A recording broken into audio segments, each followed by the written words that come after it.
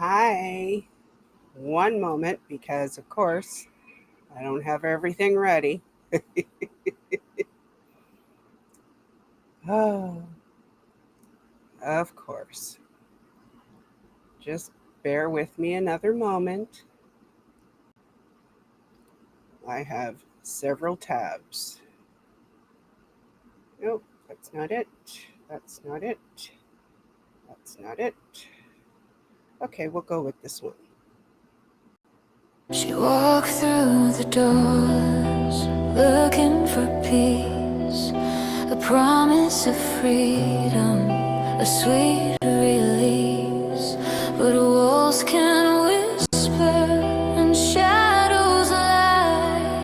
They took her voice and watched her die. They said it's healing, they said it's love, but mercy never came from above. Lisa, your silence still cries in the dark, a ghost of truth, a fading spark. The light they dimmed will never fade. Your name's a vow we'll never trade. She walked through the doors. Hi. I'm off to a really good start here, guys. It's way too early for me. Or late. Good day, everyone. I was gonna say morning, and then I remembered. Hold up. This is only morning for some of us. But hello and welcome in, everyone. T and D5, good to see you. Cricket, thank you for being here. I hope you understand that I do not expect you to be here the entire time. So if you need to, head out and get some rest or take care of stuff, by all means, I get it. It's not a problem. I um, I do not believe that we are going to have any issues in the chat today. It is fantastic to have um, mods available, absolutely. And trust me, I know it's very difficult for me to, try to do this on my own for sure. But by all means, if you've got to do other stuff or just need a break, I got you. No worries. Um, and okay, so T and D5. Hello, Night Fire. Um, Anytime you want to use the link and join me, you are welcome to. Let me. I have the air conditioner on because the heat was blasting me when I came in from my shower a couple of hours ago, and now I'm getting a little chilly. So if you hear the beeping, my apologies. Or rather, if you heard the beeping, I just turned it down a little bit. All right, so since I see that T and D5 are not streaming as of yet, I thought that I would share a video with you. Yeah, no worries. No worries, T. um, I do have some videos to play throughout the day, so I don't expect anyone to stay with me the whole time, as much as I would love it. Um, so I will play some videos on and off through the day. Hello, Eric. A room raid from Becky. Oh my goodness. Well, thank you. And I'm sure Becky will. Well, no, Becky should go to get some sleep. But if Becky pops in, I will thank her personally. But thank you for being here, Eric Levitt. And I'm sure anyone else who is here or lurking or both. This is such a weird time for me to start a stream. Anyway, my words are not with me entirely. Um, Anyone who happens to come in with the room rate is what I'm trying to say. Thank you very much for being here. And I will not be offended if you fall asleep because this is a time. Hello, Ollie Oxenfree. That's a name I have not seen before. Welcome in.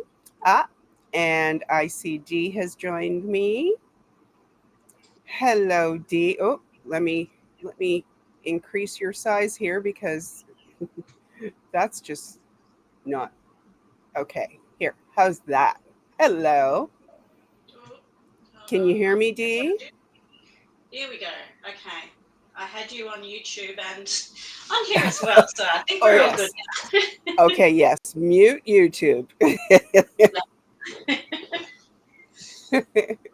Welcome in. Hello, how are you? Oh, Thank you, Becky. can you hear me So, okay? yeah, I can hear you. Yep, that's Yeah. Okay. great. Thank you for getting up so early to start with. I'm usually going to bed at this hour, so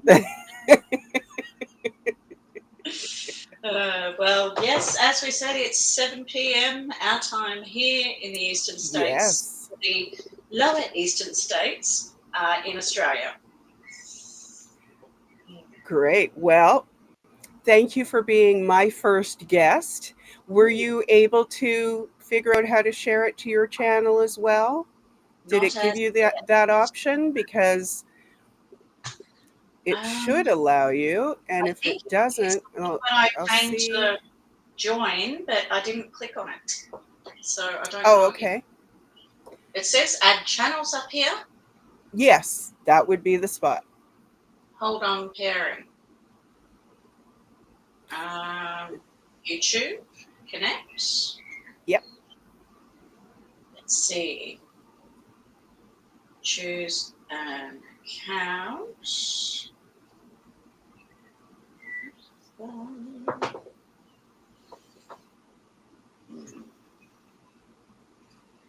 No, that's going to the wrong YouTube. Well, I'll No, let you it's play with that a little bit.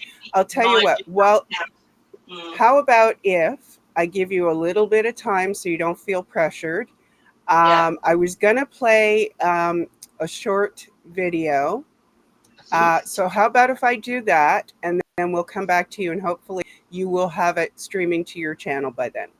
That Okay, okay? Good. let's do that. All right. Sounds like a plan. So just give me a moment because I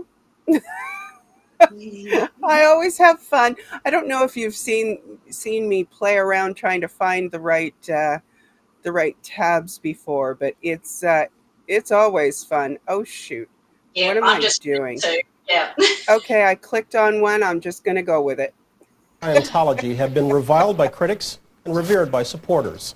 Those same supporters have earned a fierce reputation for relentlessly using the courts to defend Scientology, ultimately gaining it tax-exempt status as a recognized religion. In recent years, the church's profile has been enhanced by association with a variety of Hollywood stars, famous folks who have put a shining face on a self-styled church that's often clouded by secrecy and mistrust. All of which brings us to a lawsuit in Florida, a wrongful death suit that has pitted proponents of Scientology against the family of a young woman who died in the prime of her life. Kristen Jeanette Myers, herself a lawyer, details the sad end of Lisa McPherson.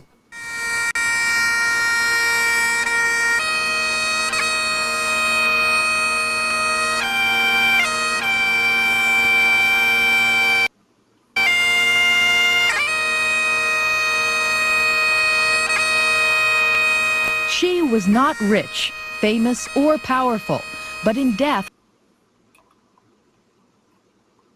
Lisa McPherson is grabbing headlines normally reserved for Scientology's celebrity followers.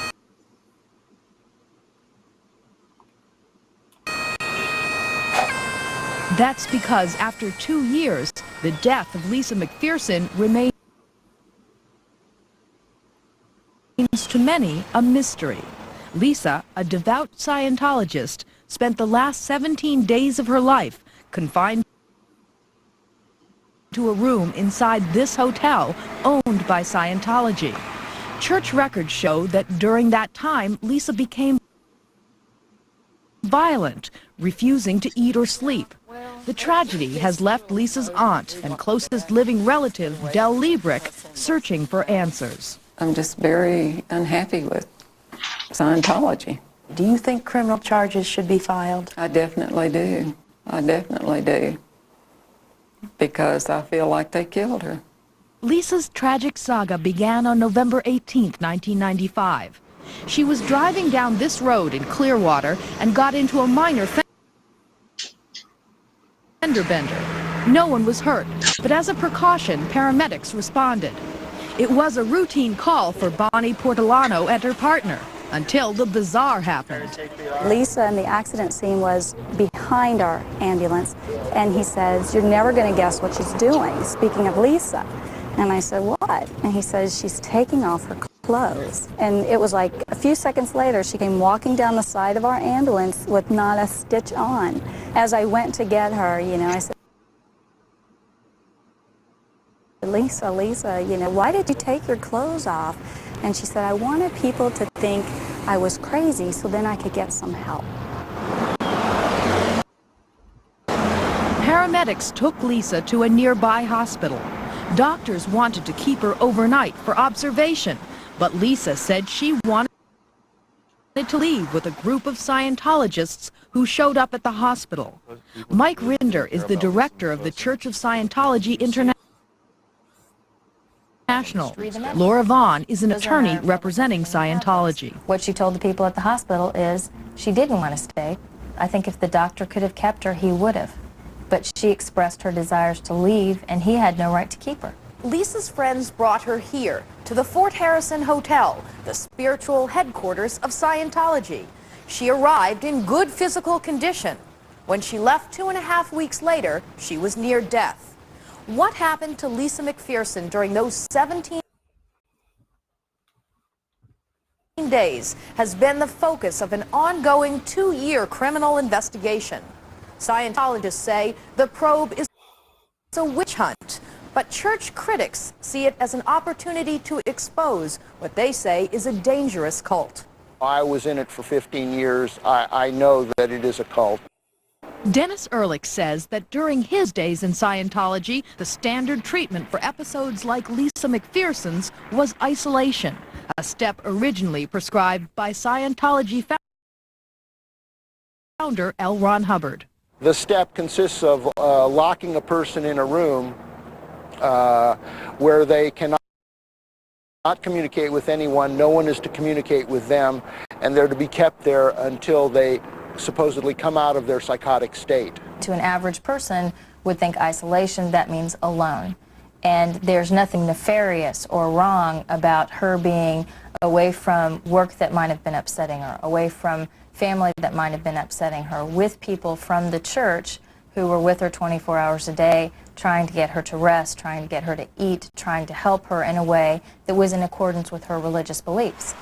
The only glimpse into Lisa McPherson's 17 days at the Fort Harrison Hotel comes from logs kept by Scientologists who were assigned to keep watch over Lisa. Despite Scientology's efforts to keep them confidential, the courts have made them public. The logs show Lisa's physical and mental state deteriorating over those 17 days. Rest and relaxation sounds like a wonderful idea. But the records say that 2 days into her stay, she was spitting out food and vomiting. 4 days into her stay, she was ashen-faced and feverish, and then she became violent, striking the attendants, hallucinating, thinking that she's L. Ron Hubbard. being too weak to stand, soiling herself, crying, babbling, breaking things. At that point,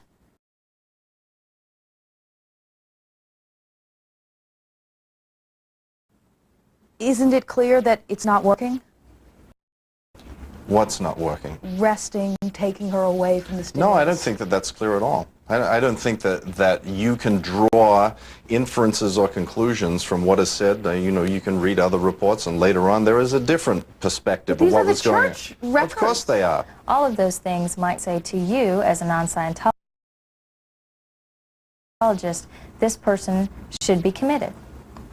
But as a Scientologist, they would say that she's not to be treated like that. Psychiatry is abuse, and that is their right to believe that psychiatry is abuse. It's Lisa McPherson's right to believe that and to not engage in it if she doesn't want to. Shirley Cage and Brenda Spencer, two of Lisa's closest friends in the church, agree. She would not have wanted to be treated by a psychiatrist. I know that without question. Even if it would have saved her life? Even without question. I don't care what the circumstances were, she would not have wanted to be treated by a psychiatrist. When you look through Lisa McPherson's photo album, there's no hint of the tragedy to come. She was pretty and popular, a member of her high school drill team, and a good student. But when she was 14, her brother committed suicide. 10 years later, her father, a recovering alcoholic, did the same. So when a job supervisor introduced Lisa to the Church of Scientology at the age of 18, she embraced it as a surrogate family. She came home one day and told her mom and dad that she had joined the church. Well, they were elated. They thought that was great until they found out what it was. Eventually, Lisa even moved from her native Texas to Scientology's spiritual mecca in Clearwater, Florida. She joined a group of thousands who flock here every year to attend courses and counseling designed to overcome what they believe are traumatic memories from previous lives. In 1994, Lisa spent more than one half of her income on those courses. She worked for a publishing company with close ties to the church and helped spearhead Scientology community projects. Even her vacations were taken on the Scientology cruise ship.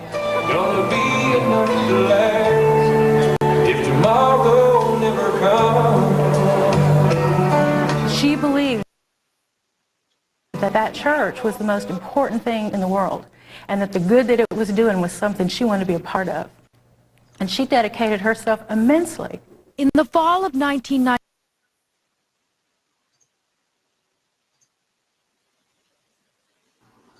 Hi. Sorry, I had to mute you because I was hearing an echo.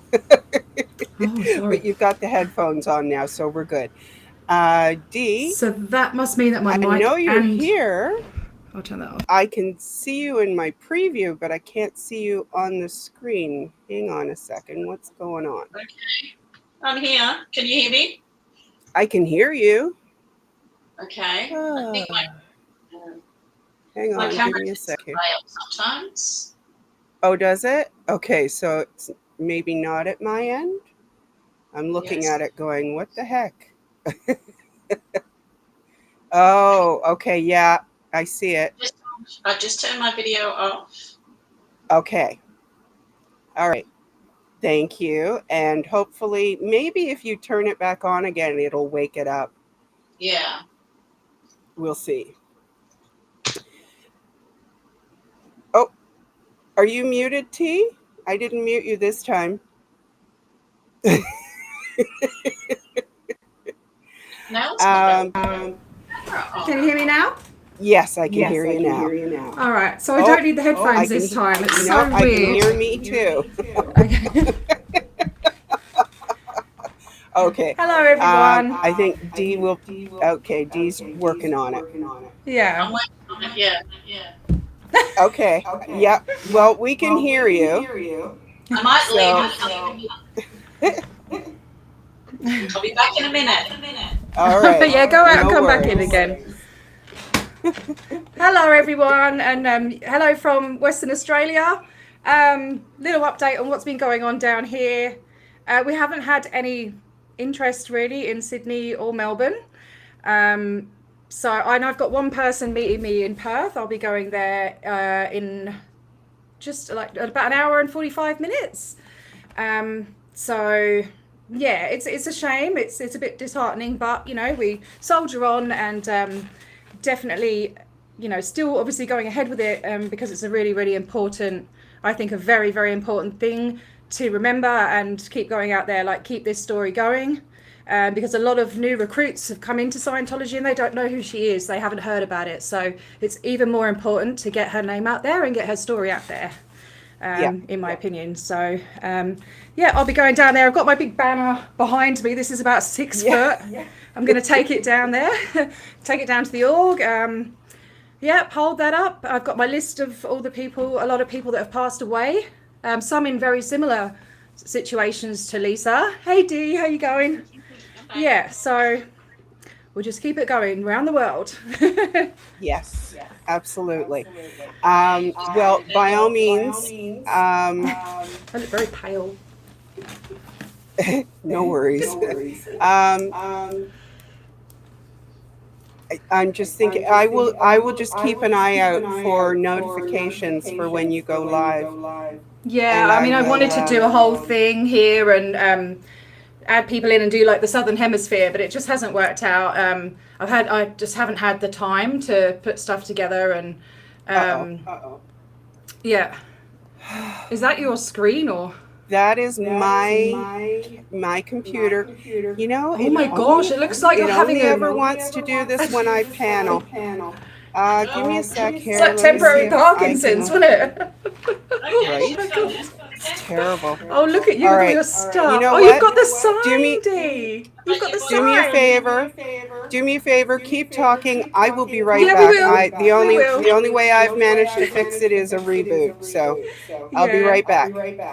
Okay. So hi Dee, I'm so sorry I couldn't be there with you. I think that would have been great if I could have come over to Melbourne like I did last year. Last year was brilliant. We must have had, how many people did we have there last year? Yeah, about a dozen. Yeah. About a dozen people there, yeah. And then we had the other one earlier on in the year, and you know, but we'll just keep plodding on and just keep getting the word out there. And yeah, if there's any Aussies, please subscribe to Dee.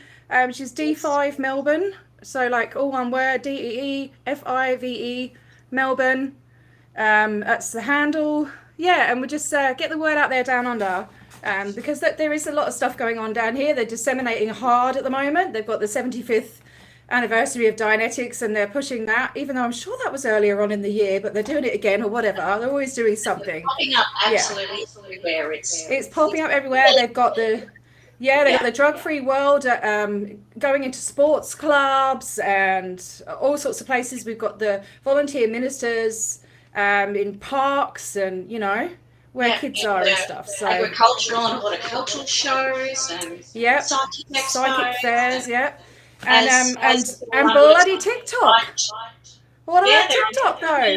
I'm sure everyone out there has seen them on TikTok. They're going hard. Just, but I think it was Haggis the other day said for every one org that comes up, there's about 20 other people there that's going on and disproving everything they're saying. You know, you know, they're their own worst enemy. They go on there and say, we're making the able more able. And I'm like, well, do you not see a problem with that sentence? You know? But anyway, it's about Lisa today, keeping her memory alive and, lighting a candle for her. And, yeah, even though it won't be dark here for another, I don't know, when's it get dark for you? Maybe? Not till about 8 o'clock, so it wouldn't have been until after we finished anyway. I was going to take some battery-operated candles down and things, but unfortunately I've got no one coming down with me today. I've got loads of candles and stuff. I have actually confronted Scientologists a couple of times over the last few weeks, so I don't want to push my luck, especially by going there on my own. Yeah, and I think it's quite a trek for you as well to go there. Yeah. How long does it probably takes you about an hour to get there, and then getting back on a Friday night would just be crazy. But we'll see what happens next year, or maybe Hubbard's birthday. I'll start playing the lottery. So I can come over and see you. Or maybe we can go to Sydney together, because there's lots to do out there. No worries, Afila. No worries. I understand. Oh, Bella was going to get one it's doing together. it again. Oh no. Oh, you're going I'll to be right back. Oh my God. Can you show the sign from last year, Dee? We can't see it at the moment. The Lisa McPherson sign. Oh. You've got it behind you there. Yeah. I can't believe you've still got it. Yeah, perfect. You Awesome. designed that one. Yeah. And we stuck it together. Yeah. Yep. And we put it there at the Melbourne All last year. Yeah. Yeah. Yeah. Yeah. And I did some honk if you think it's a cult signs to wave it. Looks very cozy now, Dee. Looks really cozy there. Yeah, so I've got my voice down under t-shirt, compliments. The old logo, yeah, I love it. Yeah. And I've got my mate Zenu here, and a couple of body Clayton, and my It's a Cult. I spoil you, don't I? Well, and my alien mask, my alien wig. Did have some glasses, but they're gone. I've got some alien. Yeah. Oh, please, can we get these some more subscribers? I mean, how many? Let's have a look. How many subscribers you've got? I'll just have a look. Yeah, Not enough. I'm just under 100. So. Oh wow! No, that is absolutely. So another couple. Come on, guys. Please. Give the lovely Dee some subs. Help us get the word out down under. You know. Yeah. She does a lot, and she goes out to places on her own. Yeah, and she's just an absolutely lovely person in general, so she deserves a lot of love and support.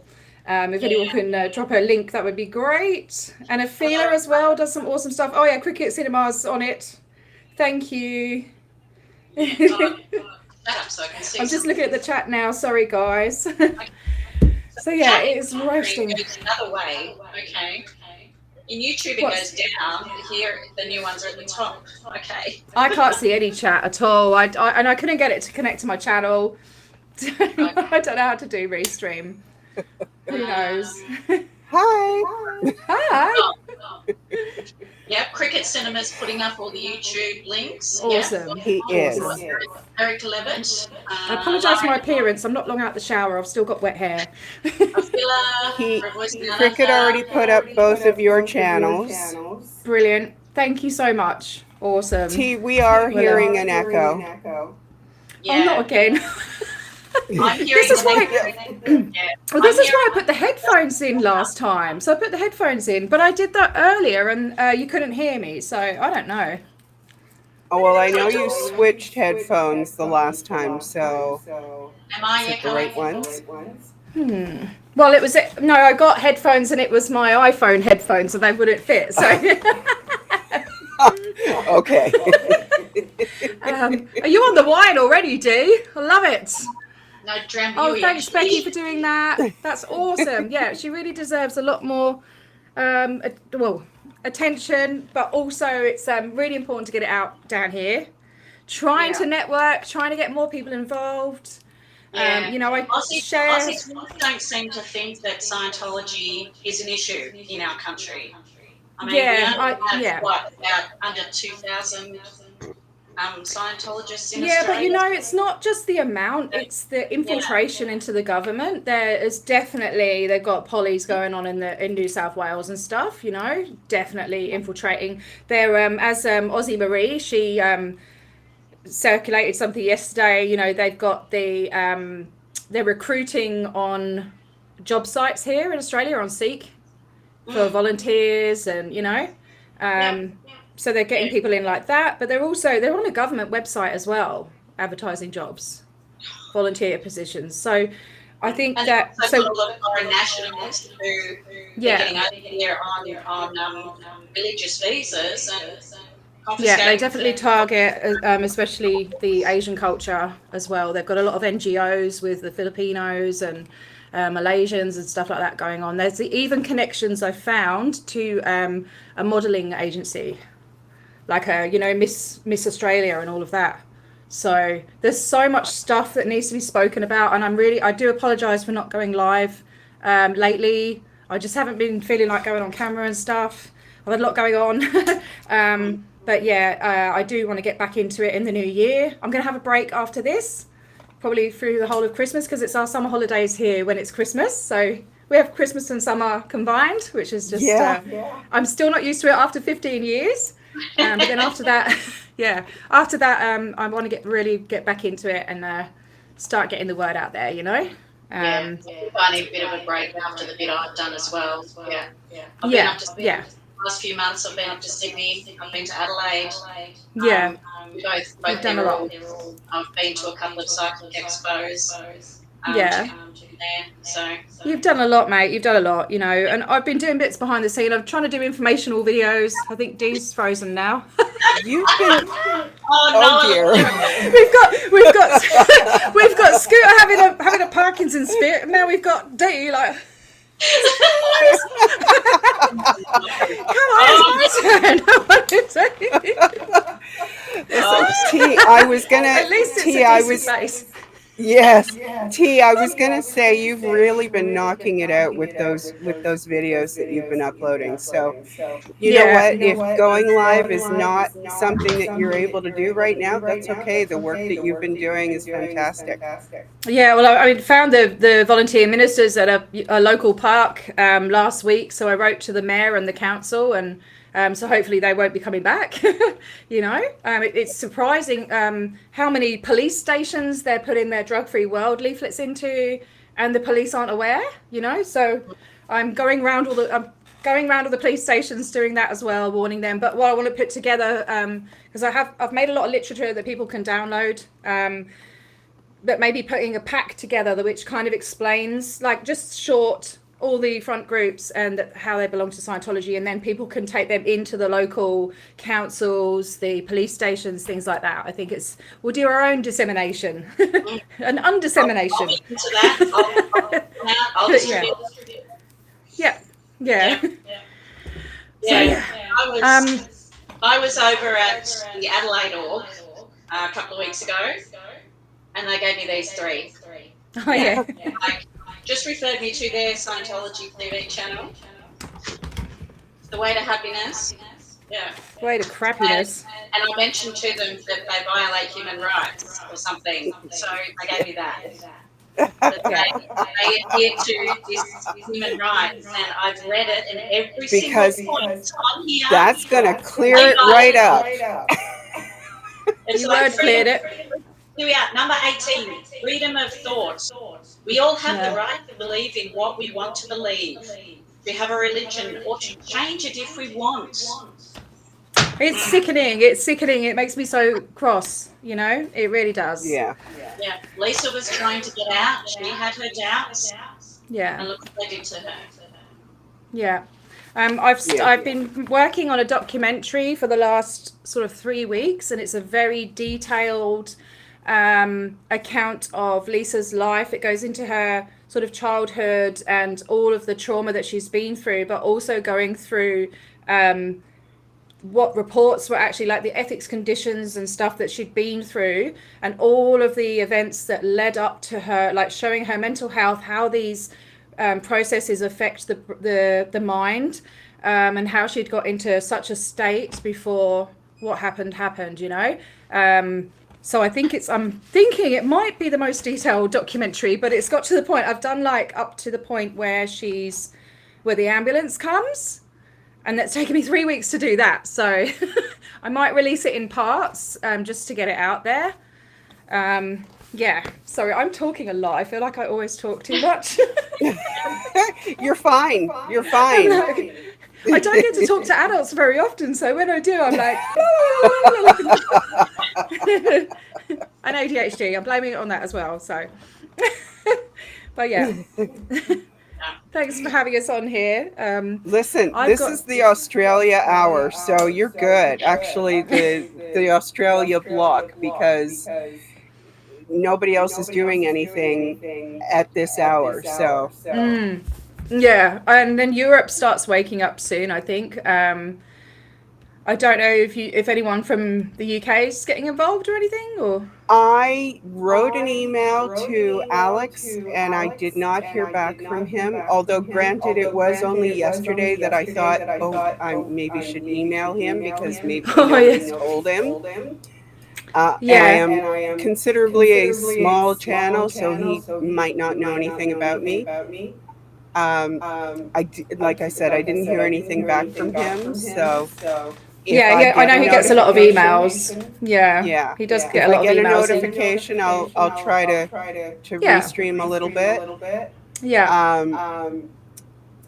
Let me think. Who else? You're I still do not not showing Sarah?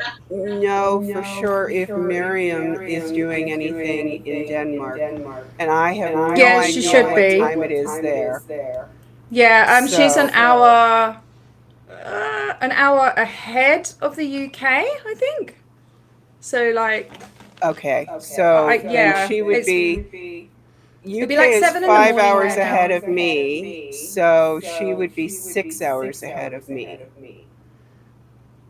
Yes. Okay. I think it's about 7 in the morning there now. I think it's like 7 a.m. now. I don't know. But So like, it would be several the day hours before. from now if she does the 7 p.m. like everybody was asked to. So because I it's will the keep 4th an of eye out. December for you now, isn't it? The 4th of December? No, it's just become the 5th. Oh yeah, because it's after midnight. Yeah. Yes. Yeah. We're 3.5 hours in where I am, but it's only half an hour in for like Becky. So Yeah. Okay. Crazy. Yeah. So I'm gonna go to the org. Probably stay there about an hour or so. We'll see what happens because I know on Friday nights when they have their events. I don't know if they have an event this week, but that would be good because we'll sit outside. We are allowed on the verge, which they keep saying is their land.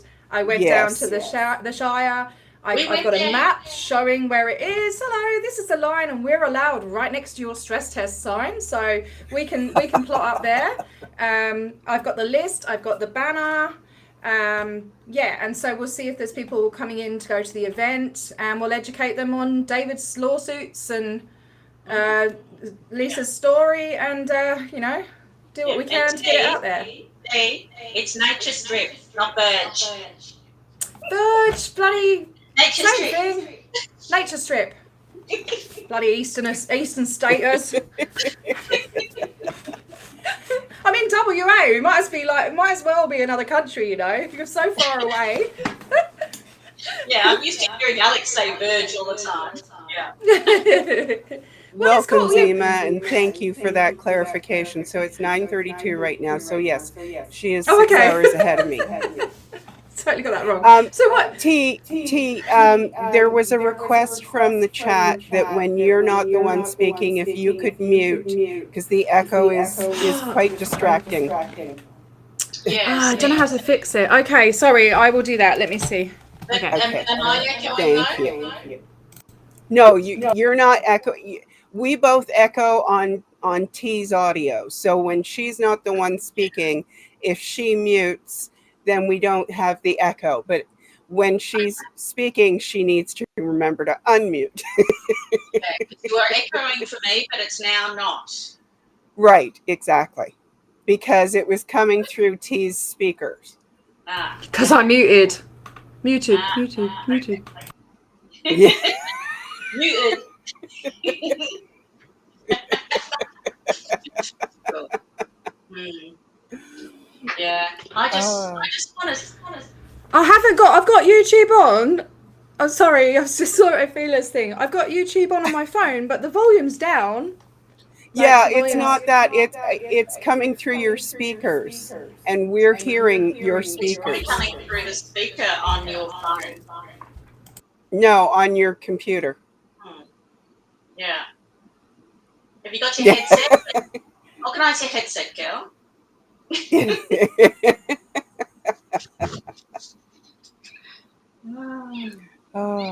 I keep it a Bluetooth earpiece in whenever I'm streaming so that people don't hear the echo. But I could, like, I don't even think I have any wired headsets anymore. but I do have a set of headphones and 2 sets of Bluetooth earbuds. So hopefully I will be okay for this entire stream. Yeah, I've got earbuds, but they're connected to my phone, not to my computer. Well, I have a set that's dedicated to my computer. Um, my other set is dedicated to my phone because otherwise I will mix them up and then someone will call and it'll start ringing in my ear while I'm on stream. So I keep them separate. Yeah, it's all right. My dad just called before, and yeah, I'll have to get that later. Yeah. Uh, Nope, can't hear you, T. No, we can't hear you. I read that though. Yes. We left that. Yeah. I was just really, really disappointed to see when I went to this psychic expo last weekend. Yes. You watched the whole thing, Scooter? I did. Yeah, that I went and spoke to Reese, who I went there with another friend, Ree, who used to do some streaming with us last time, and got him to do a stress test. And the other lady that was there at the time, we didn't reveal who we were or anything. We just did a stress test and asked him questions. And then I went back this time, and he was there he told me the first time he had a young child. And I came back this time, and he had his wife and a 9-month-old. It's like, what has that child got destined for them in Scientology? Yeah. Yeah. It is so sad. It's horrible. And I tried to talk to him about getting them out, and I don't want to converse with you. He just kept repeating that to me. They're not what they've been told to say to anyone questioning them. Yep. I don't wish to converse with you. Yeah. No, you did a great job with that. Yeah. It's a bit nerve-wracking being on my own, but yeah, I can only imagine. But you really did very well. And there's only so much you can do because you know that they will call in the authorities at the slightest thing. So it's a very fine line that you have to walk. Yeah, push it too far. Yeah, and you did really, really well. Hello, Heather. Good morning. Well, I guess it's still good evening for you. You got it from Timu T.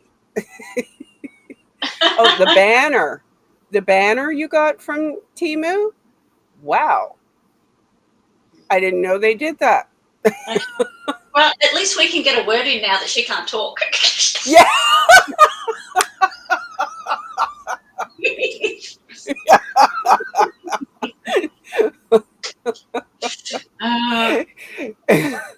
I don't know what to do with this stupid sound. I don't know. I give up. I'm just going to have it echoey and stuff. Okay. So if you like Timu, I bet you can get some earbuds on there. Well, I've got earbuds, but I don't like them because they run out of battery and I lose them, and so if I have it I feel like when it's wired, it's more attached and it's less less chance of me losing it because I lose everything, What happens if you put your phone outside in another room? It's not my phone. It's not coming from her phone. It's my phone's the on speaker mute. from the computer. Because I've got given a computer screen because my computer is like ancient. Somebody built it on Facebook, and I'm banned from speaking. And it's an ancient screen and it doesn't have built-in speakers in the screen, so I had to buy external speakers. So because of that, I believe that's what's causing the echo. But I'll try and get another computer screen at some point. So there's not much I can do. Sorry, guys. Okay. And no, it's okay. We'll make do. Yeah, I just had to get a whole new laptop because of Windows 11. Yeah. I have computer thetans. I have computer thetans in my Wi-Fi. So every time I show a stream, I show a video of any kind, it buffers repeatedly. So, we all have our issues. None of us are professionals. One thing I wanted to ask while you're both here, I've heard from protesters that you need to turn your Wi-Fi off on your phone when you are at an org, at the front of an org. Yes. Because they might be able to access it. I did hear from one person that we've protested with who actually got a text message from them after we were there. Oh. So that's a little scary. Yeah. Sorry, say that again. Somebody got a text message, or? Yeah, someone that we were protesting with got a text message from Scientology after they were protesting out the front of the org. Oh wow! What? When the one I organised, or? She hadn't given them. Yeah, she hadn't given them her number or anything. Who was that? Can you say who it was? I'll tell you off air. Yeah. Okay, no worries. Yeah. Yeah, because I think we have. I think perhaps it has been proven that OSA has discovered this channel. So. Yeah. Hey, do you know what? Right? See, well, and they watch as well. Yeah. So you know, like, so I don't know if you saw. Did you find out the report from the Daily Telegraph that I helped out with? That lady, right? So she did a story. She did an investigation into one of the Scientology schools in New South Wales, and 9 hours after that article came out, she was on the Stand League. Bloody TikTok, not TikTok, X account, right? I've been trying to get on there for 2 years. So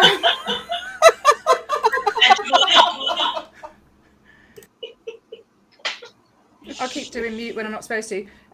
Keep trying, and you might get on there. We'll see who gets on there first. Yeah, who gets on Stand first. Right, it's a challenge. Hello, Peter. I don't know if I should say good morning or good evening or whatever it is. So, hello. Yeah. I'll talk to you and T later, I feel her. Yeah. Peter, I don't have a rig at the moment. I'm in my office. I'll be going down to the org in about, I don't know, I'll leave in probably about an hour and a half. I'll do dinner and stuff first, and then I'll head on down there for 7 p.m. Western Australia time. I think that's right, yeah. Yeah, which is 3 hours my time. No, it's 2. No, it's 3 at the moment. We're on daylight saving. Oh, bugger. Why do I keep getting that mixed up? It's 7:45 here now.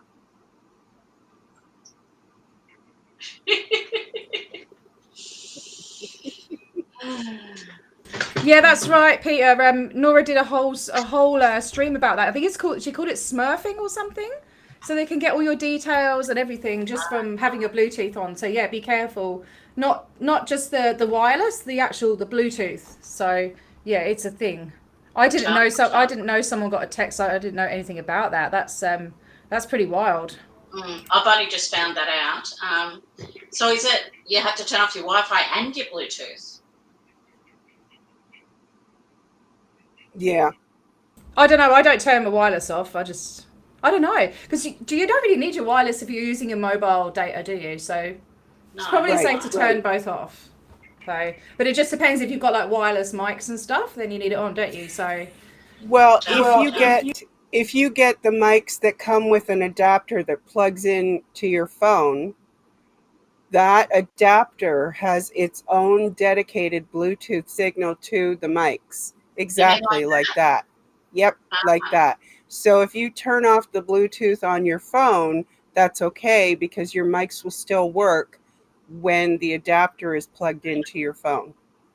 Right. Okay.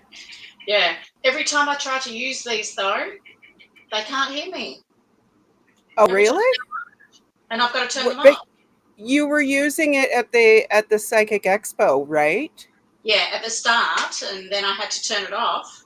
Heard you perfectly. Hear me for the first couple of minutes. Okay. Yeah. Where did you get them from? Are they good brand and stuff, or like? I got them from Marie. Oh, okay. These ones.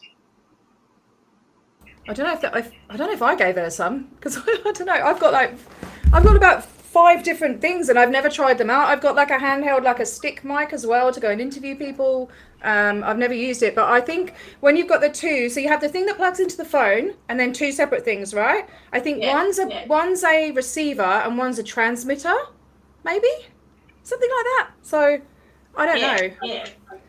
I don't know. So that's what goes into the phone, and then that's like your lapel mics. Yeah. So one says XT at the top there. What does the other one say? The same?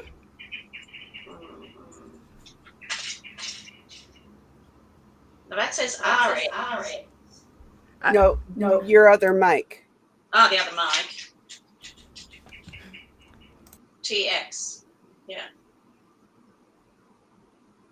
Yeah, so I've got the same. I've got a set, and it doesn't say which one's the receiver and which one's the transmitter. So I don't know. What they call it, I don't like the term, but it's a dead cat. I think so I don't like that term. But I call that a windsock. Windsock, that's better. Who on earth calls it a dead cat?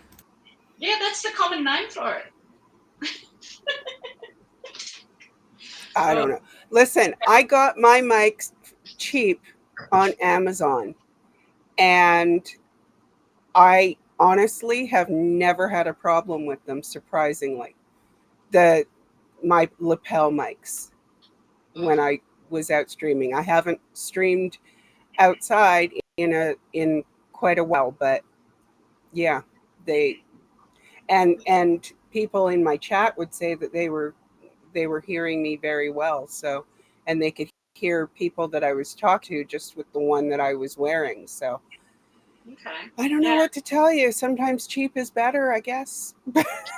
Maybe I've tried recording and then I play it back and I can hear myself. But when I go maybe live, go on YouTube and see if you can like type in the brand and see if there's like someone doing a review or a instructional video or something. You know, that's what I do. Yeah. Anyway, we're not here to talk about my technical issues. Yeah. Okay. So are they doing a protest outside the actual Fort Harrison today?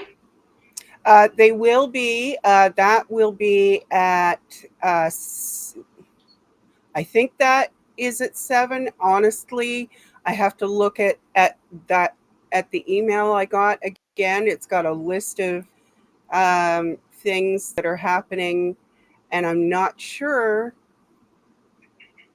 from reading the email. I read it like a day and a half ago, so I've forgotten it mostly. Dusty's going to be at Flag. But yeah, part of it's going to be at Flag at least. I know that they're also going over to Lisa's Brick. And do you want to explain to the viewers what that is? Oh, okay, yeah. Well, there is a brick, a dedicated brick in what they call Gaslight Alley, which is an ironic name. Very close to Flag, actually. It's a short walk away. And Lisa has a brick, as do some other people whose names I don't know, and I don't know who the individuals are. Lisa's brick has been there. It was placed there, I believe, through the Lisa McPherson Trust. That would have been 30 years ago, or 29 probably.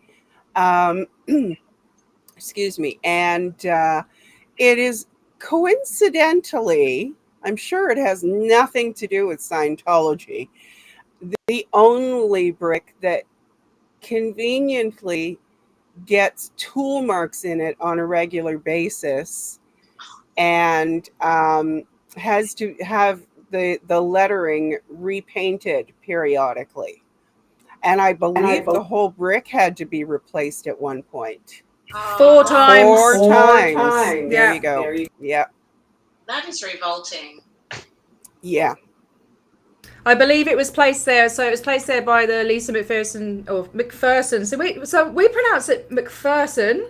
I've been trying. I say it both ways. It depends on, I guess, how awake I am. I don't know. I'm hearing myself again. Yeah, they put it. I think they put it there. So the McPherson Trust, the trust was. I think it was opened on the year 2000, and then they got so harassed and sued and everything that they were only open for for a year, and during that time they laid the brick, and it's been replaced 4 times. Which is shocking. Somebody was talking a couple of years ago about actually getting like a metal brick made, and like engraved and then put that in there. But I don't know what happened as far as fundraising and stuff. But that would be an awesome idea, I reckon. But you know what? They would find a way to deface that too. Yeah.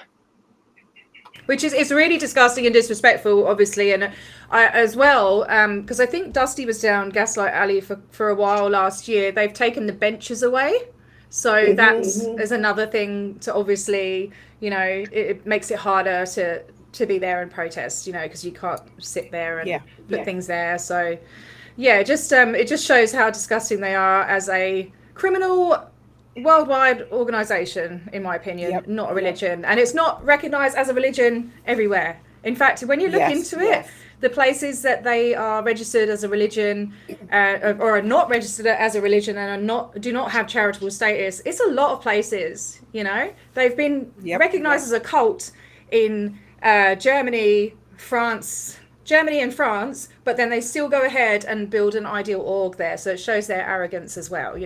They don't give a crap. Exactly. Yep. How can they even have permission to build it? Cults can still build. Yeah. Look at how they took over Clearwater. There at St. Hill, didn't we? Look at how they took over Clearwater. They came in with a false story, false name, and started buying up property. And any resistance they got, if somebody found out, that person was immediately fair gamed into silence. Yeah, and they did the same here when it was banned in Australia. It was banned in 3 states here, in Western Australia, South Australia, and Victoria, only for a few years. I think it was 4 years in WA, and they used another name, and they built a church. They didn't build it. They bought a building and called it the Church of New Faith. So they've got all sorts of names that they used to operate under. Afila, you're very welcome. I took a nap. I adjusted my sleep time, so that's good. I should be okay. We'll see how I am at 7 o'clock tonight my time, but I should be okay. Yeah. Has Alex seen this one? Yeah. Okay, so that's mirrored for us. Human rights. The right to public assembly. When they tried to stop the protests in the UK. And it's in their What Are Human Rights book. Oh, wow. Yeah. Not that they mention Scientology anywhere in here. Nowhere at all. No.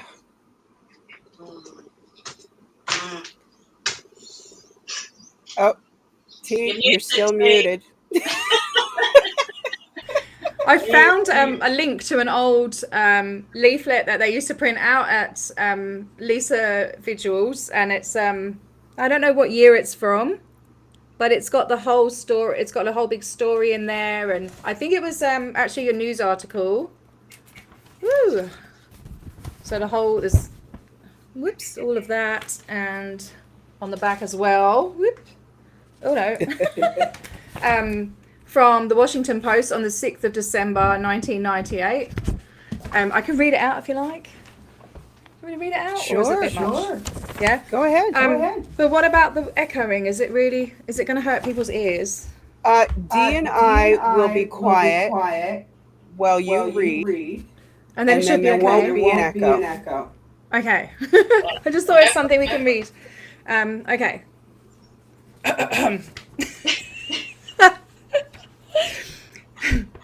Abridged from the Washington Post, 6th of December 1998. The Life and Death of a Scientologist.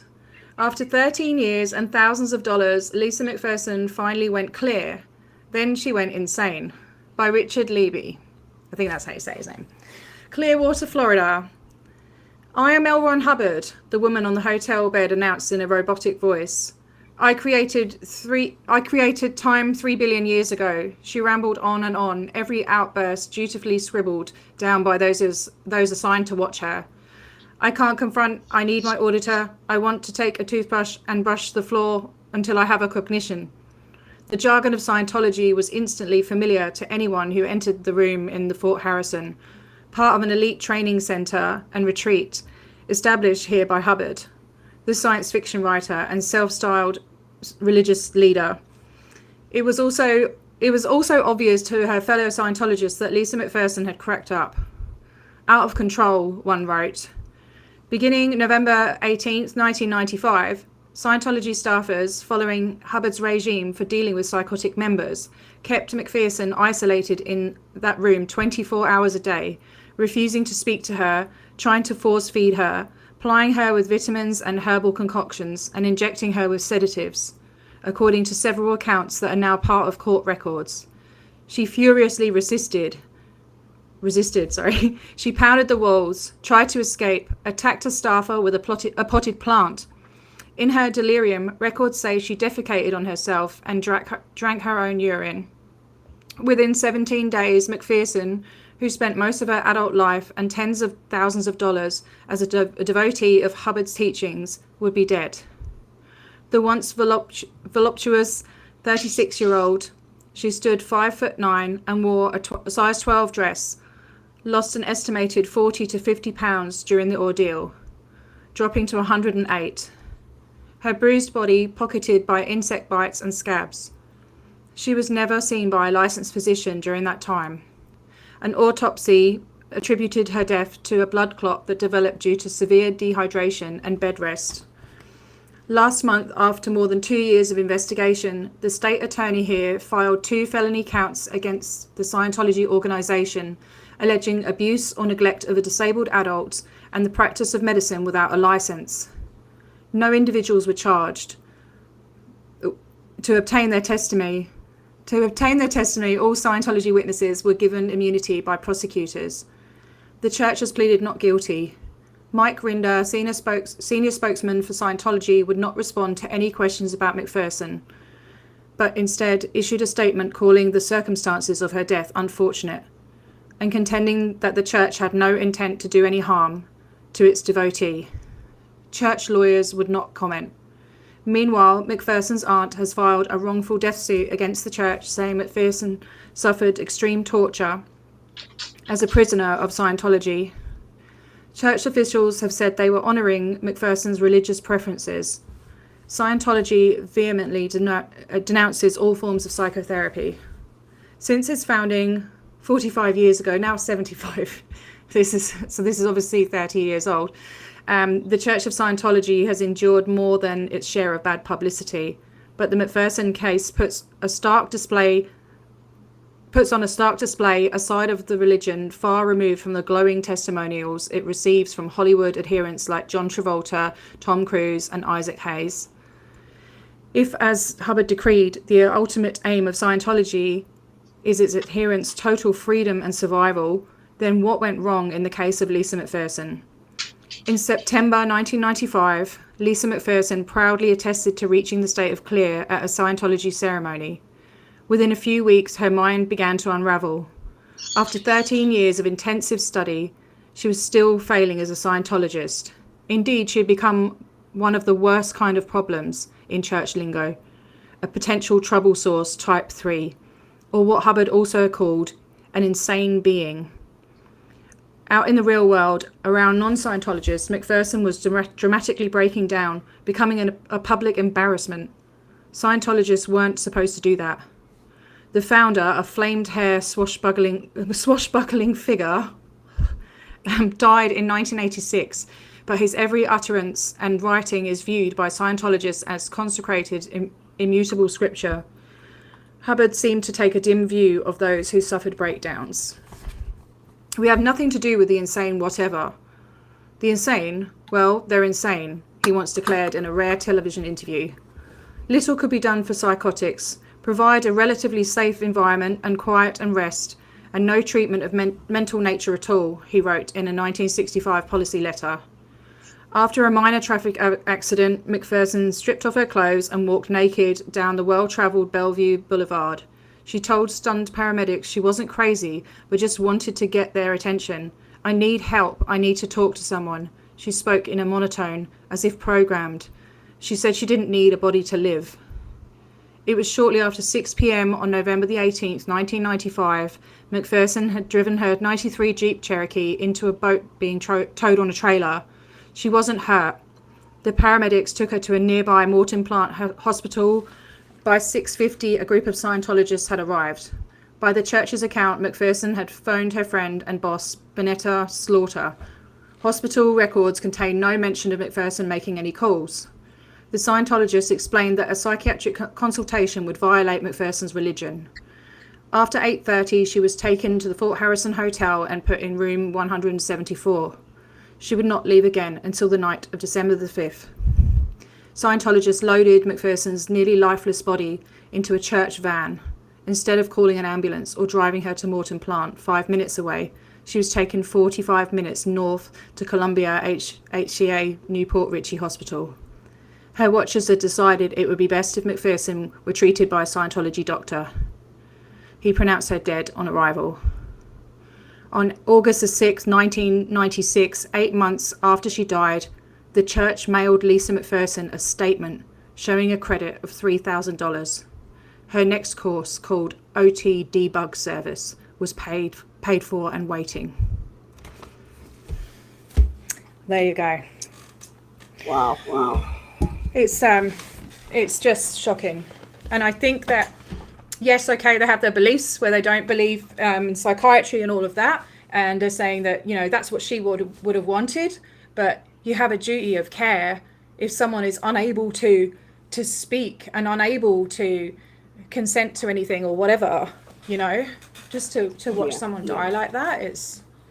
If you've ever seen anyone in a psychotic state like that, isolating them and not letting them have any contact with anyone, not getting them to eat, drink, apart from forcing them, it's just unbearable to think about.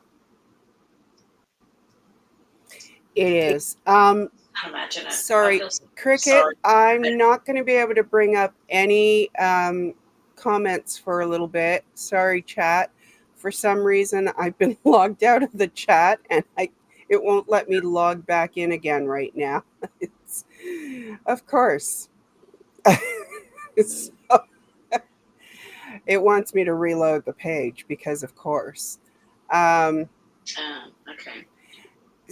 At any rate, please continue what you were saying, Dee. I just wanted to say that before I forgot. Yeah. And if any of Lisa's family or friends are watching, our hearts are with you. Even after 30 years, it's heartbreaking to hear that story. It really is. Yeah, and to be honest with you, sorry to put a downer on what you just said, but I don't think there's any family members left, because she had a brother and a father. They both took their own lives, and her mother died 2 years after Lisa. So, and then her aunt died, I think, 1999, 2000, something like that.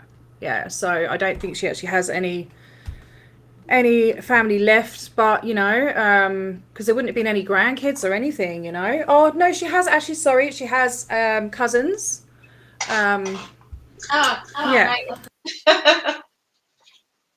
I know, I've got the whole body chills and stuff going on. It's horrible. And yes, it's neglect, Afila, to say the least. I don't know how... This is the power of the mind control, the brainwashing that, you know, some people don't believe is a thing. You have to see that this is a thing. This is what they do. for people to basically to watch a woman die like that and act like robots, it's obviously not normal behavior, and it's people that have been programmed, conditioned. Yeah, So I just did an interview with Mike Rinder. When he was interviewed after it, his eyes are just, you know, Sciento, just dead eyes. It was horrible. Yeah, he looks like a completely different person, doesn't he? He looks evil. Yeah. He looks like his face looks mean. Like he's he really believes what he's saying, but at the same time he knows he's lying. But the reason he's lying, that's his job. That's what he's been programmed to do, and it's absolutely shocking. Yeah, I saw exactly the same thing in this guy that I saw twice at these psychic expos. First time he didn't know that, you know, what I did, and he was, you know, love bombed me, you know, he couldn't be nicer, you know, happy, laughing, joyful.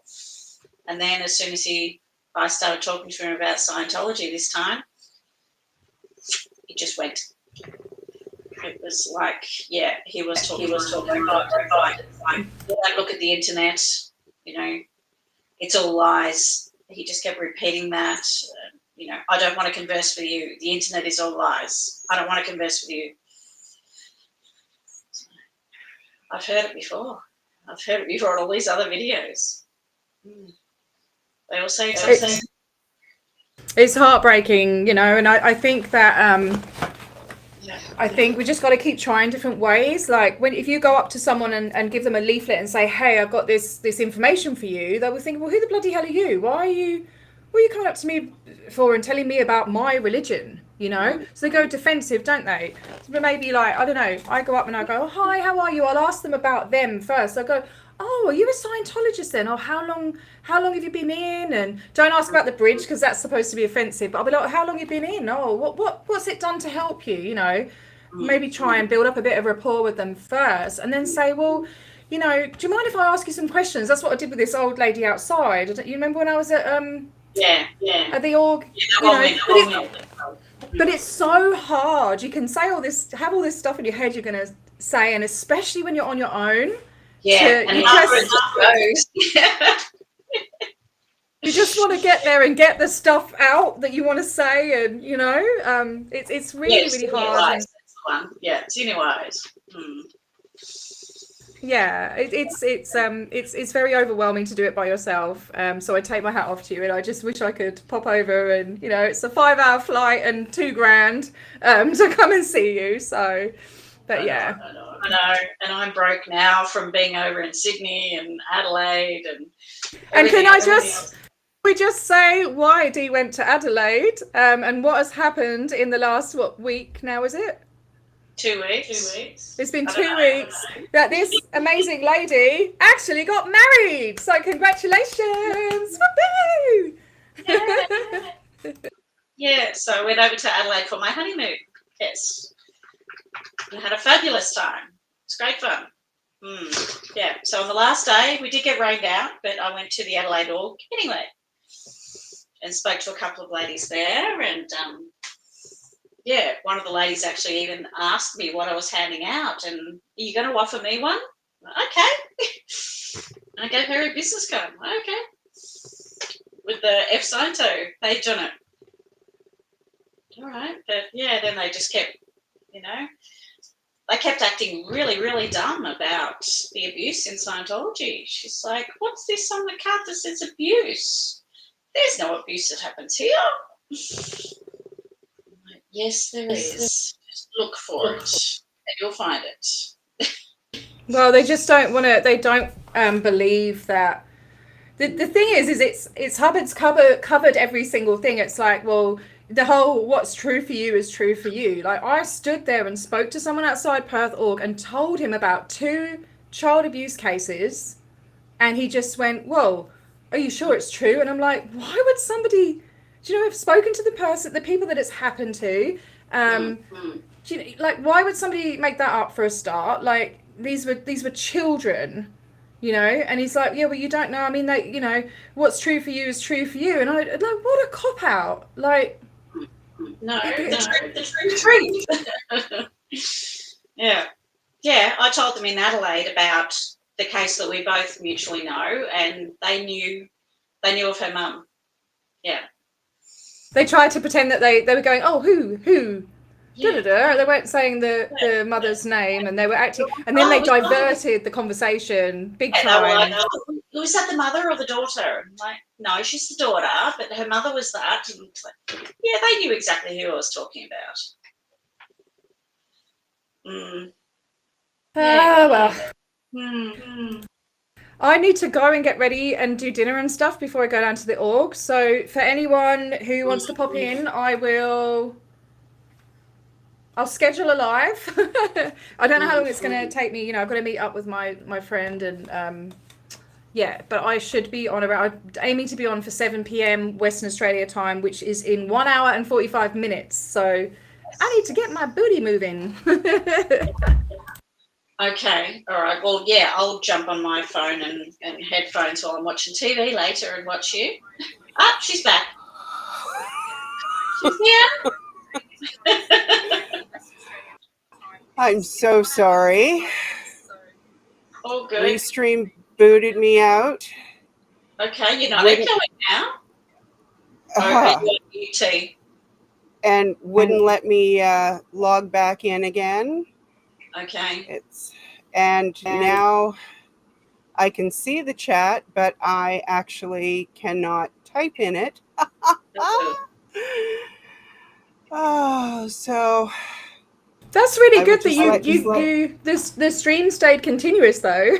That's really good. Yes, thank God for that. Oh, geez. Okay, so do we have to stay on for another hour and 45 minutes till we go over to Dee, do we? You don't have to if you don't want to, Dee. That's fine. You are welcome to stay if you want to, but you do not have to. Goodness, I can't even center myself. I did some running around trying to figure out what the issue was. Anyway, okay, so I'm gonna bugger off. All right, thank you, and I will watch for when you go live. Yes, please, everyone, tune in and share, and please share this stream. Everyone, share each other's channels and streams and stuff. I always try and share everything to Twitter. It's really easy. You know, the button. I find it really user friendly. Twitter, and where else does it go? Sometimes you can do it to Instagram and Facebook and everything. So get it out there. Share it on YouTube because then it shows up. You know, more people will join and stuff. So yeah, let's keep remembering Lisa. 30 years. Yes. Gone but never forgotten. All right. Catch you guys. All right. Bye. Be safe, T. We'll see you out there. Oh, I love you, T, but I'm not going to miss hearing myself in my ear. Yeah. There you go. Oh, boy. Well. All right. My hot flush is over. My Drambuie is gone. Do you know what? When I was going through hot flashes, I could not drink wine, and I still have not tried since then. So red wine, I'm like, oh. Yes, exactly. Yeah. Oh, I'm on HRT. That's when another medication to help with the hot flashes. Yeah, that's when I started carrying around a rechargeable fan in my purse, and to this day I still do. Yes, I have two of those. Yeah, one for around the neck and the other one handheld one. Yes. Oh, okay, Afila, I will watch for you. Hopefully, I will be able to stay on stream now. Yay! Alrighty. Yeah, I've caught up with Afila in Sydney, face to face. Yeah, we were outside the Sydney Org a couple of months ago. So that was great. With Electric Boogaloo, another one of our yes as well. So we had a good day out there, and yeah, Afila chased a Scientologist down the street. Which she can tell you about when she comes in. Don't know if he was coming out to hassle us or if he was actually coming out to get help, but yeah, I feel it chased him off. Now, was that the same one, the same time that you were followed to the to lunch? Yeah, that was him. Yeah. Yeah. That instance. Yeah. And then the moment she started recording, Yeah.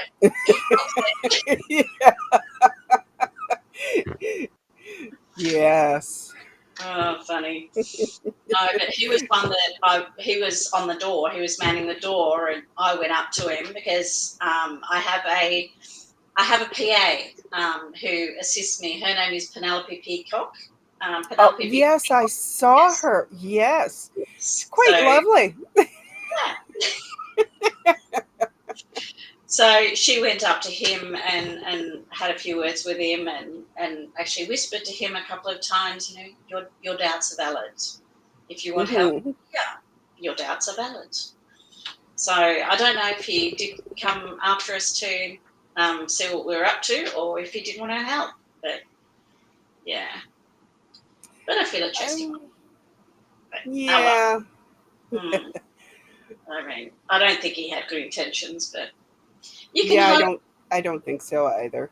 No. I mean, yeah, it would have been great if he did, but yeah. I think he had plenty of opportunity to approach you discreetly well before I feel it pulled out the phone and started recording. Yeah. So. I mean, I can always say, please don't film me. I want your help. Yeah. Yeah. Exactly. Yeah.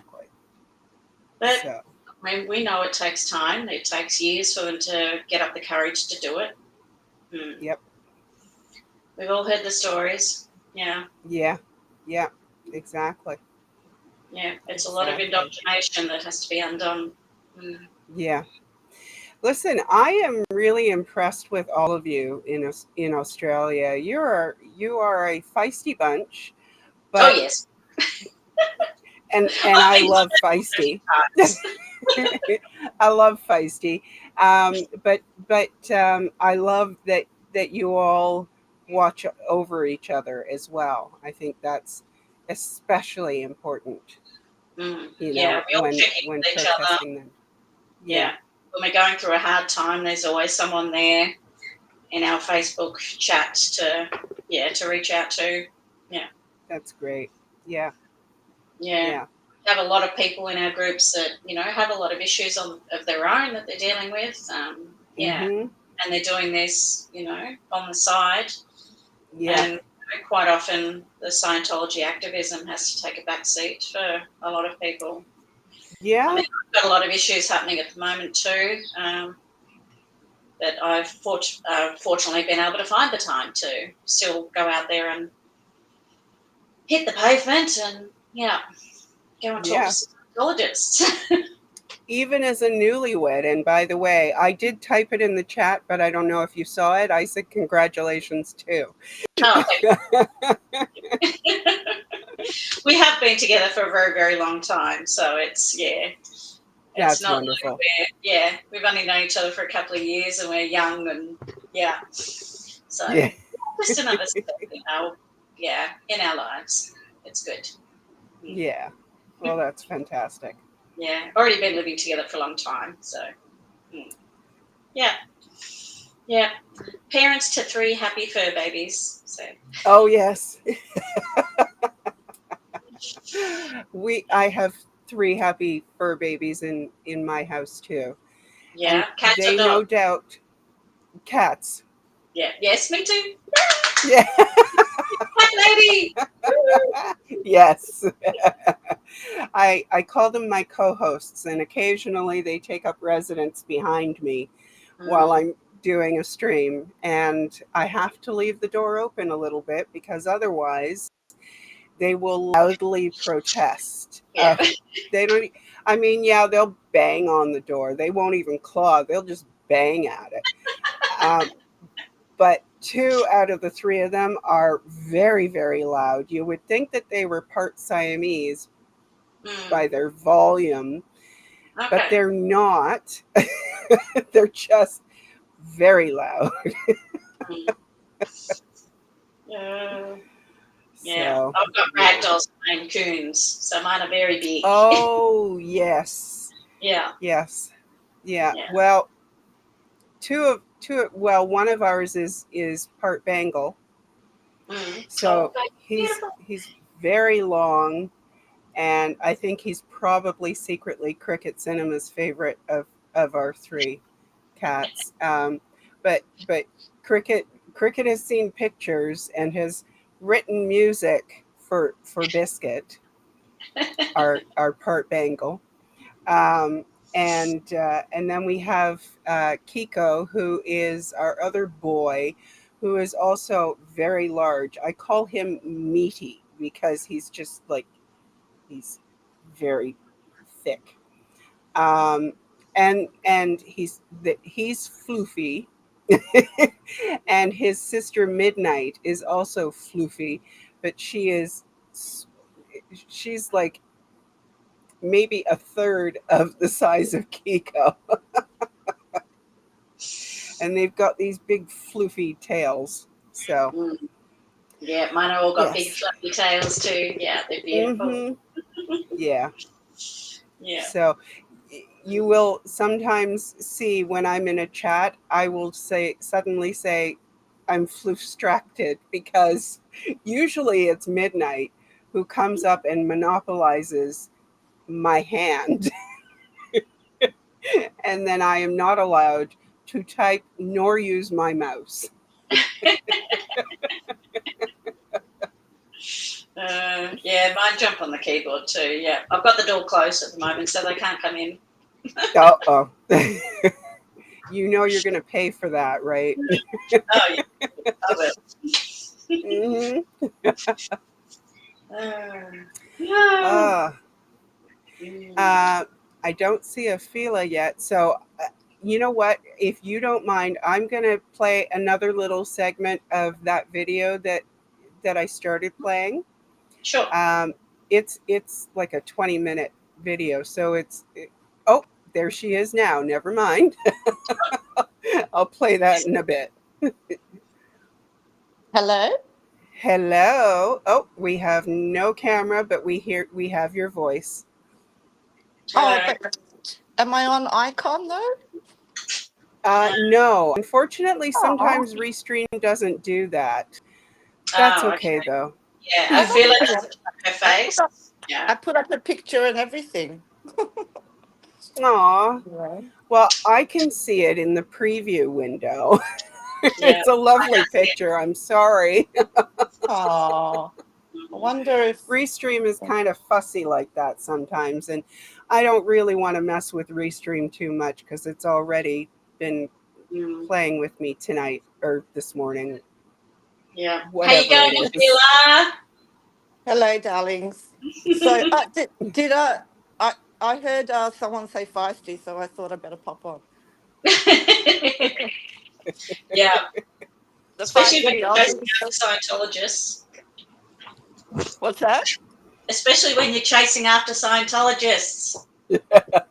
Oh yeah. Oh yeah. Don't mess with me. Yeah.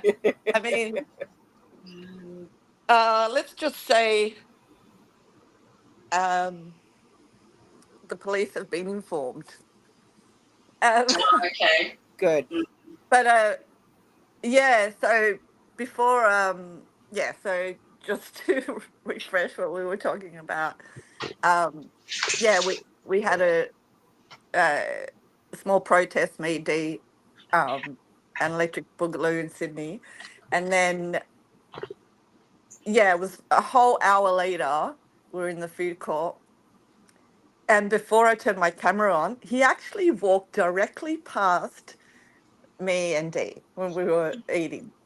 And yeah, I went down and and said, hi, come and join us. yeah, and it was almost as if like he wants to let us know that he's there. It's like, what, are you trying to scare us or something?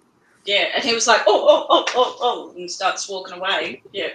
Yeah, and I watched him, and he didn't leave. He went to the other side of the food court, and he just stood there and as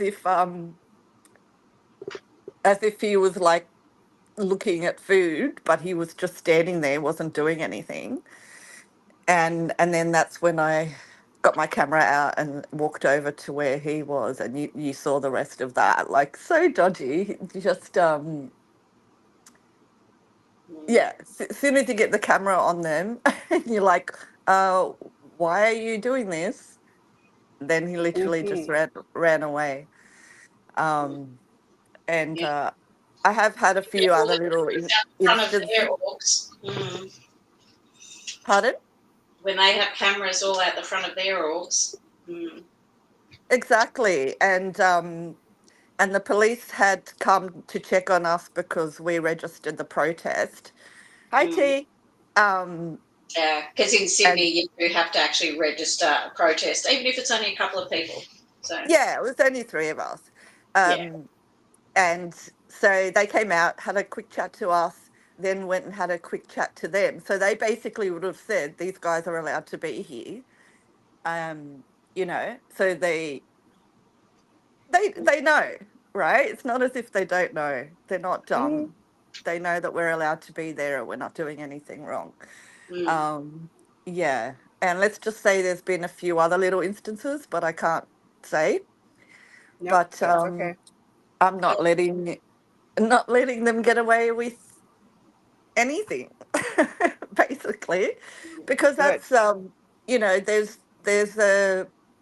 there's wishful thinking, and then there's the truth.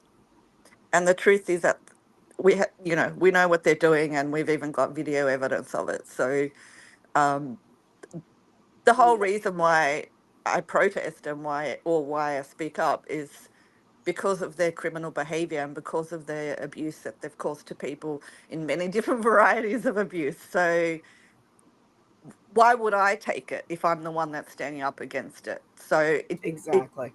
it calls for people to do that, to report and to speak to base, yeah.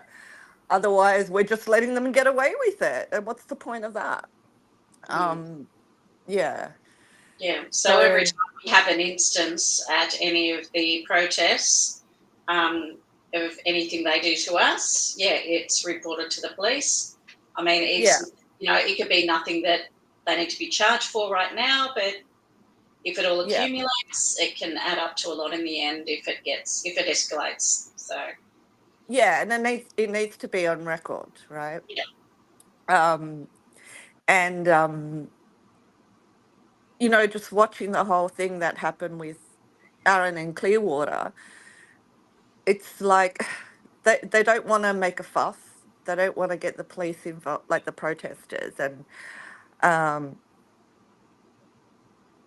but look at what's happened because of that, right? Like, this is Hmm. just my opinion, but um, they've now got all these records of the protesters supposedly doing something wrong, and they don't have any record of um, scientists doing anything wrong. Oh, they have. I think they reported the police the car running over Erica and stuff. But that it's really important to capture these things, because otherwise they're not going to be on record. And I remember, so the cops ran after. Remember, they came out one night, couple of weeks ago, in Clearwater, and were just like monitoring and watching and Yep. recording what was happening. And I'm like, this is odd. And I even typed in the chat to Aaron after that. I was like, I believe that Scientology is getting the police to go and build cases against you, right? So that all they need is one person that has some power in the police force to go out and do that. And that's exactly what they tried to do in LA. I remember, sorry, I feel like I'm going on and on. No, you're fine. You're I won't be, absolutely fine. I won't be on long because I've got to go and eat. But they, I remember when they did a very similar thing when they were out at Blue, when it was like so many people were out there. The police went inside the Scientology building, came out, went around to the protesters, took photos of all their chalk art, even though the chalk was allowed. It's like they were building something, right? They just want something on record to build a case. And then that's when Jay was out there, and Jay had already been arrested and released once, right? And this Mm-hmm. cop walks up. He wasn't even doing anything that night. He wasn't part of the protest. He was just sort of standing far away and just being there watching, but not, sort of getting involved or protesting or doing chalk or anything. He was in the background. And the police guy walked by him and said, "Be careful." That if that's not Mm-hmm. a threat, I don't know what is. He was not doing anything in that moment to have an official come and threaten you when you haven't done anything wrong. That tells me that they were building a case, right? Not just on the person who's now receiving charges, but on several people. Yeah. So I remember that. And anyway, so I said that to Aaron because it was the same thing. They weren't doing anything wrong. They just came out, took photos, and whatever. And Aaron did acknowledge that comment and was sort of like, yeah. But by then, I guess it was too late. Yeah. um, And Aaron can be very effective. And I know, and I have said this before, I know that there are a lot of mixed feelings about Aaron, and I'm not an Aaron fangirl, but I can appreciate his effectiveness against Scientology yeah, and his ability to share valuable information with us. yeah, Um, at the same time, I do also kind of feel like Aaron has warned us, Never Ends in particular, mm, many times about the dirty tricks that yeah, Scientology does. And he fell into the trap. So, you yeah, know, that Yeah, means any of us can, but we need to learn from every experience that we see. yeah. He yeah, lost his cool. Yeah, he Yeah, took it a step just a bit too far. yeah. yeah. Oh yeah, I'm not I'm And they not jump like on oh, that. I'm not like a fangirl of anyone in Oh particular, no, I except for William exactly. Goode, Look, of course. But but there's I'm just saying what happened and what no, I what agree I with see. you, and I wasn't suggesting that you were. I'm just saying Yeah, I always feel like I have to preface that, especially when I'm saying something about Aaron, because yeah, there are he gets very strong feelings one way, like at both extremes. Yeah. So yeah. Yeah. And I just want to read, Tia said we have to remember that Aaron is an ex-scientist that grew up in it. And that's exactly what I was about to say. It's Exactly. yeah, almost as if they still have this mentality like I don't want to speak for him, but I'm just saying what I see. It's almost like, oh, don't cause trouble or don't um, speak out of turn or something like that. It's like, no, the hmm, law's the law. Like, yeah, Or it's always get them before they get us type of mentality as well, as Scientologists do. Yeah. yeah, yeah. Yeah. Hmm. so I feel like sometimes it's almost harder for them because it's they they're going back to their abuser to report more more abuse. Hmm. Yeah. Someone said earlier that I'm echoing. Am I still echoing to people? There's it's not like T echo. Sorry, T. Um, it's like atmosphere echo. If Okay. you I don't have anything in the background. Yeah.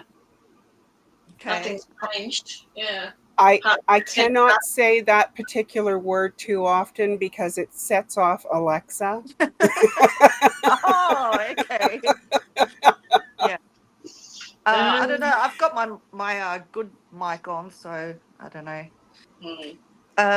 Sure. And I have an announcement to make. Yeah. Thank you to everyone for sharing my YouTube channel. I have now hit 100 subscribers. Yay! Congratulations. Yay! Yeah. Congratulations. Yeah, exactly, Becky. And also, hola, Becky. I mean, I speak to you in your chats and stuff a lot, but I don't know if I don't know if you've ever been in my stream. So, yeah, good to have you here, and thanks for sharing the links.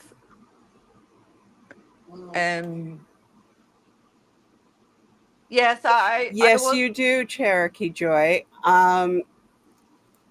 So I know that Cricket will probably do this faster than I can because I'll have to open up a tab in YouTube and pull it from there. But I know you have a YouTube channel, Cherokee Joy. Cool. Yeah, we need to get the word out more to the general public in Australia who really don't know about Scientology much, other than it's some kooky religion where celebrities jump on couches and all that kind of crap. It's like they don't realise it's a lot more dangerous than that. A lot more financially crippling for people, a lot more child abusive than they realise. So we're really struggling to try to get into the public and get them to know what it's all about and listen to us. Yeah. Well, there has been a couple of those media things that came out just recently. There were reports about the school in Sydney, and then with the parliamentary inquiry, I'm sure you guys saw that Miriam Francis spoke at that, and then there was a whole. I think it was by the ABC. They did a whole write up about that. So that's awesome. But it's not hitting the mainstream, but there has been a few major articles out recently. Becky says, sorry, I didn't know you were a stream. I'm officially subscribed. Yay! I had a feeling that you didn't know, Becky, and it's weird. You don't want to always go in chat and go, hello, check out my channel. Yeah. But I have talked to Becky in her chat a lot. So yay, she's now subscribed. Good luck with all of your protests tomorrow and everything as well. Well, it'll be tomorrow for you. Thank you. Yes. My weight up bringing. Afila, your sound is suddenly turned robotic. Yeah. Is it?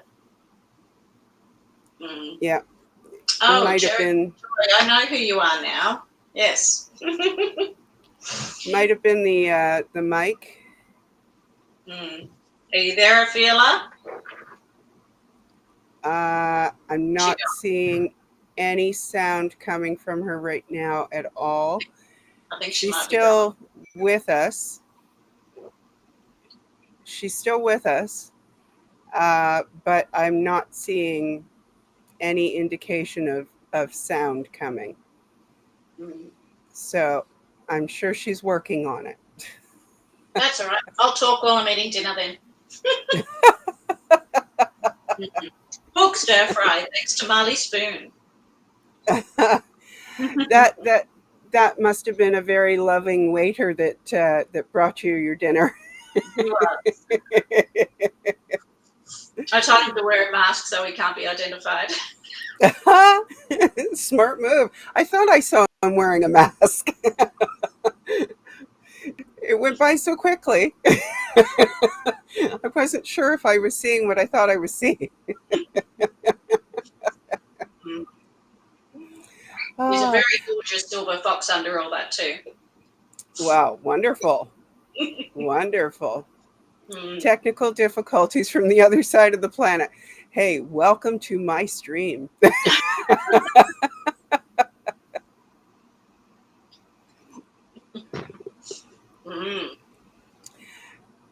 Becky, I'm usually on replay crew when these ladies are out there. Yeah. It's actually, it usually means I've stayed up way too late if I'm in their chat when they're live. Yeah. We try to do about 9 a.m.s, so that kind of fits with other time zones. Yeah. In Melbourne time. Oh, Afila, your phone died. Okay. Oh, good on ya. That's okay. It happens to the best of us. Oh, well.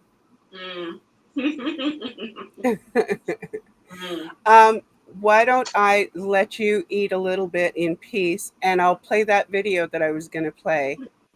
Okay. At least another little segment of it. Okay. You're fine for me to hang around? Yeah, I'm absolutely fine with that. Okay.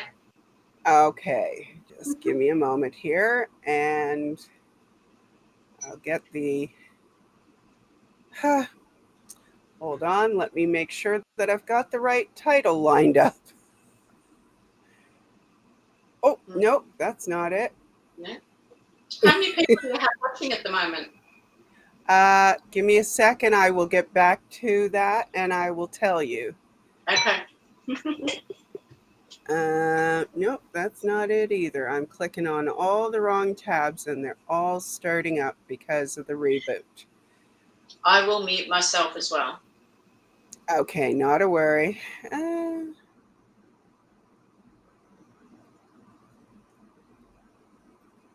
Nope, that's not it. Tried that. I'm just checking them. Nope. Darn it. You know, I think it might have even restarted itself. Now I've got to try to remember which one it was. That's pretty bad.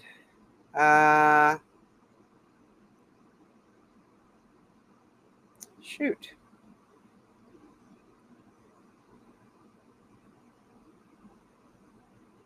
No, that's not it. Darn. Which one is it? Well, I'm having a heck of a time as usual. What else is new?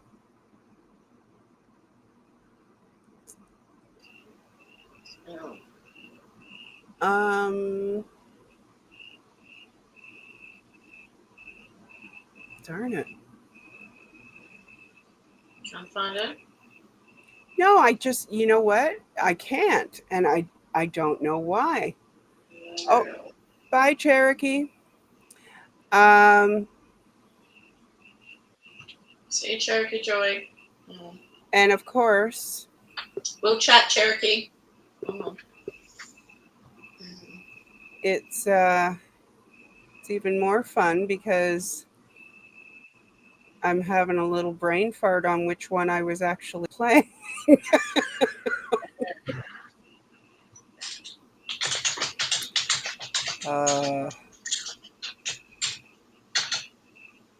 Oh, you know what? I have it twice. That's interesting. Okay, so the UK must be all awake now. It's 9:45 a.m. in the UK. Okay. Do we have people from the UK here? Yeah, we have, well, we've got 31 people in the chat. I don't think, cool. No one has identified them as being from the UK in the chat. Okay.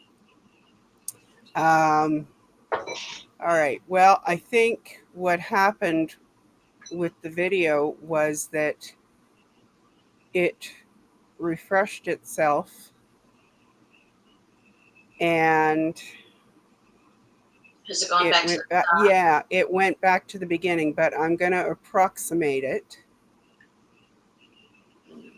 because I do remember roughly where we left off. Yeah, you could always play the start of it. It was the middle of the night when you played it the first time in most places. That's true. That's true. I could do that. It is an 18-minute video. I don't think I'm gonna play the whole thing right now because, you know, I kind of set them aside for when I don't have anybody to restream or join me. So yeah, I'll just start it from the beginning. And hello, Elron. If you've seen it before, sorry. News. Here is Bryant Gumbel. Since first attracting attention more than 30 years ago, the tenets of Scientology have been reviled by critics and revered by supporters.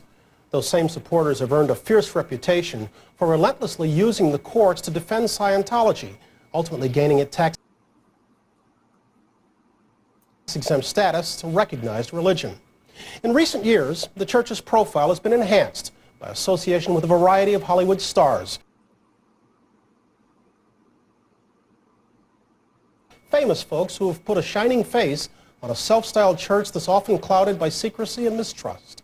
All of which brings us to a lawsuit in Florida, a wrongful death suit that has pitted proponents of Scientology against the family of a young woman who died in the prime of her life. Kristen Jeanette Myers, herself a lawyer, details the sad end of Lisa McPherson.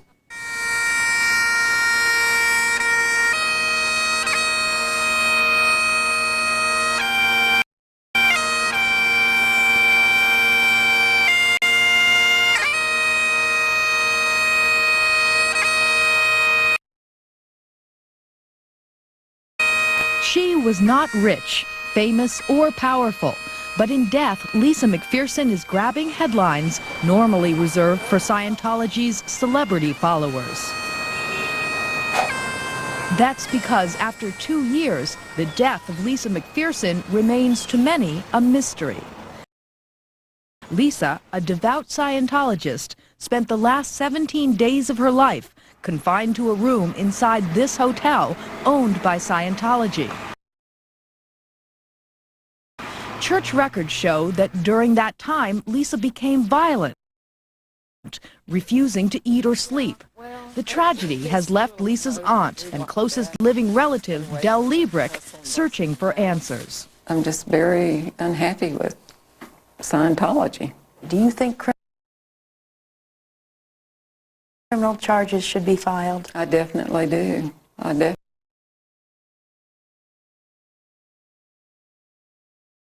do.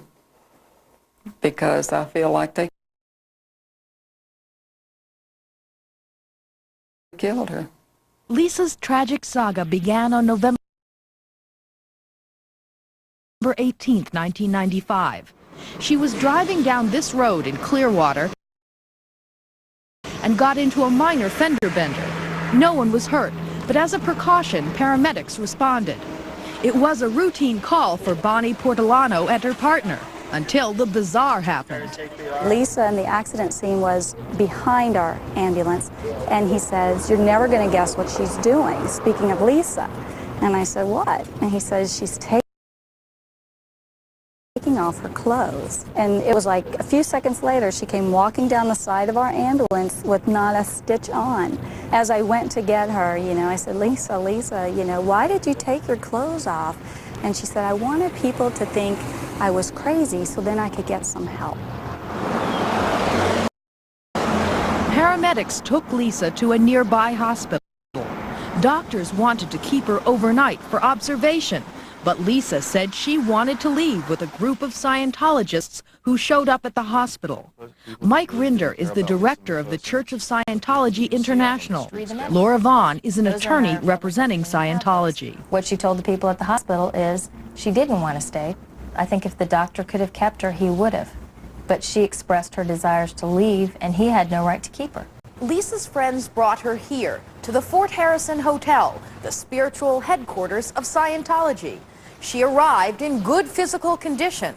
When she left 2.5 weeks later, she was near death. What happened to Lisa McPherson during those 17 days has been the focus of an ongoing 2-year criminal investigation. Scientologists say the probe is a witch hunt, but church critics see it as an opportunity to expose what they say is a dangerous cult. I was in it for 15 years. I know that it is a cult. Dennis Ehrlich says that during his days in Scientology, the standard treatment for episodes like Lisa McPherson's was isolation, a step originally prescribed by Scientology founder L. Ron Hubbard. The step consists of locking a person in a room where they cannot communicate with anyone, no one is to communicate with them, and they're to be kept there until they supposedly come out of their psychotic state. To an average person would think isolation, that means alone. And there's nothing nefarious or wrong about her being away from work that might have been upsetting her, away from family that might have been upsetting her, with people from the church who were with her 24 hours a day, trying to get her to rest, trying to get her to eat, trying to help her in a way that was in accordance with her religious beliefs. The only glimpse into Lisa McPherson's 17 days at the Fort Harrison Hotel comes from logs kept by Scientologists who were assigned to keep watch over Lisa. Despite Scientology's efforts to keep them confidential, the courts have made them public. The logs show Lisa's physical and mental state deteriorating over those 17 days. Rest and relaxation sounds like a wonderful idea, but the records say that 2 days into her stay, she was spitting out food and vomiting. 4 days into her stay, she was ashen-faced and feverish, and then she became violent, striking the attendants, hallucinating, thinking that she's L. Ron Hubbard, being too weak to stand, soiling herself, crying, babbling, breaking things. At that point, isn't it clear that it's not working? What's not working? Resting, taking her away from the stimulus. No, I don't think that that's clear at all. I don't think that you can draw inferences or conclusions from what is said. You can read other reports, and later on there is a different perspective of what was going on. Of course they are. All of those things might say to you, as a non-Scientologist, this person should be committed. But as a Scientologist, they would say that she's not to be treated like that. Psychiatry is abuse, and that is their right to believe that psychiatry is abuse. It's Lisa McPherson's right to believe that and to not engage in it if she doesn't want to. Shirley Cage and Brenda Spencer, two of Lisa's closest friends in the church, agree. She would not have wanted to be treated by a psychiatrist. I know that without question. Even if it would have saved her life? Even without question. I don't care what the circumstances were, she would not have wanted to be treated by a psychiatrist. When you look through Lisa McPherson's photo album, there's no hint of the tragedy to come. She was pretty and popular, a member of her high school drill team and a good student. But when she was 14, her brother committed suicide. 10 years later, her father, a recovering alcoholic, did the same. So when a job supervisor introduced Lisa to the Church of Scientology at the age of 18, she embraced it as a surrogate family. She came home one day and told her mom and dad that she had joined a church. Well, they were elated.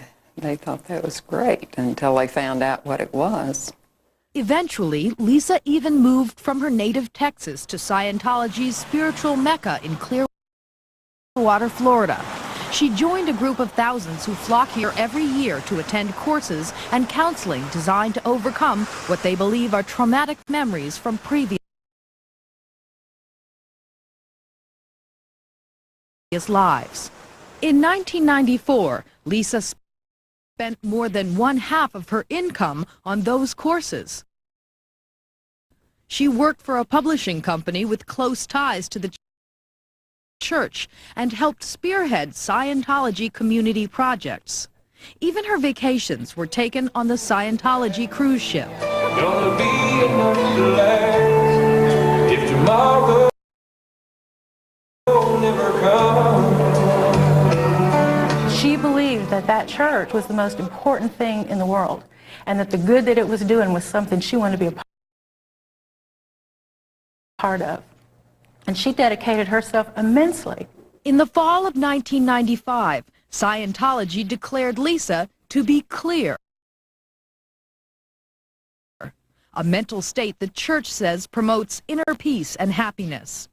But what no one has been able to explain is how in 2 short months that inner peace crumbled into emotional chaos. That answer may come out through a wrongful death lawsuit the McPherson family has filed against Scientology. The case is being handled by attorney Ken Dandar, who has his own theory about what happened over those 17 days. So could you imagine Lisa McPherson, who is mentally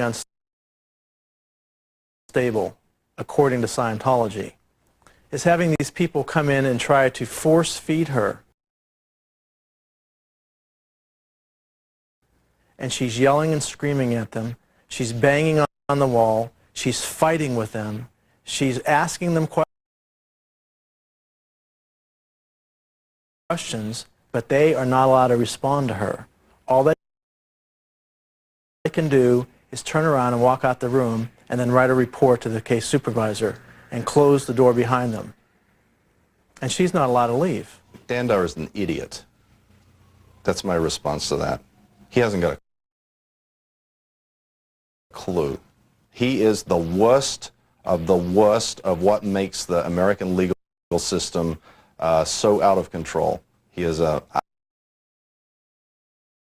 ambulance chasing gold digger. My reply to that is simple. If they had called an ambulance for Lisa McPherson, I wouldn't be here today.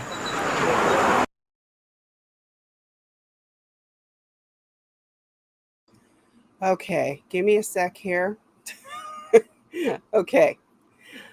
Are we good there, Dee? Okay, good.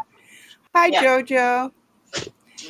By the way, Jojo, I played your musical tribute to Lisa earlier when I first started the stream, and it's absolutely beautiful, and I will be playing again through the day. So just wanted to let you know.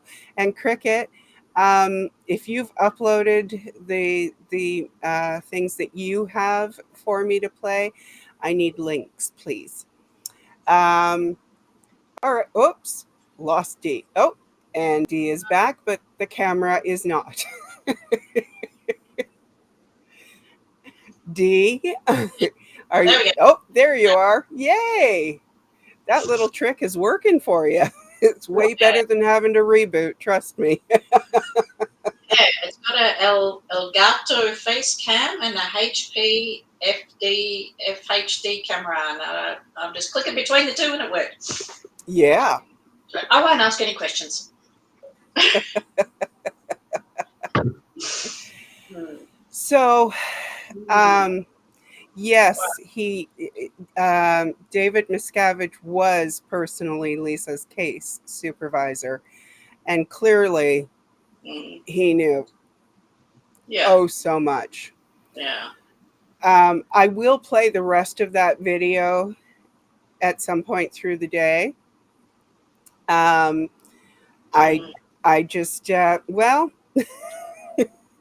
I had to do 2 quick reboots earlier in the stream, and it reset that video right to the beginning. So for anyone who had to rewatch the first part, sorry, but you know what? Sometimes it's better the second time through. So you pick up on more elements of it. Yeah. 18 years old when she first got in. Thank you, Cricket. I appreciate that. Yeah. No, I can't click on it from here, so I'm glad you're going to email it to me. Yeah, so sorry. You're right. Little stream business. Yeah. Yeah, I just, no matter how many times, how many ways I hear her story, it's just horrible to think that those were the people that she was trusting to look after her. Thank you, Becky. Yeah.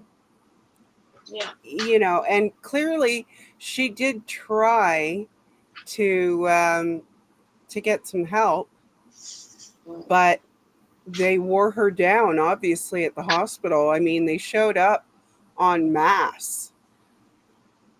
Yeah. And How many? Do you know how many turned up at the hospital? I think somewhere I heard around 10. Jeez. Yeah, and they would have all been Sea Org. Yeah. And And the hospital had no right to hold her at all. They couldn't. no, They couldn't hold because her for a psychiatric hold or anything. no, they hadn't even been able to assess her, I don't think, at that point. So yeah, I'm not sure of the timeline, but I don't think she had been there long enough for them to really take any action. And once she said she wanted to leave, when she was the one who had told the paramedics that she wanted help, they probably were not in a position to try to hold her. Yeah.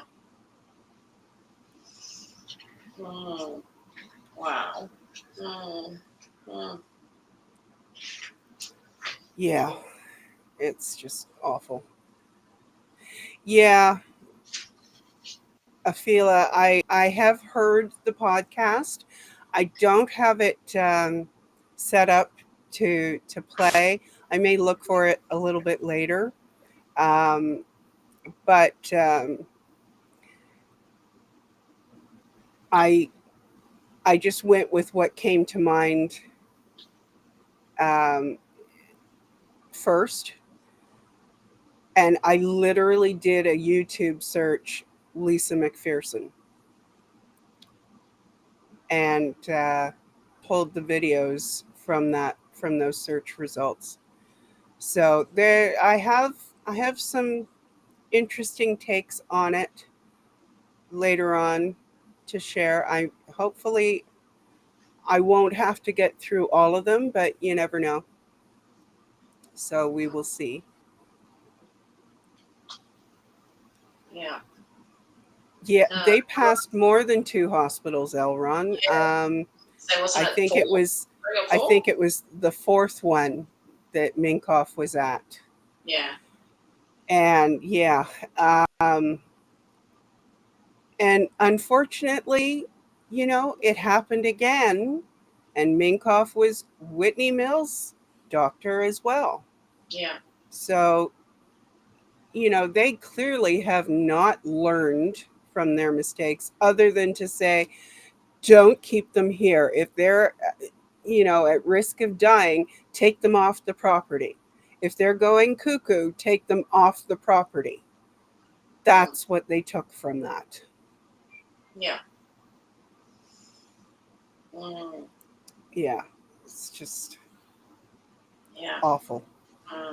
Yes, Scientology. What are human rights? Yeah, What are they? You clearly don't understand them, Scientology. yeah, yeah. Well, they know what they are.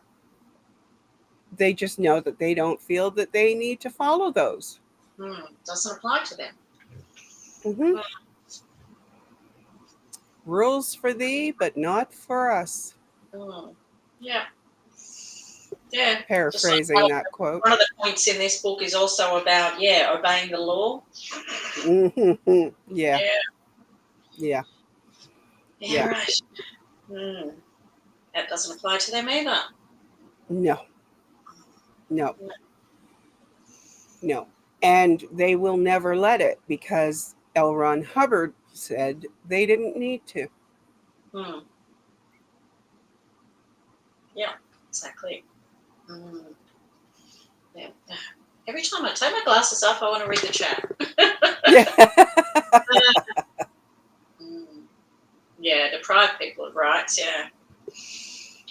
Mm. Yeah.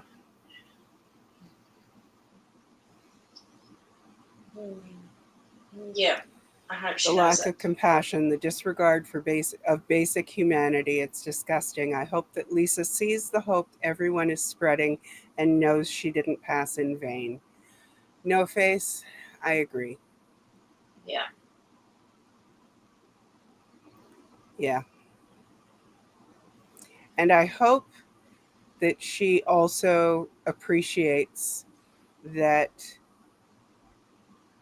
we are not taking her name in vain, but trying to make sure that she didn't die in vain.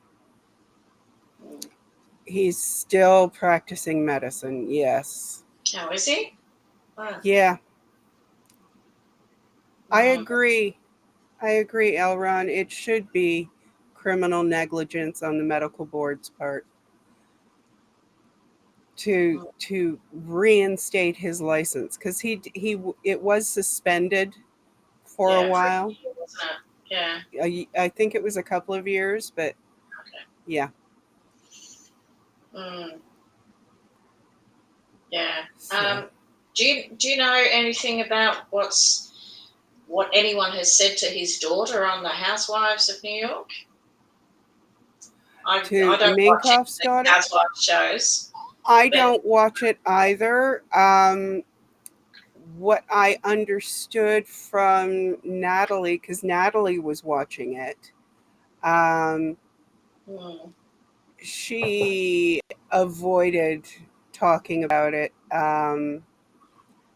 as much as she could, and of course gave the standard read a book.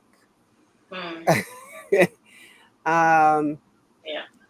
yeah, a couple of people did try to ask, probably with the encouragement of the producers. But they were obviously hoping for more drama, and she wasn't playing. She was going by Scientology's rules. Yeah. I wonder what they put in her contract, yeah, that people aren't allowed to talk to her about it and things like that. Yeah. Yeah. Well, I'm not sure if it would have made it into the contract. Because then she wouldn't have been asked at all. They would have all been warned not to. So. Yeah. Yeah. Yeah. I love the one on Big Brother with Kirstie Alley, where a guy tried to talk to her about it, and she's just like, read a book, read a book. He's like, Yeah. but you're sitting here in front of me. I'm Yeah. asking you, read a book, read a book. Yeah. Yeah. Just made her Exactly. look. Yeah. Yeah. More like buy a book. Yeah. Yes. Yeah, Well, exactly. because Miscavige has decided nobody can be trusted to disseminate what Scientology is about. So that's why they're all trained to say, read a book. That's why when you go, well, we don't, but when people go into an org and ask questions, they're taken to watch a video because, again, nobody can be trusted. Yeah. Yeah, there was a sandwich board out the front of the Adelaide org when I went there saying a free video. Yeah. Yeah.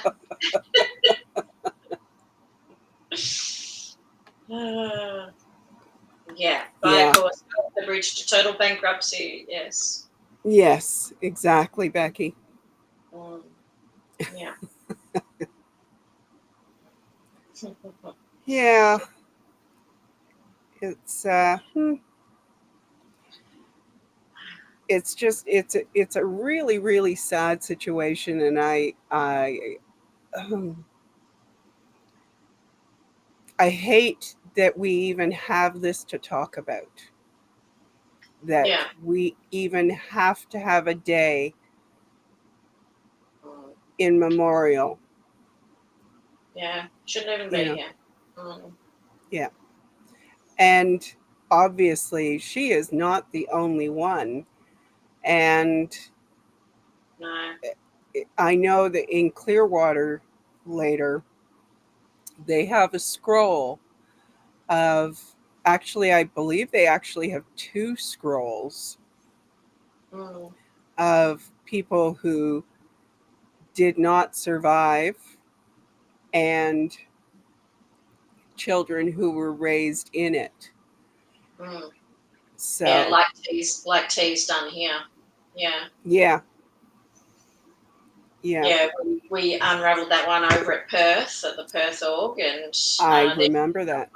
yeah, then she did another one over while she was in the UK, and Mm-hmm. unravelled that, and deliberately put a name on the bottom of that scroll that the guy at that org knew, who had only just recently Oh, passed, and wow, he saw the name and just went pale and walked inside, wow.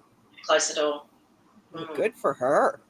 yeah, yeah, and she's like, "You know that name, don't you?" Yeah. Mm-hmm. Mm, it was good. Mm, yeah, but it Yeah, is very powerful, that scroll.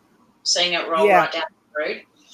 Yeah. yeah, Just need to find a way to secure scrolls when they're on a path or on the grass or something. They need to have like pegs all down them or something to hold them yeah, hold them flat. yeah. Or an Yeah. awful lot of people to carry it Mm, or to hold it. Yeah, yeah. yeah. Malcolm was the guy at the Edinburgh org. I know I said it wrong. Edinburgh. Mm, Oh, yes, Becky, that's right too. Moxon, the Scientology lawyer in the States, he got very angry when Becky asked him about Scientology deaths. okay. Mm, yep. And his daughter is one of those Scientology deaths. Oh, really? And he believes their cockamamie story about her jumping into an electrical hole on the base Oh, to was that the one that save a like squirrel? squirrel or something. Yeah, Yeah, I heard that story. Yeah. yeah, Ridiculous. Yeah. Into high voltage electrical box. Yeah. Who would do that? Yeah. Helly, Mm, I was not aware of that. Hmm.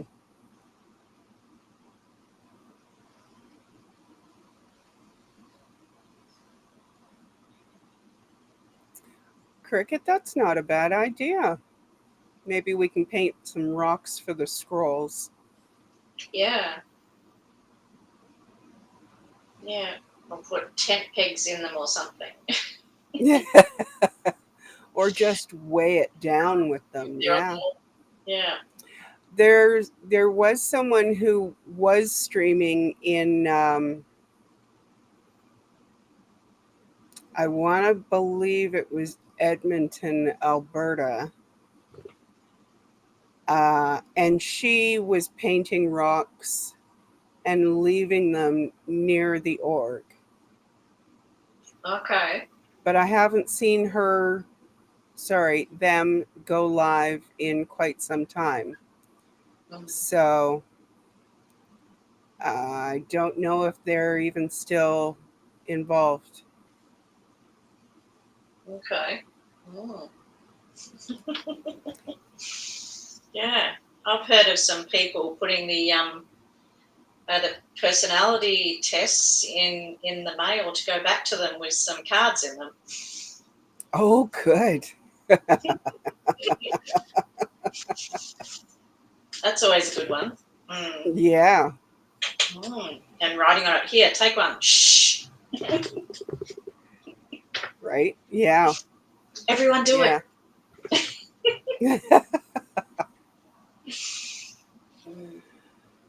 Just Yeah. photocopy one of the stress tests. Except we have, I don't know if you have in Canada, I know American is like letter size on your paper, but we have A4 and A3 here in Australia. Yeah, we have that as well. It's not as common, but yeah. But they print these questionnaires on a really weird shaped page. It's longer than even an A3 page, which is our bigger one. Yeah. It's narrower, and it's like it doesn't photocopy correctly. And yeah, I don't know if that's on purpose, or I would presume they'd print those in house. I don't know, but it's certainly possible.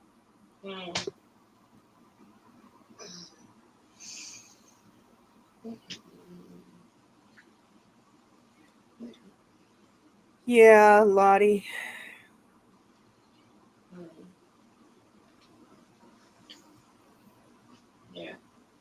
Yeah, I've been watching a lot of Blown for Good. Yeah. I've read Mark's book. Yeah. Yeah. I believe I read his book as well. Yeah. I did. It was a while ago, but yeah. Or I cheated, I got the audio book, but Yeah. I still classify that as reading it. Yeah. Yeah. Yeah. I do audiobooks almost exclusively these days. Yeah. So. I do it maybe in the car when I'm driving. Yeah. Or watch YouTube, but just listen to it. Yeah, in the car. Well, I'm not in a car, but riding my scooter anywhere. Yeah. That's something else that I have done. Never thought I would be this person.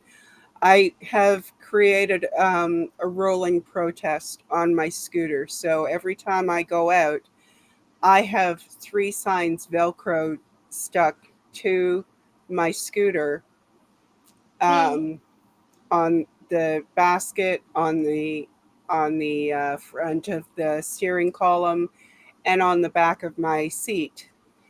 All about Scientology. Yeah. And I can't remember right now what they all are, but I know one of them is the one.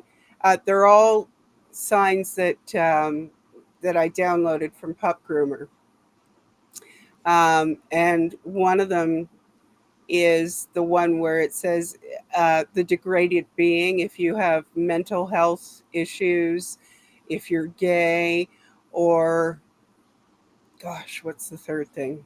I'm having a brain fart. Something else. Anyway, you're a degraded being.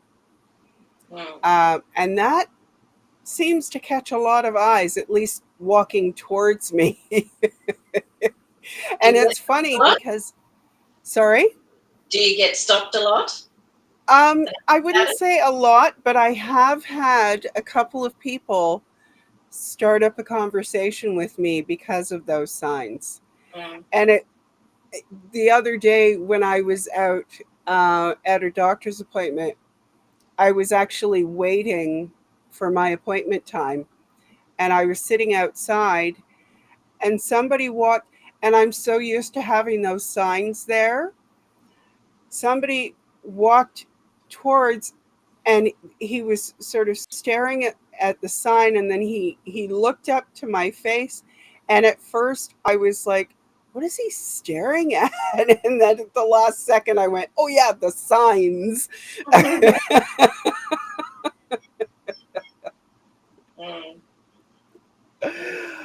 So he didn't stop to talk, that one, but yeah. It's probably because I didn't fix the resting ish face in time. Yeah. So yeah, have to remember about that. But yes, it has. It's drawn some attention for sure. Canadians are not usually going to approach and start up a conversation. At least not in like in Toronto where I am. Big city, we kind of keep to ourselves a bit more, but we we look and we take note. So I'm always surprised when someone asks me about it, but I don't mind. Obviously, I don't mind having the conversation. So Yeah, so do I love talking to people out on the street when they want to talk to us about it. Yeah. When yeah, we're interesting. Mm. yeah. Mm. Yeah. Sorry, I'm hearing. Oh my goodness! Unfortunately, oh. So I have just heard from Apostate Alex. Yeah. He thanked me for my email, but he's unfortunately unable to live stream because he'll be at work. Aww. Uh, but he says I'm always welcome to share his content and I don't need to ask permission, which Aww. is very nice of him. Tell him I Because said hi. when I reply, I will do that. I mean, he doesn't know me much, but yeah.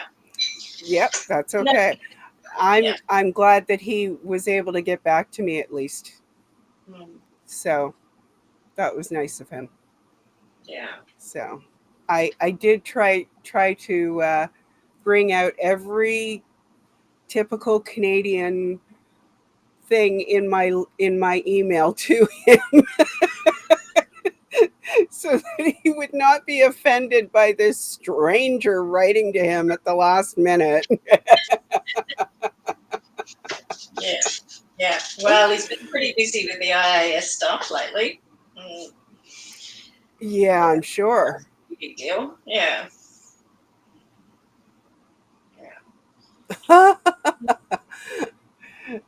um, Oh, that's funny. yeah, in the I basement. I requested love that it. at my local library. They had one copy in the basement of one library. Yeah, I know. That's great. Miriam was trying to get a copy for the court case and everything, and where am I going to get one from without buying one off a Scientologist? Who's got one left over? Yeah. I think a lot of people have found copies on, I don't know if you have this there, eBay. Yeah, we've got it made in Australia. Yeah, Okay. yeah.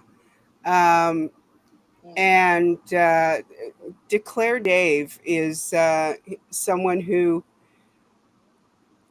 has collected a lot of e-meters and a lot of books and uh, from Scientology, and I think he got quite a bit from eBay. Mm. So Cool. yeah. Yeah. I just collect all the novelty stuff, as you can see. Hey, listen, there's nothing wrong with that. Yeah, and Absolutely nothing wrong with that. yeah. And I started to have a bit of an obsession with peacocks. I had a peacock themed wedding. Oh wow. So yeah, so that's how I came up with Penelope Peter Peacock, my my character. So I thought that may even help disarm the Scientologists a little bit more when I'm speaking to them. Let their guard down a little bit. Yeah. Satire. I don't know how it's going to work much. It hasn't worked terribly well so far. I've only really spoken to the people guarding the door, and they're always, stiff as a board. I don't think they understand satire Mm. because it's drilled out of you to not be a joker and a degrader. So Yeah. yeah. Yeah, but I tried to love bomb them at the same time, calling them love and darling and all that kind of thing. And You know kind what? of cheek at the same time. Yeah, listen, whatever whatever works, and sometimes you have to try a few different things. Yeah. But I did notice, especially when you were having a conversation with, I think it was a couple of women, and you had your camera pointed at yourself. It was raining out, so you had the umbrella up as well. Yeah, that was at Adelaide. Yeah. It seemed to me that the conversation went on longer because the camera was not pointed at them. And um, they obviously didn't know that you were still recording. No, I don't think they did.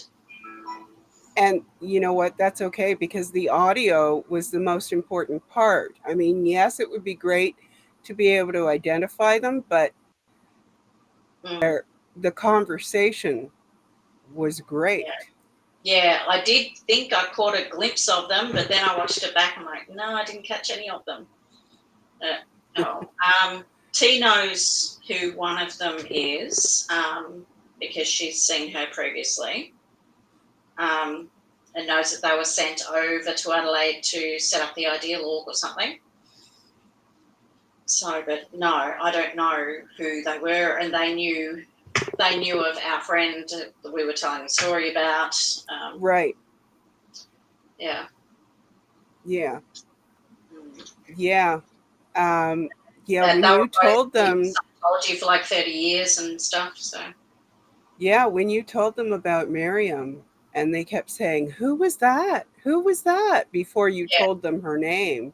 yeah. Was Oh, that the mother we or the daughter? froze again. Yeah. Hang on. Yep. Um, you could tell, Yeah. even without, yeah, even without seeing them, you could tell they recognized the name. Yeah. And you talked about And her they were mother. shocked. Yeah. They Yeah. were shocked that I knew who I was talking about as well. Yeah. And she said, "Oh, Miriam, the artist." I said, "No, that was her mother that did the artwork for your books. Uh-huh. Miriam is the daughter." Yeah. Yeah. Yeah. Yeah. She's done a lot of great work, Miriam. I have a lot of respect for her. Yeah, she really has. And I know that she's moved mostly to Substack. Yeah, she has. Which for me is a shame because, I'm focused mostly on clips and and shorts. Yeah. However, I've still managed to feature a little bit here and there because Eyes to See, who is also, she's in the States, she has read some of Miriam's Substack, and she did a video reading it. Yeah. Hey, how did you get paired, Joe? I don't understand how that worked, but okay. We actually have in Australia, I took Miriam along in Melbourne and a feeler went in Sydney. We have a group of actors who do a parody of Scientology. Oh, really? Yeah, Ooh. at the comedy fringe festivals. That was very entertaining. Yes. Yeah, it was all about how they got tax exemption in Australia. Yeah, and the court cases and everything. Yeah. Wow. Yeah, these guys knew a lot about Scientology. They'd done a lot of their research as well. But they had to tone down the show, because it was too serious a topic. So Yeah. They had to tone it down and make it more comical because it was a bit too heavy. for the Yes. Oh, joke. that's right, Afila. Yes. I remember that now. Yes. Yes, I Afila. still have that bookmark to go back and watch. Yeah. Yeah, that was all just audio though, wasn't it? Afila. Yeah, you didn't do Yeah. a bit, did you? No, I don't think she did. No, because she doesn't go on It, camera either. So yeah. And the just did clip that I caught of it. was audio only. Yeah. Yeah, yeah, yeah. What are they? Oh, George Glass is what they're called. Mm-hmm. Yeah, they're actually from Adelaide. Yeah, but they travel Great. all around the country to do the fringe festivals. Wonderful. Mm. Okay. No, sorry. I'm looking at the chat and I'm Yeah, seeing. Yeah, and I'm like, wait, what? Yeah. It's under 30 minutes. Yes, that does help. Afila, thank you. Yeah. Okay, it looks like Cricket's going to put the name of it up. I think he probably will put a link in the chat. Oh, okay. So it's 5:30 a.m. there at the moment, is it? Yes, it is. Yeah. It is for me. It's 2:30 a.m. for those on the West Coast. Oh, wow. Okay. Oh, yeah, because I'm just looking it up. Oh, that's in Vancouver. Yeah, Vancouver and any of the West Coast United States. Yeah. They, yeah. Ooh, okay, yeah. It's 9:30 here. 9:30, that's my bedtime. No, it's Well, okay. listen, I'm not going to keep you because what I'm going to do is go back and play the rest of the video, let people, take a little break, maybe grab some Yeah. coffee or breakfast if they're, in the North Breakfast, lunch, American dinner, parts. wherever you are. Yes, exactly. And, visit the facilities if they need to. Yes. And get themselves acquainted with my computer thetans, George Glass. Yes. Yes, George Glass, the group of the actors, were going to go to Edinburgh right before COVID hit. So they are hoping to get back up to Edinburgh. So, yeah, if Wow, you're that out would be that way, great. catch them when you see them. Yeah. Okay. So thank you so much for joining me, Dee. I appreciate it very much. Thank you for having me. Well, it was my pleasure. I don't think I'll be staying up all night to watch everyone else. So I'll catch a I few. don't blame you at all.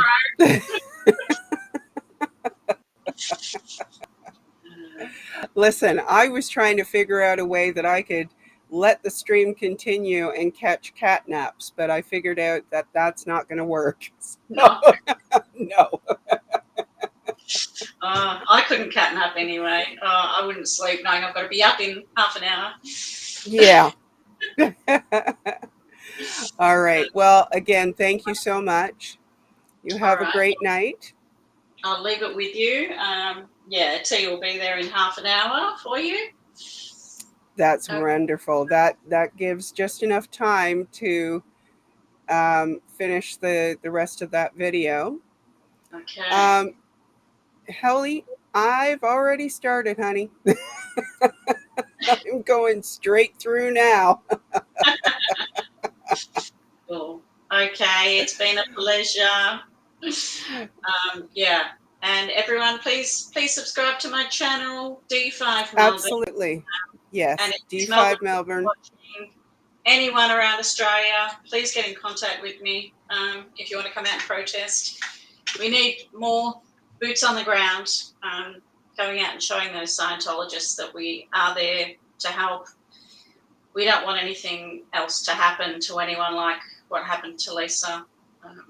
Yeah. We want to prevent as many deaths as we can. We want to prevent as many people getting into Scientology as we can, help as many get out as we can.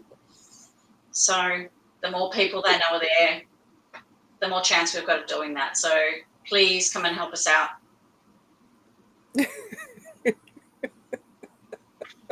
No Yeah, face. well, that's me sometimes now. I can put it on. That's great. Mm.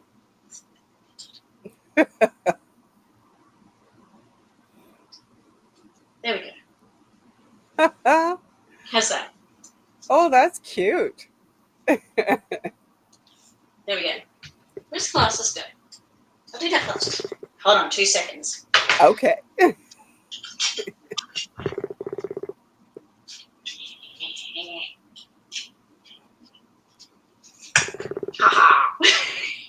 Oh my gosh. That's fantastic. Zenu's wife? Sure. Cool. All right. And on that All note, right. I'll sign off. Thank you. All right. You take care. And I'll have a look out for all your videos going forward too, and we'll just keep watching thank you. everyone's and try to build up our following. Yes. Well, I will continue to keep an eye out for you and plug you when I can. Thank you so much for what you've done so far. My pleasure. You take care. Thank you. You too. Bye. Okay. Bye. Okay, so, oh, hello, Sophia. Sophia, I understand you're going to be doing a stream, but I do not know what time it is there for you at the moment. So I was not able to figure out when to look for you. Sharon Marks, hello. Well, she took it off because it was just a quick look. Okay. Oh, I know why it says paired now. Okay. Hopping, because when it's on somebody else's channel, it'll say paired. Okay. See, I haven't done it this way before, so I'm learning. All right. So I'm going to continue on with the video that I started sharing a little bit earlier. So if anybody needs to take a little break, Sophia, if you are going to put something in the chat and let me know if and when you're going to be doing a stream, give me a number of hours and then I can keep an eye out. And I will watch the chat while the video plays.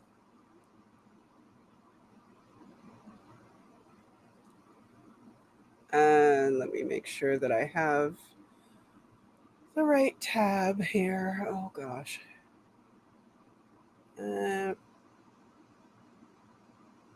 Okay. Let's try this again.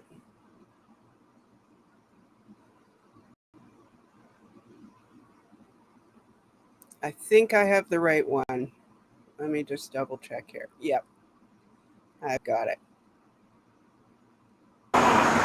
The Scientologist never did call an ambulance, but on the 17th day, Lisa was at last taken to a hospital in a church van. It didn't take Lisa to the closest hospital, which was just a few blocks away, or the second closest, or the third, or even the fourth nearest for that matter. Instead, they drove to Newport Richey Hospital, 45 minutes away, and it was during those 45 minutes that Lisa McPherson died. She certainly would have made it to the hospital that's only a few blocks down the road, alive, and where she would have been provided the appropriate care. Why was Lisa taken so far away when it was clear that she was ill?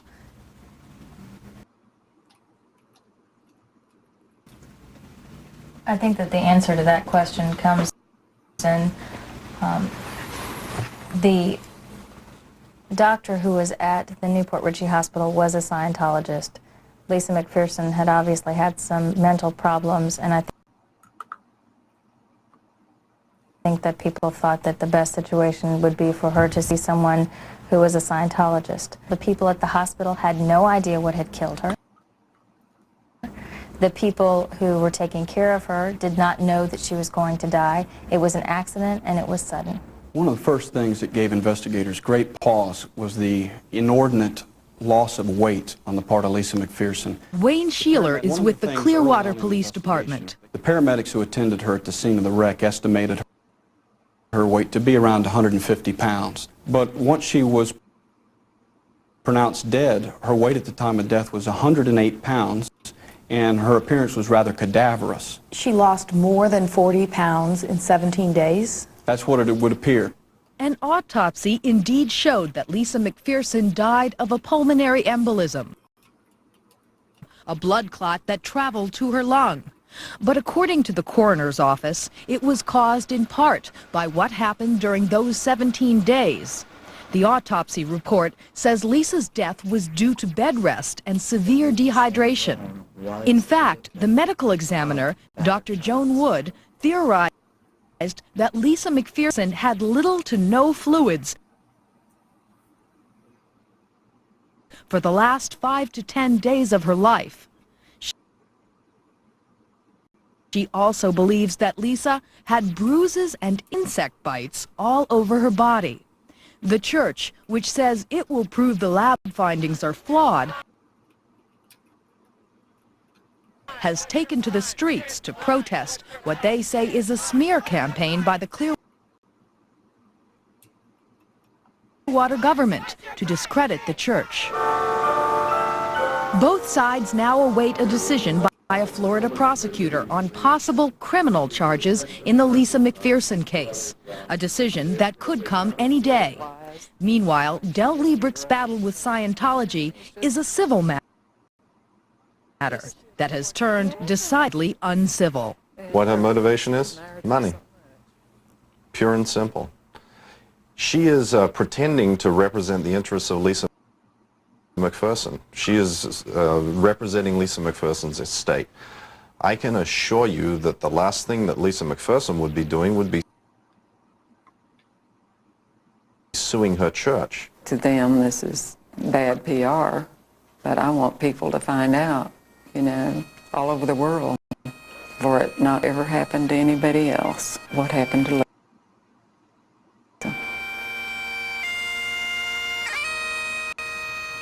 Heber Jensch is the president of the Church of Scientology International. He's in Los Angeles. Mr. Jensch, good evening.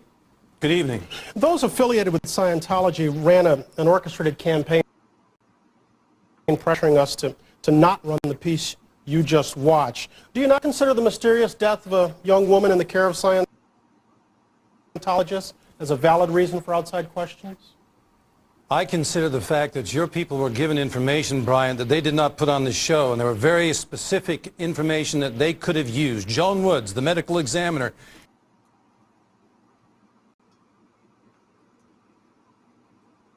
she never did the autopsy on this case, and that was known to your people. It was done by a Dr. Davis, and he did the actual autopsy on it, okay? And in his autopsy, he said he did not agree with Joan Wood, the medical examiner.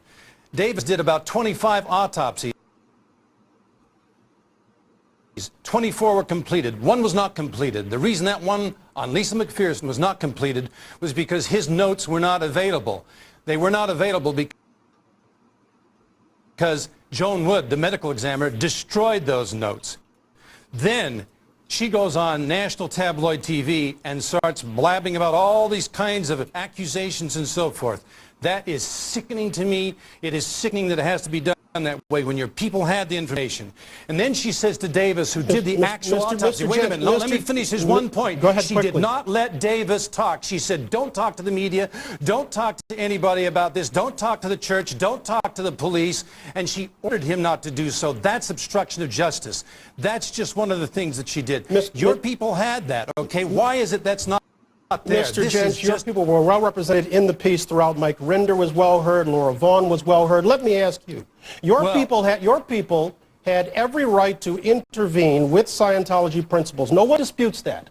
But at what point, sir, does Ms. McPherson have a right to say, I've had enough, I want out? She didn't say that, and I have with me the psychiatric examination which was given here.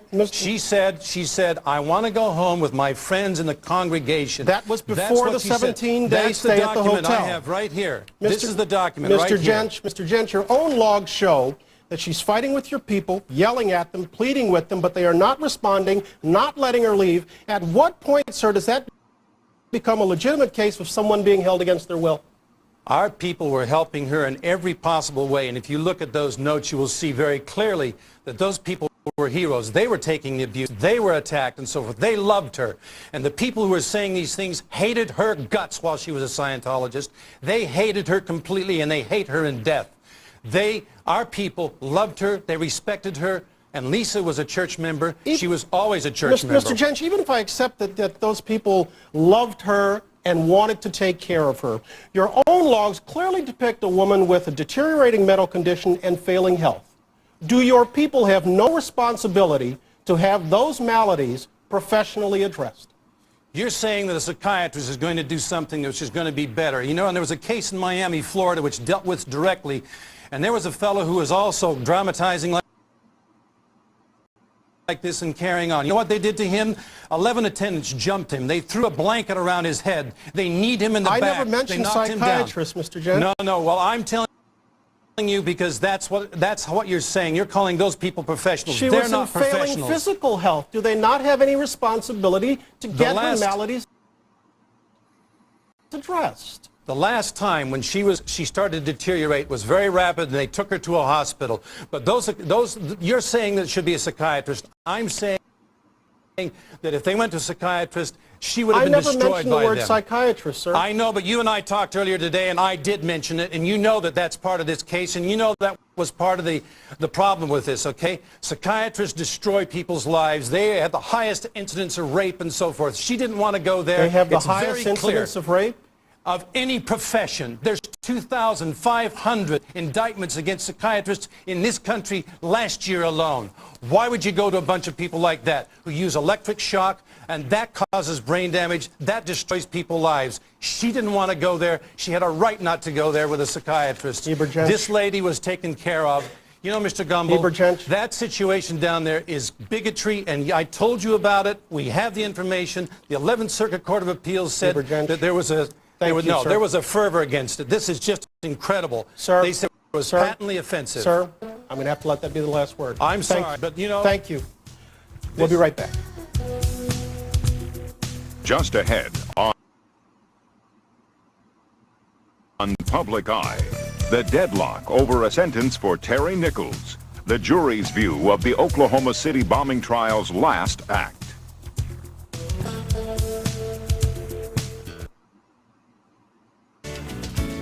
Here again is Bryant Gumbel.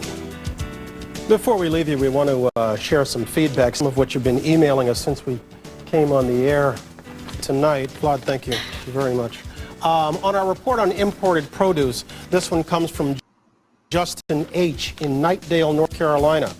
If the USDA isn't going to inspect it properly, they should not put their label on the product. I am disgusted with this agency, which is supposed to protect us. And on another topic, this one from Ed R. in Pennsylvania. He writes that Sonny Bono was an icon of the 60s, not as big as a Beatle, but as loved. And as you might expect, we're being deluged with a number of emails about our Scientology report. Wow.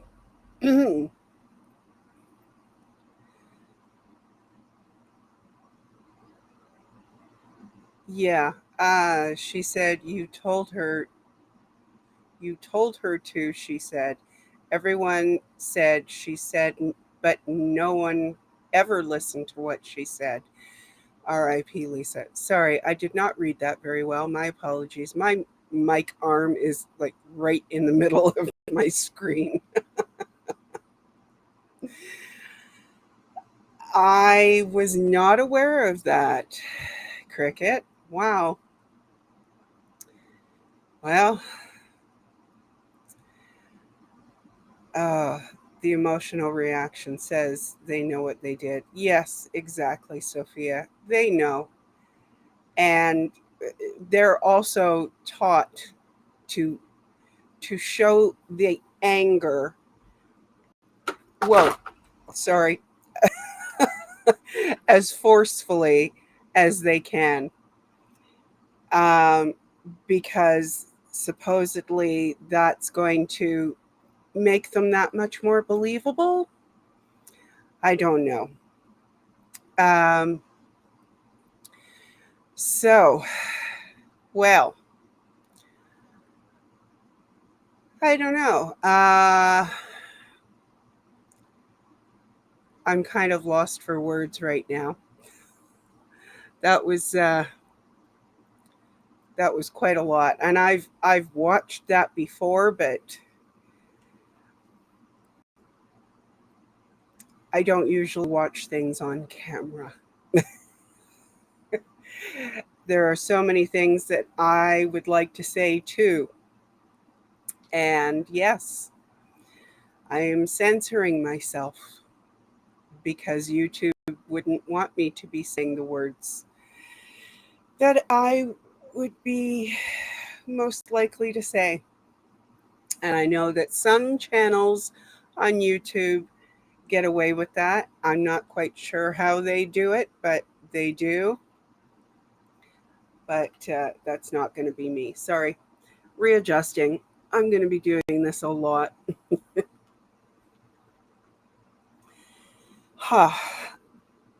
Well, how about a little cleanser? How about we listen to JoJo's song? And Cricket, I did get your email, so I will be sharing that in a little bit later. I'm not streaming tomorrow, no face. I think today is more than enough.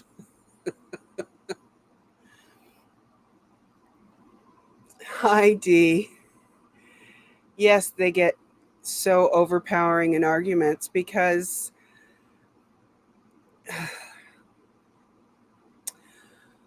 I don't want to offend anyone of the male persuasion who happens to be listening currently, but it's usually men who do that because, and let's face it, all their arguing was written by L. Ron Hubbard, who was technically a man.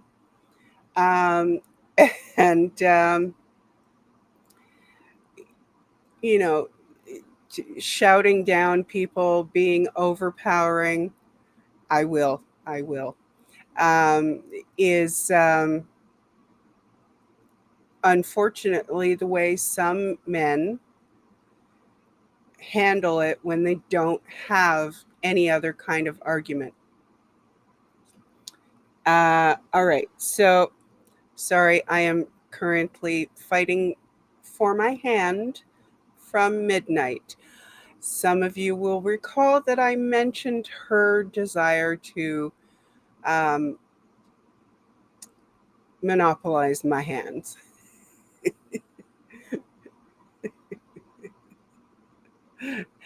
Thank you, No Face. All right, let me find this for you. And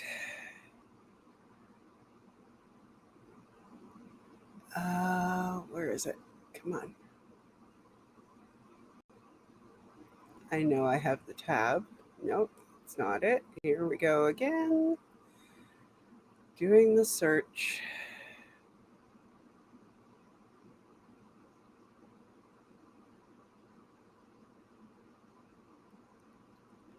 Sorry, dead air.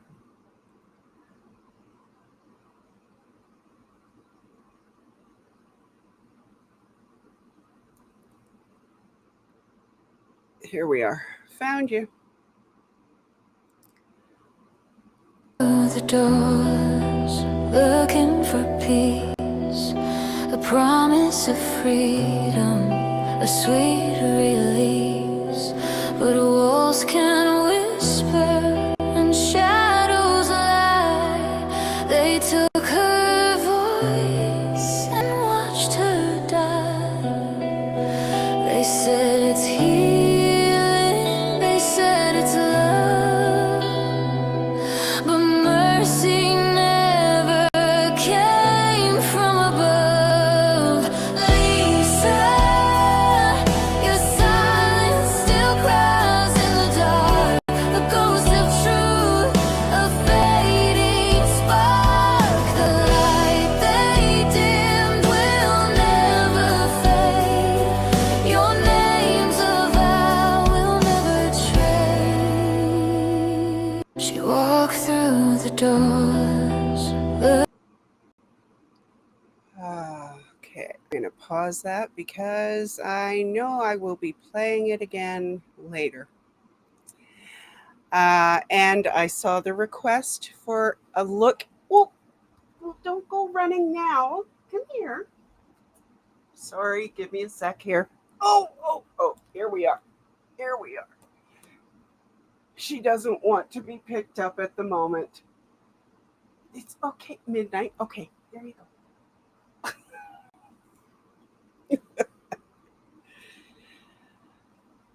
It is. That's a very good description, Sharon. So beautiful, so inspiring, and sad at the same time. I agree. No face, there were definitely claws that came out with Midnight there. She was not amused with that. I don't think she intended to be on camera. Oh gosh.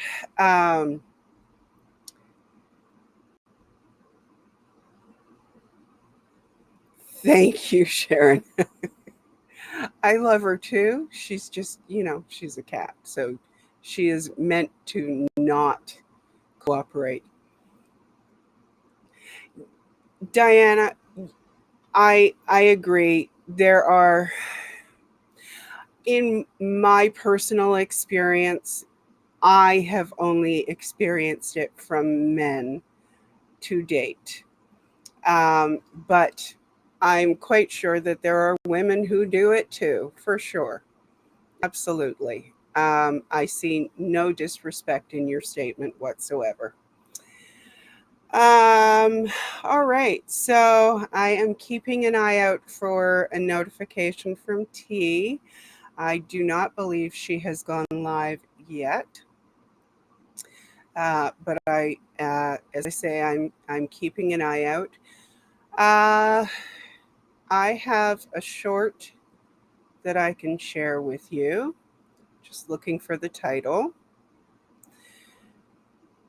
I don't know if she's there yet, Dee. I imagine that she will be there soon. She did say she was going to grab dinner first before she got there. So I'm not sure if it's going to be in the next couple of minutes or if it's going to be in another hour. So we will see. In the meantime, let me show you a short, and then we'll just see what we're going to do after that. Because I am playing a lot of this by ear, because the main intention was to share as many streams as I could today.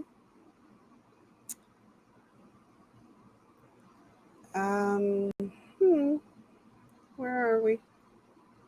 Nope, that's not what I wanted.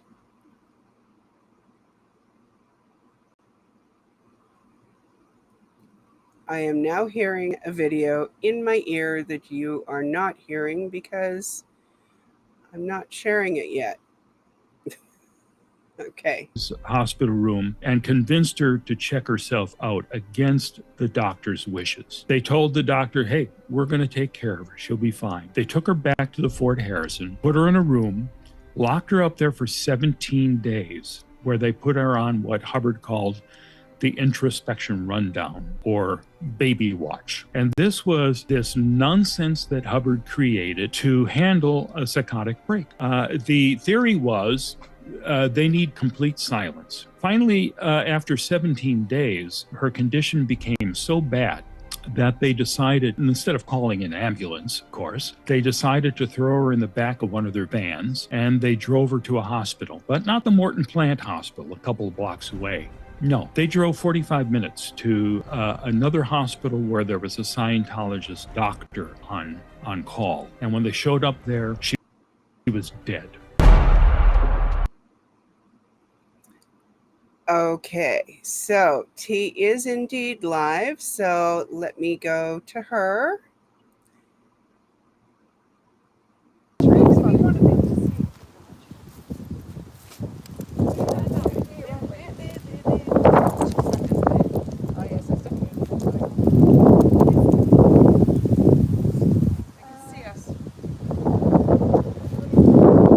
I think I can close the chat there.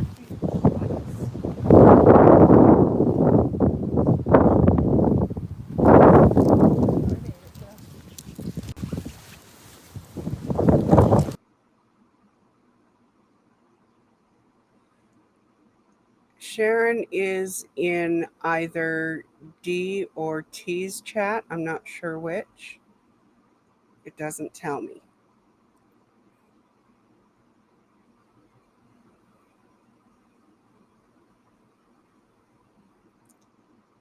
And I think that buffering is on D's or on T's end. The D and the T and the, I'm going to get tongue-tied frequently. I can see it.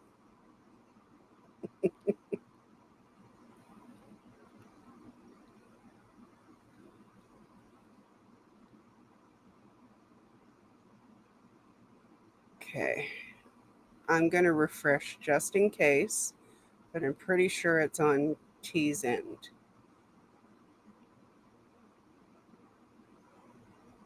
Yep.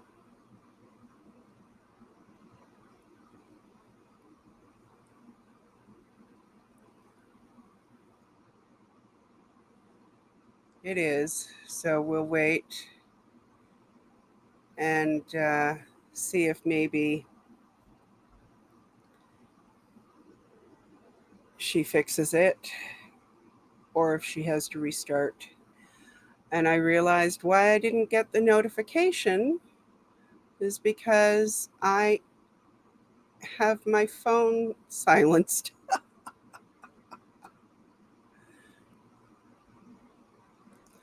Okay, I'm going to, yeah, I'll leave it like that for now. And we'll just keep an eye out.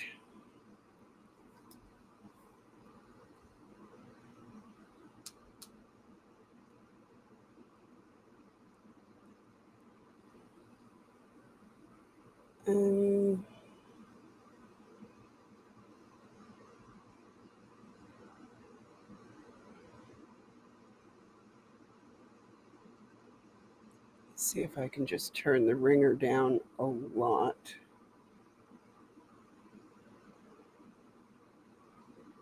So that you don't have to hear the whole thing every time it goes off. And we'll see. Ah, she's on Aphelis. Thank you. Yeah, I guess I'm the air traffic controller. However, I am also not unionized. And I'm also not governed by any government.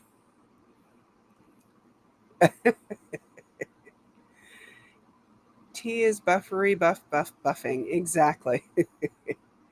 Hello, Mad Drop. I know that Mad Drop is probably over on T's channel, or But Afila, because you joined your channel to the stream, it didn't disconnect. It doesn't. It will stay as long as I'm live. So people will be able to watch the stream from your channel or from mine now. And oh, you're on both, Mad Drop. Well, welcome in and thank you very much. I know that you are one of T's mods, so I wasn't sure. It gets a little confusing. I can just see what it's going to be like at like 10 o'clock tonight with all the various channels. That should be really interesting.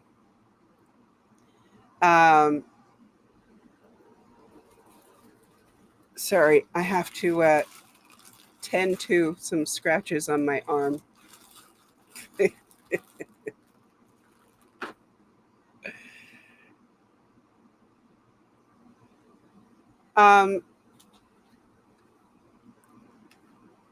So, Mad Drop, I don't know if you have the ability to let T know that she's buffering like crazy right now. But just please, if you are able to, just let her know that we are keeping an eye out for her to have picture and sound back again, but we're being patient. In fact, what I think I will do, hello, Aussie, welcome in. I did see you coming into my chat earlier. Thank you for being here. Oh, that cat has long claws and they're very sharp. While we wait for T, because I know that she's getting set up at the same time, let's see. Oh, who would like to see how David Miscavige spun the Lisa McPherson issue to Scientology? Haven't heard back yet. Okay, Matt. We'll just keep an eye out. Anybody want to see that? It is a poor quality video because it's from, a long time ago. And it says part 1 on the video, but I checked the channel and part 2 is not there. However, you get the most of it in part 1, I think. I'm just going to go ahead and show that. Okay, let's do that. And like I said, I'll keep an eye out for T. Oh, it's my pleasure. Okay, and keep in mind. Oh, sorry about that, guys. Nope, she's back. Hey, Mrs. J. I'll show it later. I don't know what happened. It just went blank. Okay, so it's very windy here today. We've got this massive big banner, but the fence wasn't as high as I thought it was, and it's just so windy. We've got Frio Never in here. I'm back. Hey, Kia. Hey, Jojo. Thanks for being here, guys. Hey, Mrs. J. What else we got? Hey, Marie. Sharon, hello. Afina. Mad, I hope you're all still here. Sorry about that, technical difficulties. Hello to everyone else I've missed. I've got some leaflets here, so I'm just going to go and see if I can give them one, because they might not be aware. I'll see in a minute. I don't know what event they've got going on. It looks like they're pushing the Dianetics 75th anniversary. So let's go and have a look inside. Hey, Scoots.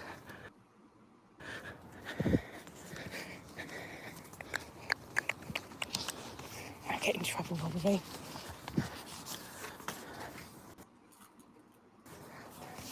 Hi. I was just wondering if I could give you this leaflet. Just a bit of information. Thank you very much. Please read it. Okay, thanks. Here we go. So hopefully they will read that and get themselves up to date with one of the people that their organisation murdered 30 years ago. Lisa McPherson. Or McPherson. How do you say it? McPherson or McPherson? You say McPherson. I don't know if it's different accents or whatever. The seed has been planted, yes, Kia. So it's just on sunset at the moment here in Western Australia. We are peaceful protesters. We might... Do you fancy leaving that one here and then going and standing over there? I've only got like 7 leaflets. But it's better than nothing. Let's see. How are we all doing today? He looks a bit grumpy, that guy in there. Didn't it really? I think, well, probably because I was holding a camera. I'm going to take the list with me. I've got the list as well. And then I've got, when it's dark, I've got lots of little candles. Oh, I forgot the big candle. Can't remember everything, can I? Never mind. Oh, there's my sunglasses. I'll be looking for them. All right. Let's get some leaflets. Woo. Thanks for being here, Sharon.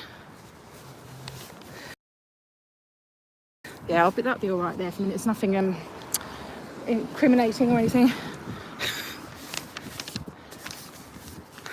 All right, so who's reading it? That's good. He's not going to like us standing out here. So they've got a tree on the nature strip where we usually stand. But that's okay. We can stand. We're still allowed to stand. So where the letterbox is there. They're there. We're allowed all the way along, if you know what I mean. That's the barrier on the nature strip. So yeah.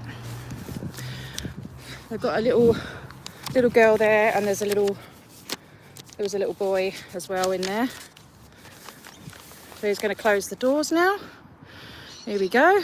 Shut the doors on us.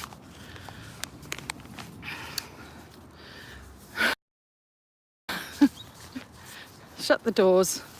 We've got the lovely Frio Never in here with a fabulous sign. Scientology destroys families. Remember Lisa McPherson died in Clearwater, 5th of December 1995, aged 36 years old. Or young. And she should have lived many more years. Okay, there's someone else there now, and he is getting on the phone. I can't zoom in, can I? Can I zoom in on YouTube? Oh, I can. Yep, so got 2 executives. Isn't it funny how they call themselves the executive directors? Of what? Messy work, busy work. You know what I mean? It's just filing shit. Reports, conversations, auditing. Anyway, I'm not going to zoom in too much because there's a little girl there and I don't like to... Oh, they still haven't fixed their sign. There's another 2 letters gone now. Last time I came here, the O and the L had gone. And this time the G and the Y as well. So we've got Saint-O. Well, there you go. I mean, it is an Aussie branch, you know, they like to shorten everything, so it's Saint-O. Yeah, I'm guessing it's the event is they're pushing the dissemination of the Dianetics books 75th anniversary. So they're just getting people in and trying to get money out of them, basically. Their sign is a huge flap. Do you know what as well, actually? Pardon the pun, but this is a huge flap too. If you look here, see this Dianetic sign? I'm going to get in trouble, but this is actually a huge, huge flap. Under this flap is their sign that tells you you're not allowed to film and stuff. Look. Does it say you're not allowed to film? Actually, it doesn't. About getting a tour and things. Oh, use of cameras inside the church is prohibited. Oops, I didn't know because I couldn't see the sign. That's a flap, under a flap.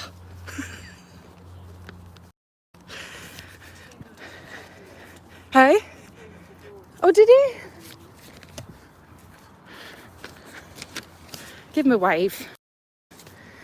So they're probably watching you. Oh, yeah. Inside. Oh, there we go. Look, and here we go, blind tech. We got that blind tech on the go. Here we go. Should we go to the next one? Blind number 1. Hey, oh, he's clever. He is. He hides behind the wall when he does it. Hey, I'm blind number 3. Hey. I don't think they've got blinds there, have they? I don't think they have. Oh, you need more blinds, mate.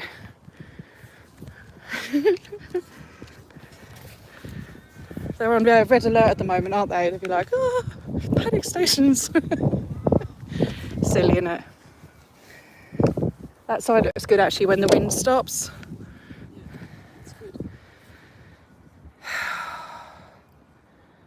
I got blind text, yes. But I didn't get on stand yet. That's my goal. I want to get on Stanley.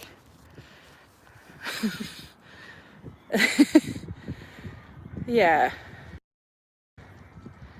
It's just silly, isn't it, Jojo? It's very silly. Their events usually start at 6:30, so I'm guessing no one else is going to come in now. So, but they usually come out like after an hour. Which should be in like 10 minutes, but those guys were late, weren't they? The ones that came in a minute ago. Is it too windy? Can you guys, is there a lot of wind?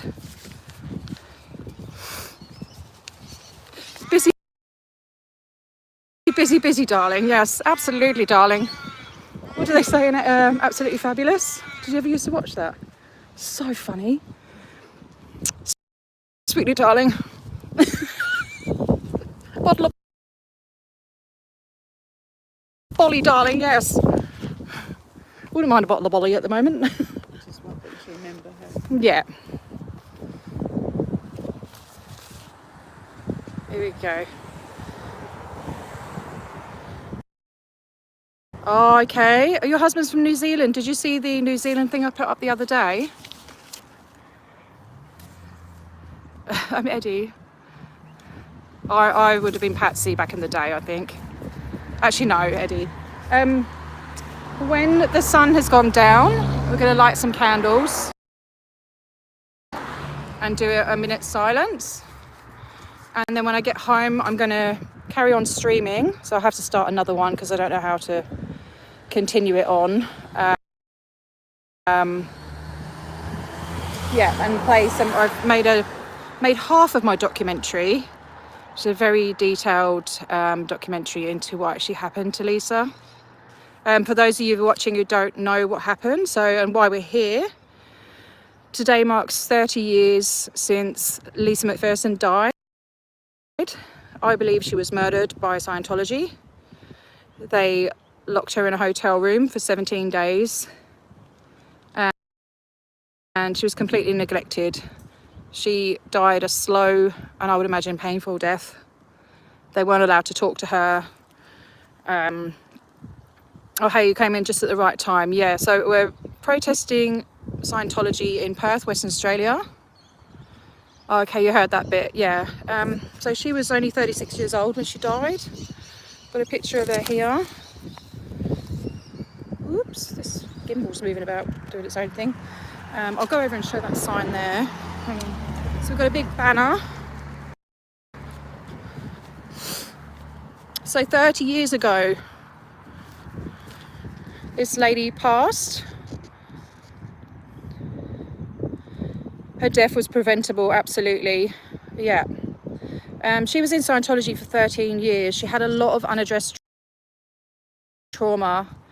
And this is the danger of Scientology. They play with people's minds. They make you reliant on their so-called tech. And the founder, L. Ron Hubbard, liked to call his writings tech. Is he on the blower? Yeah. He's on the phone. Well, I didn't know you couldn't film in there because there was a sign under the flap. Yes, they do not need to join this cult. That's why we're here. That's what the purpose of my channel is to stop people joining and let people who are inside and thinking of leaving know that there is a safe place. There are resources if they want to leave. And sometimes have a bit of fun and annoy them as well. Yeah. So yeah, we're here to remember Lisa. And just spread awareness and keep her story alive. Back in the anonymous movement, there were people all around the world speaking about Lisa, and it just seems to have died out, which was really it's really sad. We're trying to drum up some interest this year with it being 30 years since she's passed. And there was a continuous stream with Scooter Mum. I thought he was putting down, oh my God, they've got a huge blind that goes across. Oh no, they're different blinds. It looked like a huge blind. There we go. We've got blind tech on the front door. Is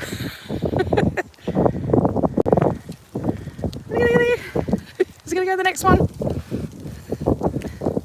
He's going to do it. Got him on the blinds. Is he going to start from the end? We like a bit of blind tech here. Whoops. Still getting used to this gimbal.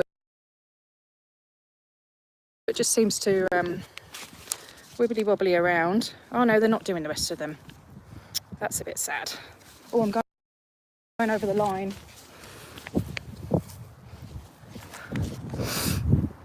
Mustn't go over the line. It was murder, yeah.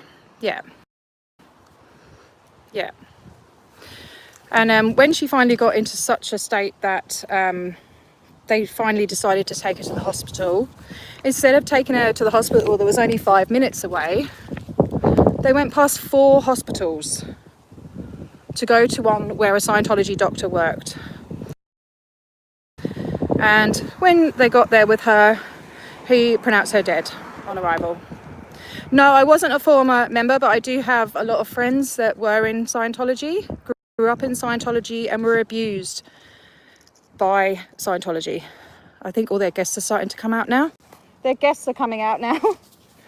She's a gem. She's fixing the banner. It's always incredibly windy here in Western Australia.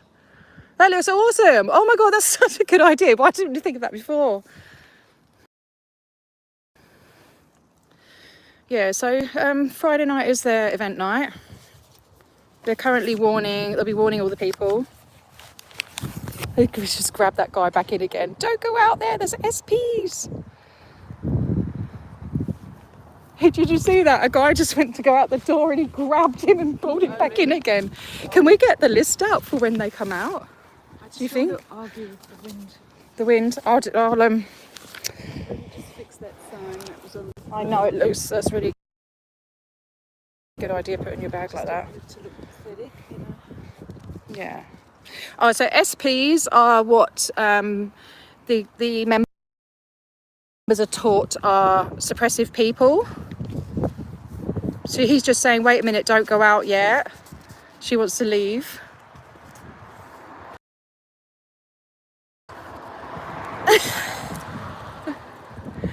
So a suppressive person is somebody that speaks out against the church, basically. And we're very dangerous, and we're all part of an organisation, and we're here to take the church down, and we're like enemies, and they can use fair game against us. So in Scientology policy, it says that you can, what does it say? Just destroy them by any means necessary, and it's non-punishable for a Scientologist, basically, to is it lie? Oh God. Lie, cheat, steal. It is the biggest. So in my opinion, what's your name? Sorry, first name, last name. I'll call you 777 because it's easier. Or name, or first. In my opinion, it's the most sophisticated mind control operation in the world.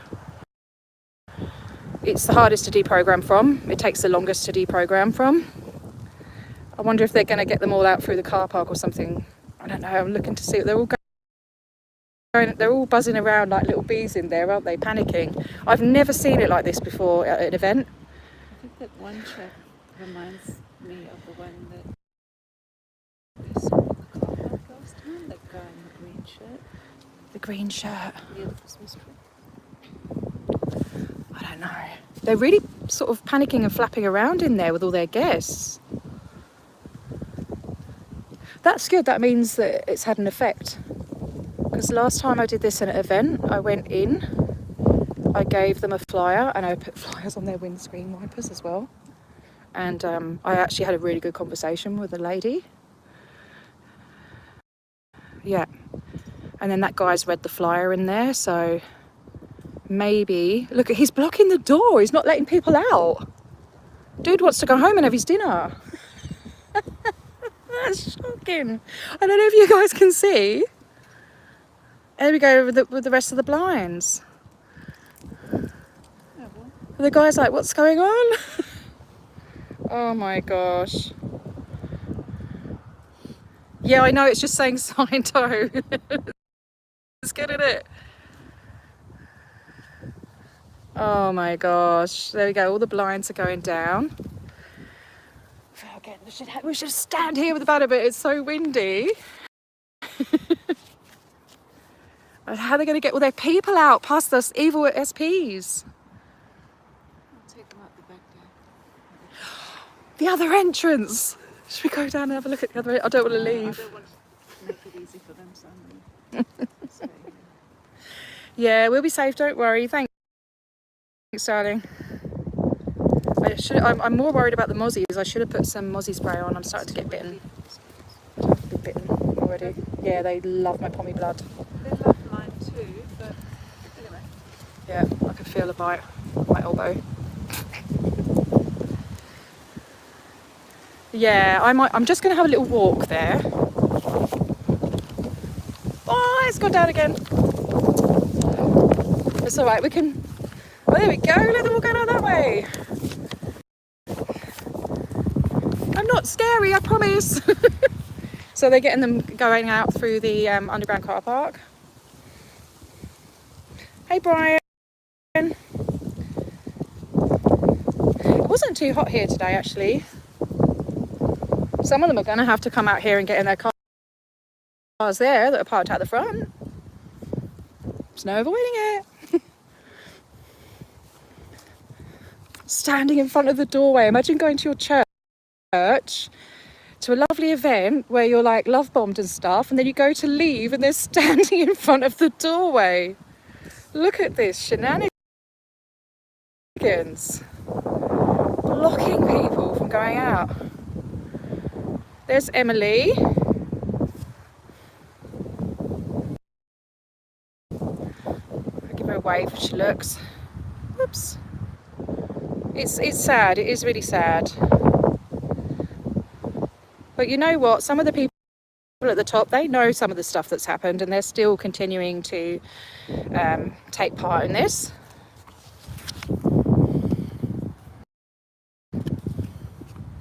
They're having a good conversation, aren't they?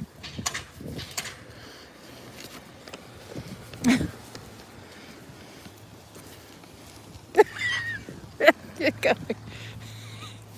Nice one. They'll be like, don't look at them. They've got end theta. Yeah, I know. I always forget something, Sharon. That's how I roll. I have to forget something. Oh, dear. So it obviously hit a nerve with the leaflet, I reckon. He knows why we're here. That's good. I'm glad I went in and did that. Did you leave it there, or did you? He took it from me and he was reading it. I saw him reading it. Yeah. It's all panic stations, isn't it? Oh my gosh, I've never seen so much activity. This is the most activity I've ever seen in this building for the last 2 years. Hey, Sophia. All 8 of them. Yeah. Well, it's like, well, how do I get out of here? The guy, I wish you could see what we can see. You know, when you're filming and taking photos, you don't get the depth of it, but it's hilarious. So they're all getting navigated down to there's an elevator, I think, or stairs to go down to the underground car park. Look. I'm just gonna walk.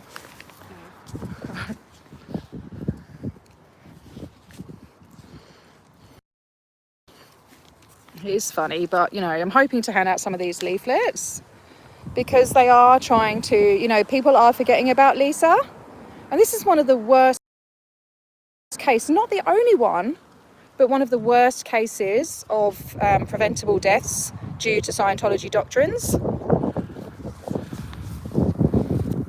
And we don't want her forgotten about. We don't want her story forgotten about because it was a major, major F up, you know. And it was due to the doctrine. I mean, they did do the introspection rundown wrongly. They didn't carry it out properly. But even if they did, even when they do, it's not ideal. It's keeping people away from the mental health help that they need because they're anti-psychiatry, which seems to be a running theme with cults. I wonder why.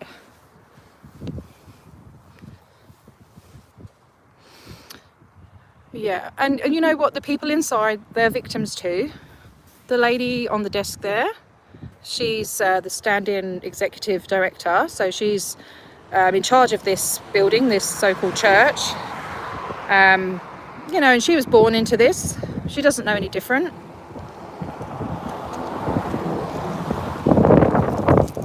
But she's severely, severely brainwashed, and it would take a long time, or for something to happen to her personally, for her to finally see that actually this is bull dust, you know. That happens with a lot of them. So yeah, it is very sad to see.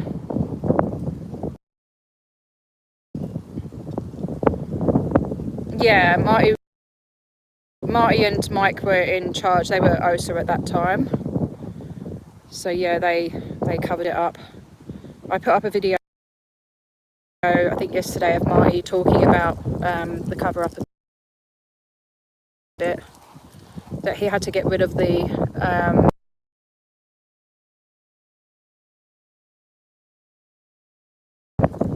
last couple of auditing files.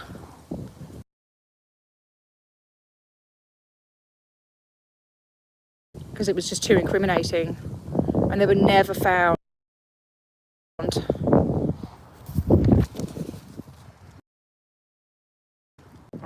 trying to figure it out.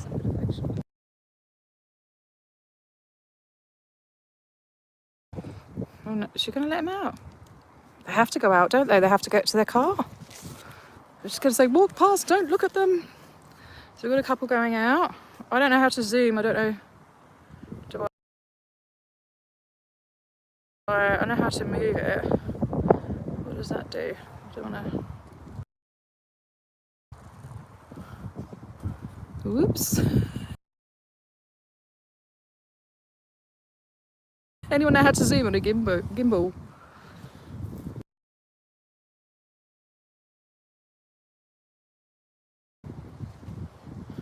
Yeah, I don't know. I could do it with my fingers. So they let those guys out because they're parked right there behind those bushes.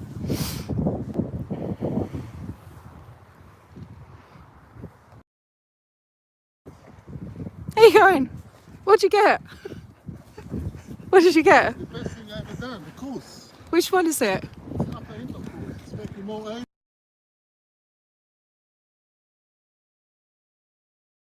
Upper what? Upper Indoc course. Well done.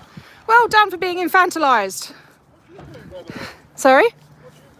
We're memorializing this lady who died at the hands of Scientology at the age of 36 in Clearwater. This is her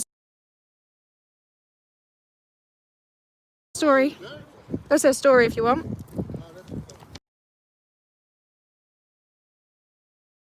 No. I think you should give Well, there's actually, I'll take these, oh shit, these are hundreds of names of people who've been killed by Scientology. But you keep going, you keep funding it, yeah? As long as you're all right, you know what's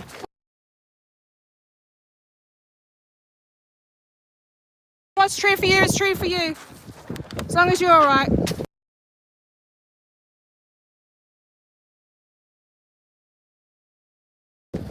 Yep, very selfish.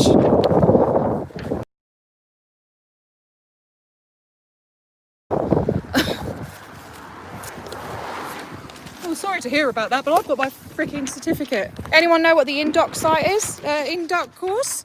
I'm shaking, I'm angry. Sorry, I just needed to just do that. I'm going to roll it up because it's just going to get wrecked, but just made me cross. Fucking arsehole. I would like to give you. It's a scam!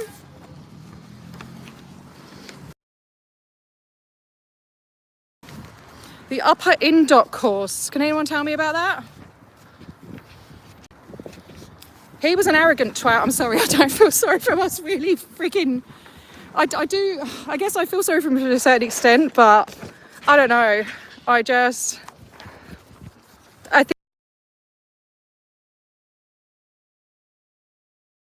think people go in as nice people needing help or wanting to further their careers, and they start off as all right people, but Scientology conditions people to be egotistical narcissists. Their egos are fed so much.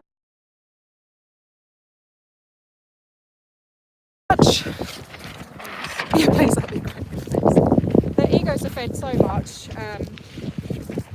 They're taught to look at the outside world as pieces of we're all stupid to them, you know? We're all stupid. They know more. They've got this special technology, this amazing information that's going to save the planet. So that's how he's feeling, and he's on a high. There we go. It just ripped. He's on a high because he's just passed a course on God knows whatever. It's probably just hello. It's probably something. I don't know if anyone knows what the INDOC course is, but it's something that you can figure out yourself. It'll be like how to write a letter or how to improve your business. You know, like stuff that you can figure out yourself. It's the way it's done. It's the way it's packaged. That it's this special information to get you hooked in. I have got about 17 mozzie bites on my arms and fingers. Oh, yeah.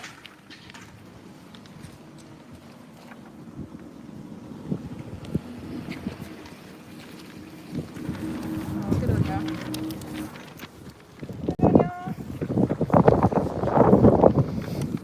Thank you. Sorry, I'm almost done. So I've whipped the list in half, but that's all right. I'm just wondering if I could laminate the thing.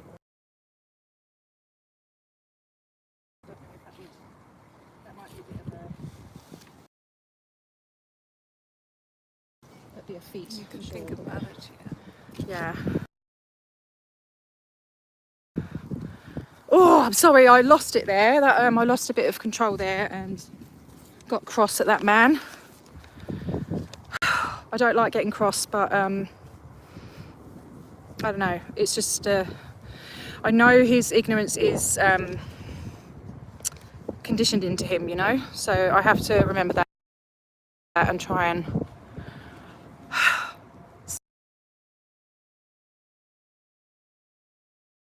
stay calm.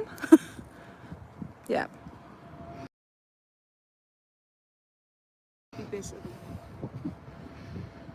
Well, this is That's one of their stable datums, Sharon, is what's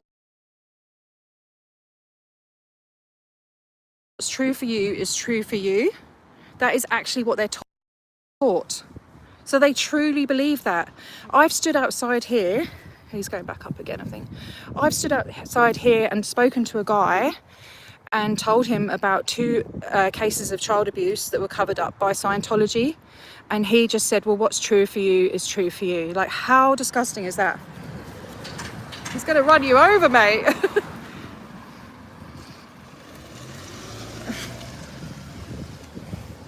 Well done. Ooh, sugar. Starting to get darker. I might just run those, I'm just going to run this back over, put it in my bag, the list. So the list that I got out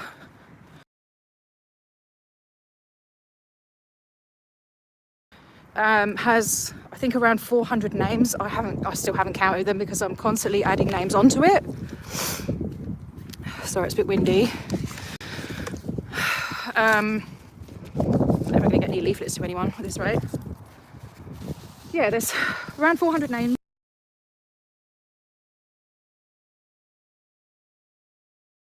of people that have died, whose lives have been cut short due to suicide brought on by psychosis. Hang on a minute, sorry, I'm just trying to fix this banner.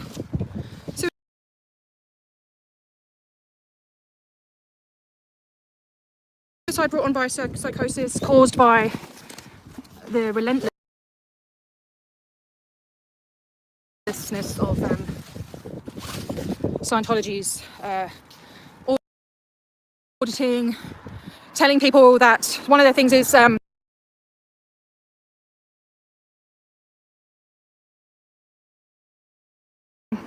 if something bad happens to you, like say you're raped, it's your fault. You pulled it in. It's your fault you were raped. Are they? Oh my God, what the itchiest arms. Getting brazen about indoctrination. Yeah, well, he doesn't think he's indoctrinated. He thinks he's just learned this supreme knowledge that's going to help his life. That's what he said. Did you hear?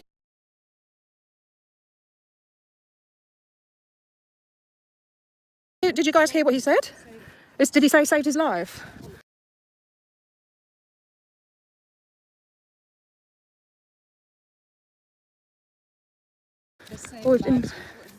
Yeah, it's all their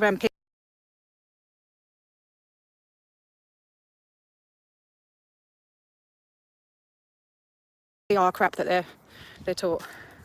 Thanks for modding, Joe.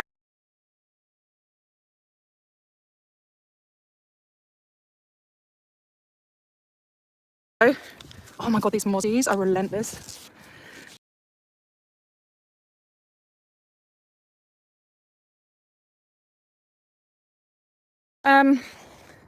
Maybe we should get the candles out.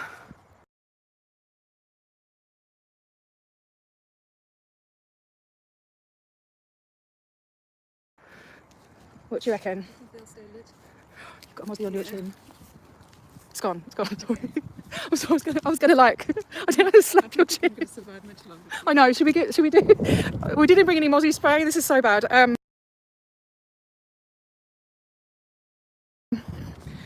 Ask them why the higher audit levels don't stay clear. Yeah, well, because clear doesn't exist. I want to put this on the ground and sit on it or something, and light candles so people can see. I think that's.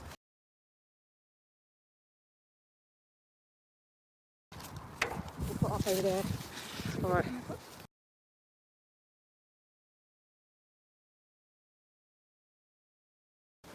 Do you want to hold on? Thank you. I'll just bring the back. I'll just bring it over. Sorry. We're getting eaten alive by mozzies, so we're gonna sit outside with the candles, with the massive banner. Because I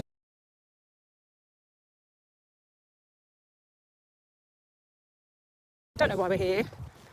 We need a big old.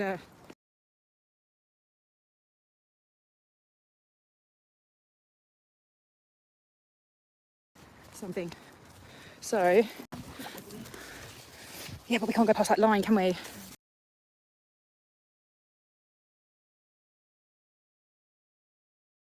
So, we just put it like that. I know it's on the ground, but they might see it. They should see it. Whee. I'll put something on each corner.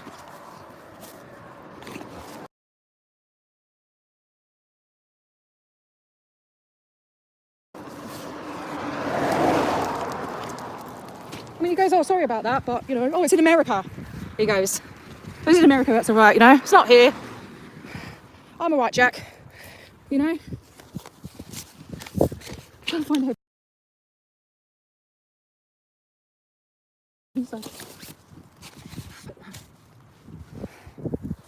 There we go. That's, you know that's going to blow, isn't it? Pardon the pun. Might just, I don't know. Bit of that. Sorry if I'm a bit all over the place, people.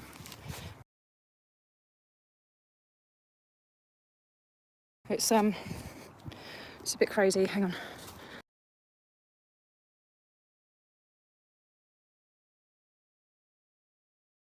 I'll try.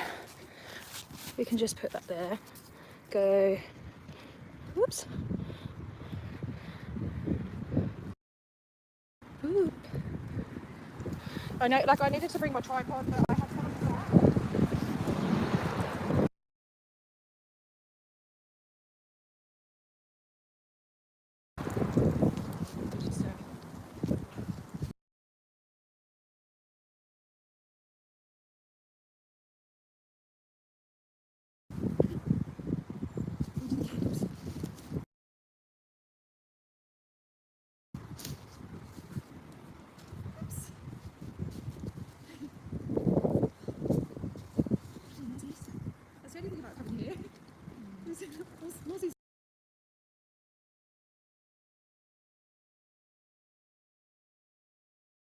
Ants.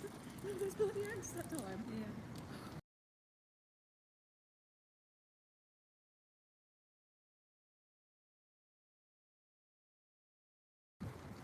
Ants fucking huge.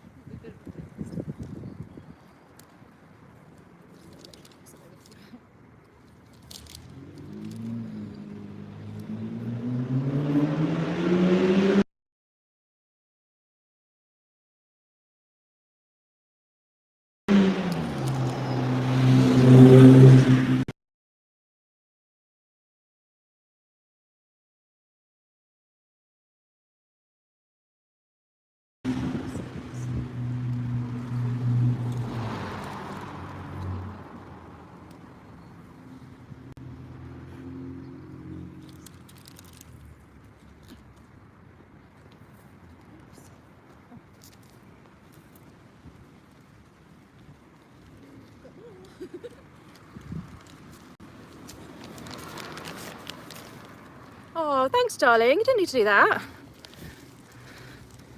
I know you can't see very well. I'll do another, I'll pick you up in a minute and show you what we're doing.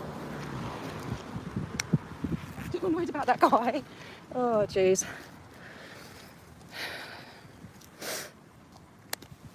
Hope it doesn't look like we're having a blooming seance or something. Oh, there's a red one. Random red one. Oh, it changes colour. I didn't want a colour changing one. These must all be colour changing one. Oh, it's a bit silly. Never mind. And that one doesn't work. Alright. There we go. Got a couple of colour changing ones on the end. Alright. Oh, there we go. Alright.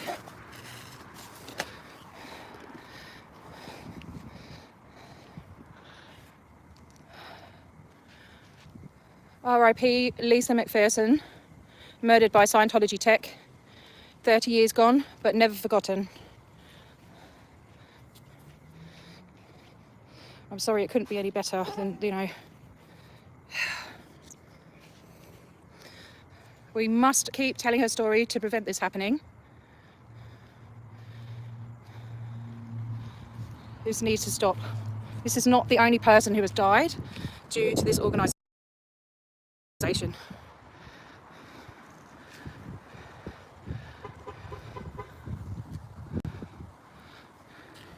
So we do a minute's silence. Have you got a timer? Oh, you bastard. Just caught one in the act. Bloody mozzies.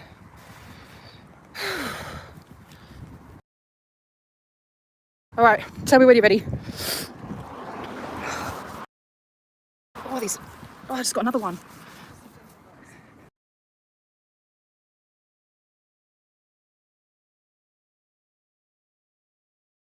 Hey? Sorry, ready? All right,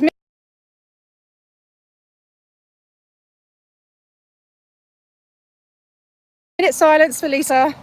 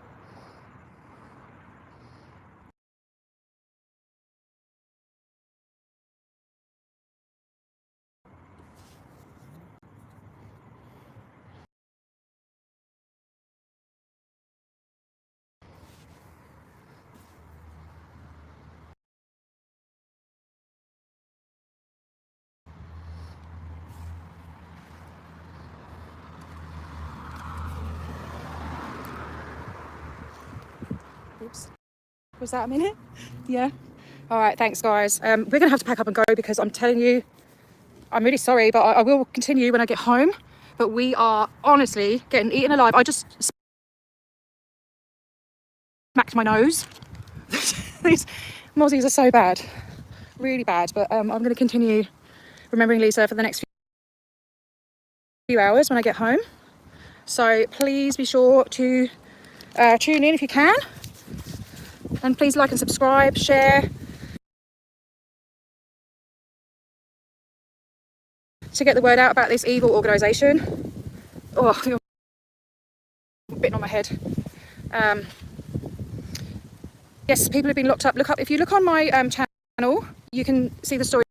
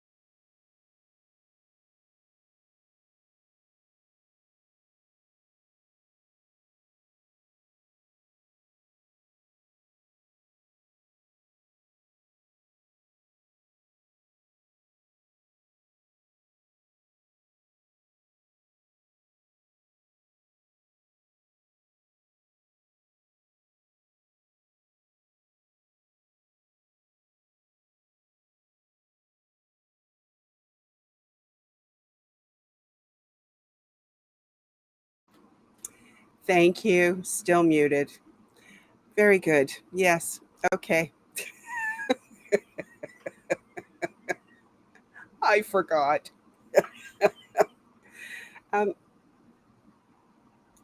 Sorry. Kiko. Standing where he's not supposed to. Yeah, I should be back now.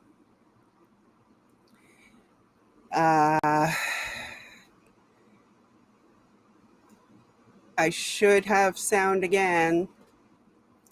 Do I have sound again? I should have sound again.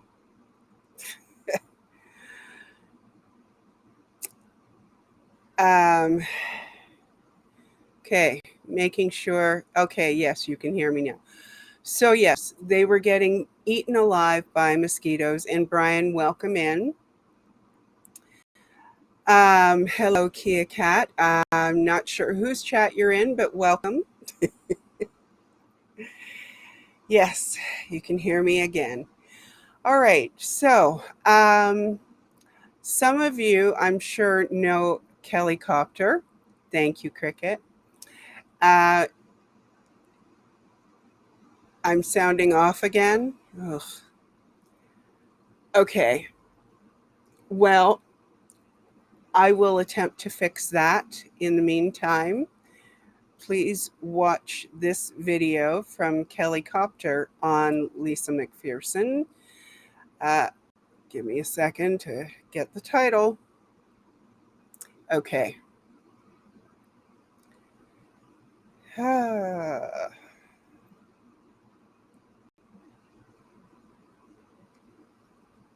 One moment. Okay, here we go. In room 174 at the Fort Harrison Hotel, Lisa McPherson is isolated for 17 days. She is completing the introspection rundown, an isolation watch, with 24-hour observation. The step consists of locking a person in a room where they cannot communicate with anyone. No one is to communicate with them, and they're to be kept there until they supposedly come out of their psychotic state. Lisa McPherson, who is mentally unstable, according to Scientology, is having these people come in and try to force feed her. And she's yelling and screaming at them. She's banging on the wall. She's fighting with them. She's asking them questions, but they are not allowed to respond to her. All they can do is turn around and walk out the room and then write a report to the case supervisor and close the door behind them. And she's not allowed to leave. These 17 days were the last days of her life. Born in 1959, Lisa became a Scientologist at just age 18. In 1994, she moved from Dallas, Texas to Clearwater, Florida for her work with AMC Publishing, a company that was mostly staffed and ran by Scientologists. In June 1995, Lisa was placed in her first introspection rundown due to her perceived mental instability. She completed the process and attested to the state of clear by September. I was walking through the Hubbard Guidance Center. I was walking through that one day and a door kicked open and I heard this loud voice hollering in glee. I went up to one of the class 12s and I said, "What's happening here?" He said, "Oh, that's Lisa McPherson. She just attested to clear. You've got somebody up in the Hubbard Guidance Center who just attested to clear, who looks to me to be on the verge of psychosis." On November 18, 1995, Lisa was involved in a minor car accident. She was unharmed, but paramedics became concerned when she began removing her clothes while saying, "I need help. I need to talk to someone." She would later say that she removed her clothes in order to get counseling. Lisa in the accident scene was behind our ambulance, and he says, "You're never going to guess what she's doing," speaking of Lisa. And I said, what? And he says, she's taking off her clothes. And it was like a few seconds later, she came walking down the side of our ambulance with not a stitch on. As I went to get her, you know, I said, Lisa, you know, why did you take your clothes off? And she said, I wanted people to think I was crazy so then I could get some help. The paramedics took her to the hospital and agreed, though she was unharmed, she should be kept for observation.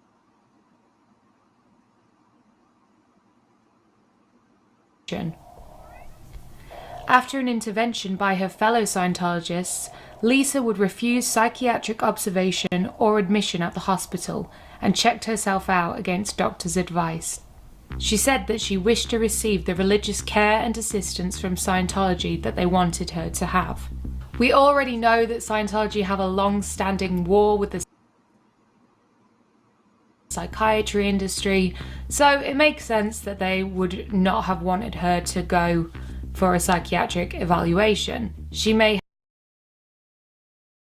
have been prescribed medication or referred for some other treatment, but had that happened, she might still be here with us today. After checking out of hospital, Lisa was taken to the Fort Harrison Hotel, also known as the Flag Land Base. Here she was put under the care of staffers belonging to the church's Flag Service Organization, or the FSO. According to Scientology, Lisa was brought there for rest and relaxation.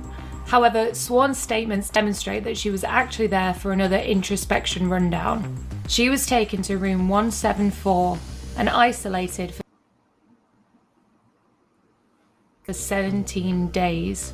She was intensely audited and even given tapes of L. Ron Hubbard to listen to during her isolation. She continued to lose touch with reality. It's reported that she began hallucinating that she was L. Ron Hubbard and began self-harming, bruising her fists and feet on the walls and injuring herself.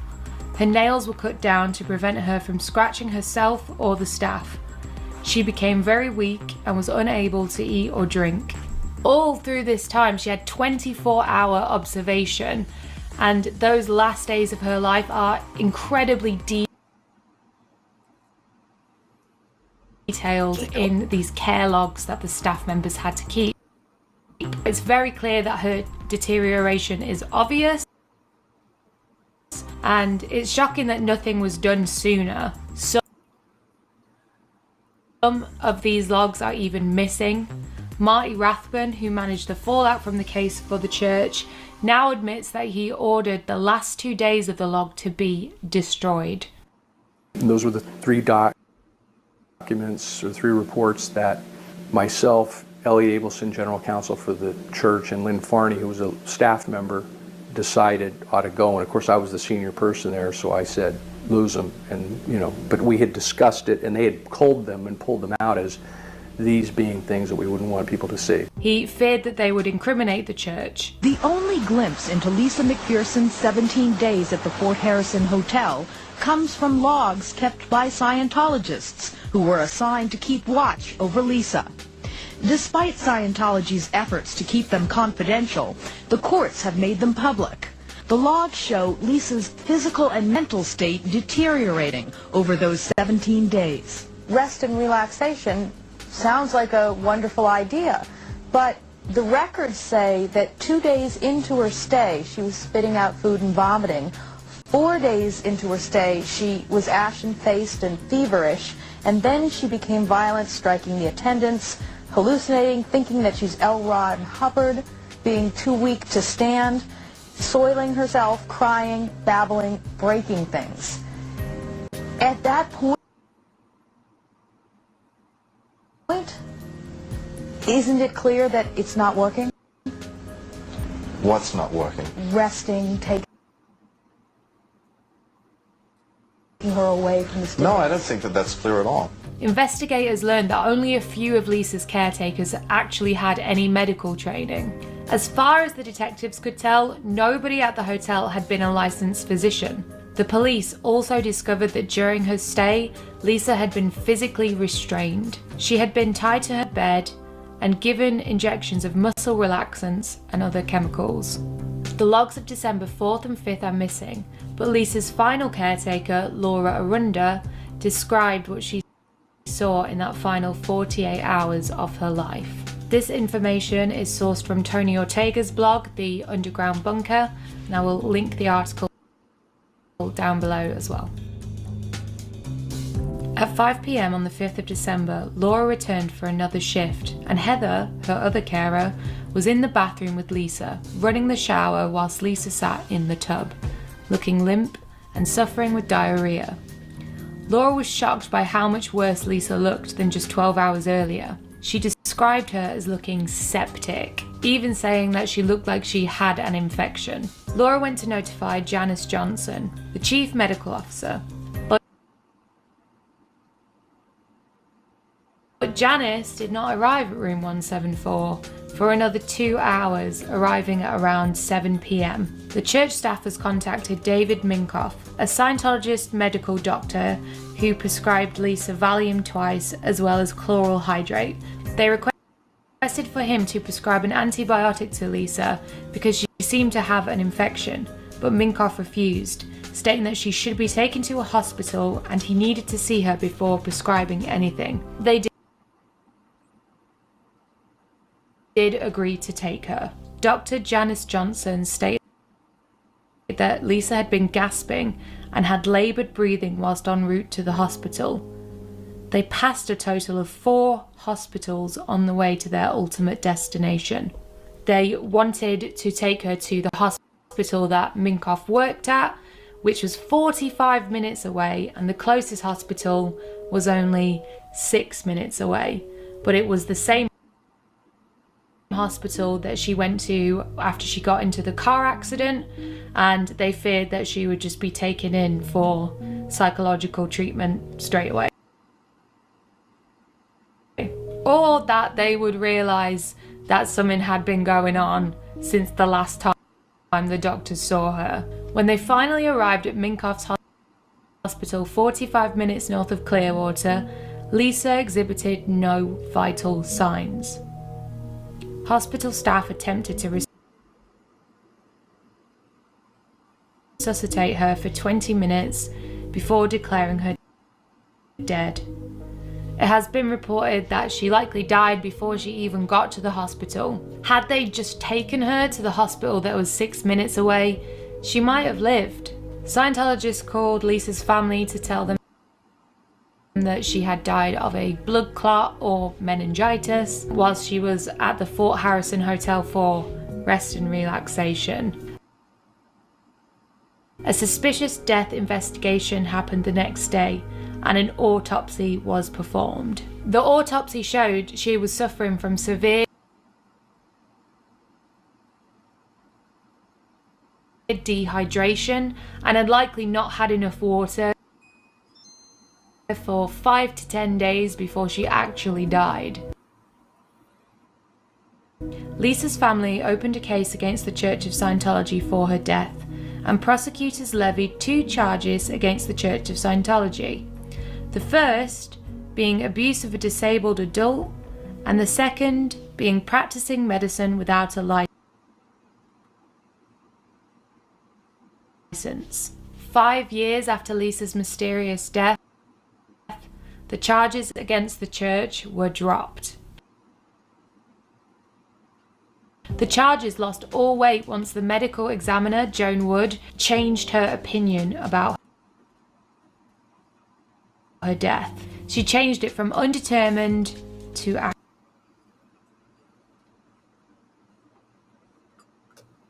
accidental. At first saying it was a blood clot caused by severe dehydration and bed rest, and after Scientology involved themselves in the investigation, she said that she did not know the cause of death. She resigned shortly after. Joan had been a medical examiner for 18 years. She conducted more than 5,600 autopsies, and she testified in hundreds of murder trials. Unfortunately, this case will be the one she is remembered for the most. It is speculated that Scientology influenced her to change her report. The church had spent around $30 million dealing with this case. They eventually settled for an undisclosed amount with the family. Lisa's death is devastating, and pickets are actually held outside the church on the anniversary of death because many people feel that justice was not served. Nobody actually got charged for what happened to her. Scientology took this opportunity to create a new clause which would state that they would not be responsible for treating medical conditions, which would stop anyone suing them for neglect in the future.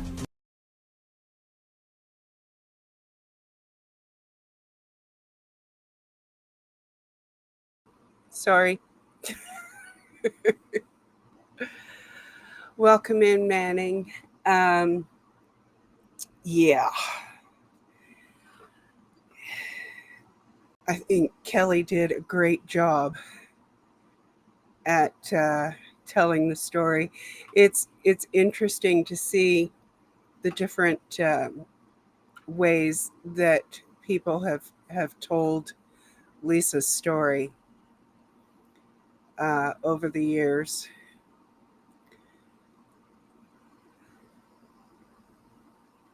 Yeah. The disgusting thing is they sign paperwork to say that when you are in Scientology, that if you go to hospital, they can come and discharge you as you've signed over your rights. Yeah. They, good morning, Laurie Marie. The longer they are in business, the more loopholes they seem to find. And sadly, it's through experience and at the cost of people's lives. And yet, they just keep on going. So,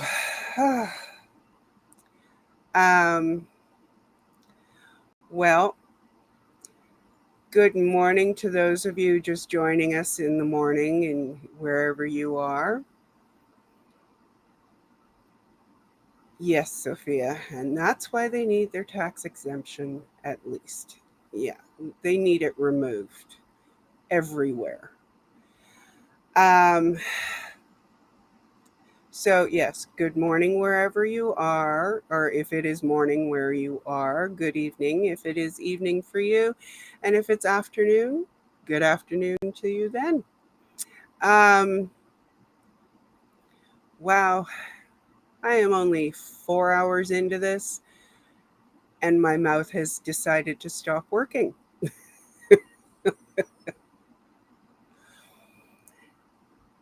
With a little side of brain too. It's decided to take a little vacation. I am hanging in here, Fila. Thank you. I had just had some breakfast delivered to me, so thank you for watching out for me. I did not see Nora's post about Scientology data breach. Ooh. I will have tea in a little bit, but in the meantime, I have water and I have some food.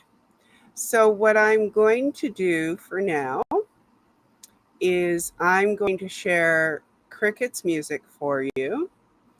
And there is usually a little video that goes along with. So I will be off camera enjoying my breakfast and watching along with you. Just give me a moment because all these titles are, yes, my brain ran off to the swings. Yeah.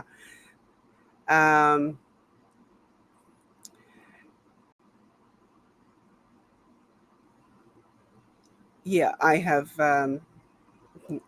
granola in yogurt, so I will be muting myself while we all enjoy it together. The video, that is.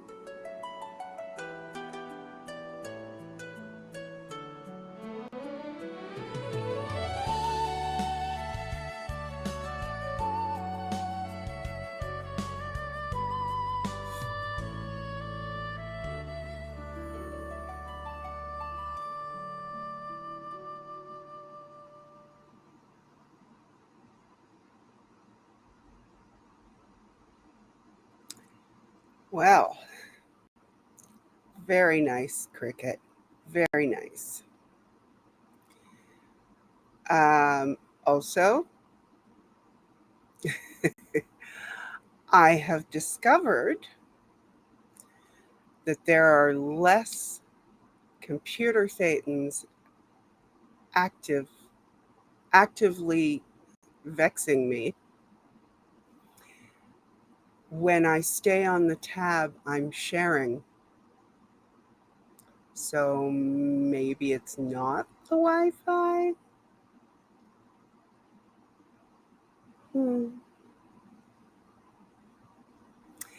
Anyway, I will try to remember to do that. Of course, it makes it harder to keep an eye on the chat.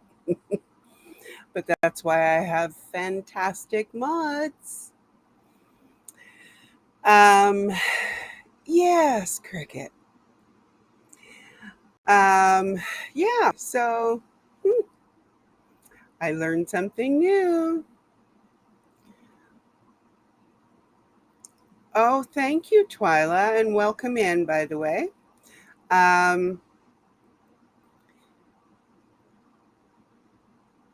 If he, I have no way of reaching Nathaniel. So I would just have to try to keep an eye out for him. And my notifications are very, very quiet for the stream. So not totally silent, but pretty close. I would have to be notified when he goes live, if he goes live. And then I would happily share him if he's okay with that. Good morning, Rika. Lifelong learning is right, Sophia. Oh, it's going to make life even more complicated during the scooter report, though. But that is not a problem for today. Okay, so I do not know if T has gone live yet. I'm going to just refresh a YouTube tab I have going here. I don't see any signs of her as of yet. So if somebody will do me a favor, and if you get a notification or see that she goes live, if you can let me know in the chat, I will go to her.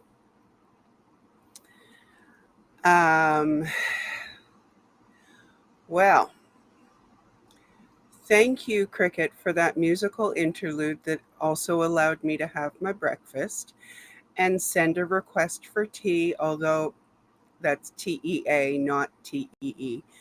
Although, thank you, Cricket.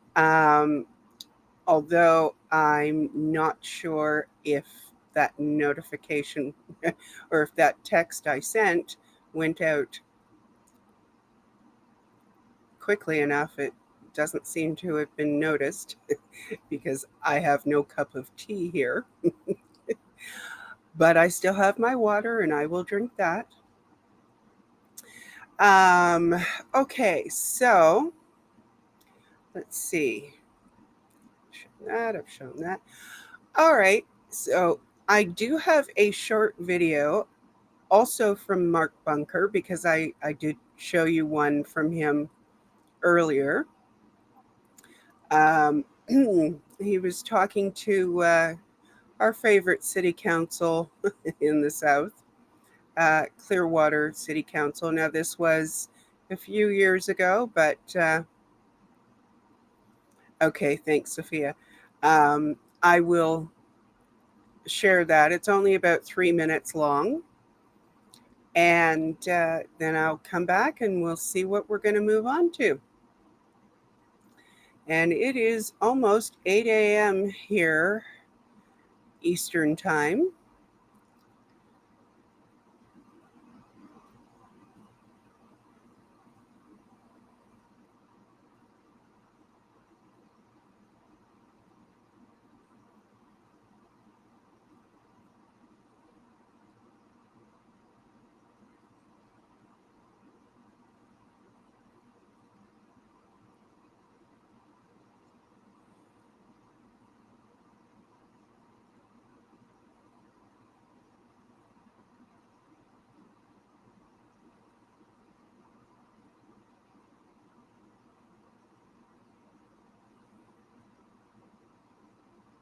Oh no, not again.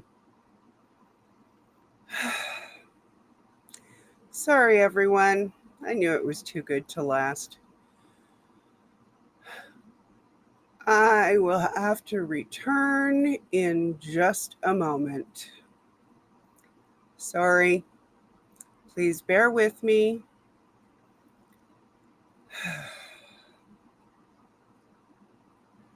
Computer Thetans.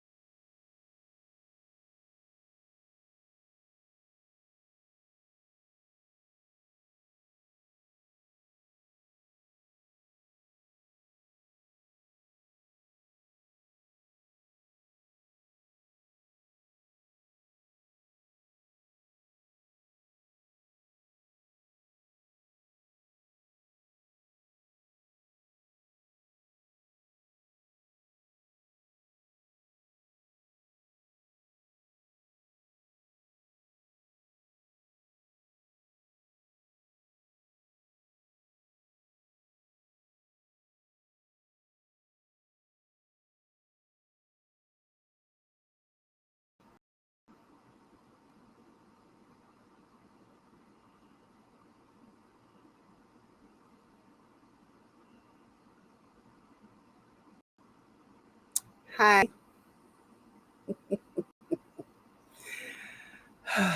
Shall we try that again?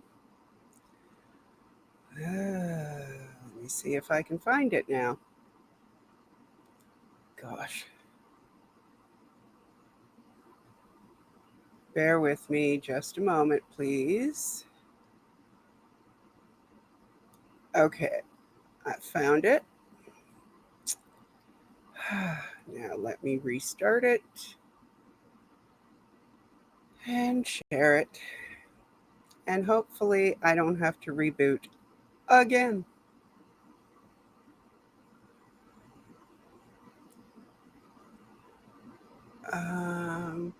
Sorry, one more moment.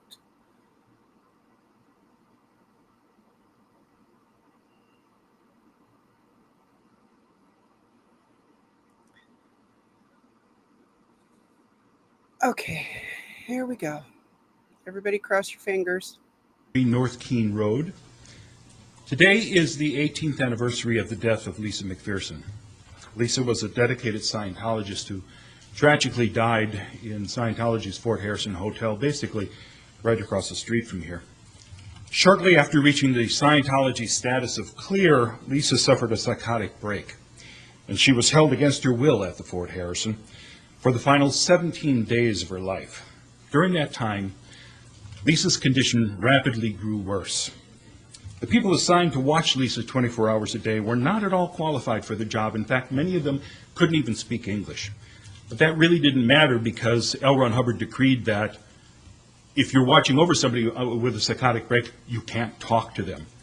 So basically, Lisa McPherson was locked in a room, hallucinating, barking like a dog, thinking she herself was L. Ron Hubbard and smearing her feces on the wall, while people who wouldn't speak to her were forcing medication down her throat with a turkey baster.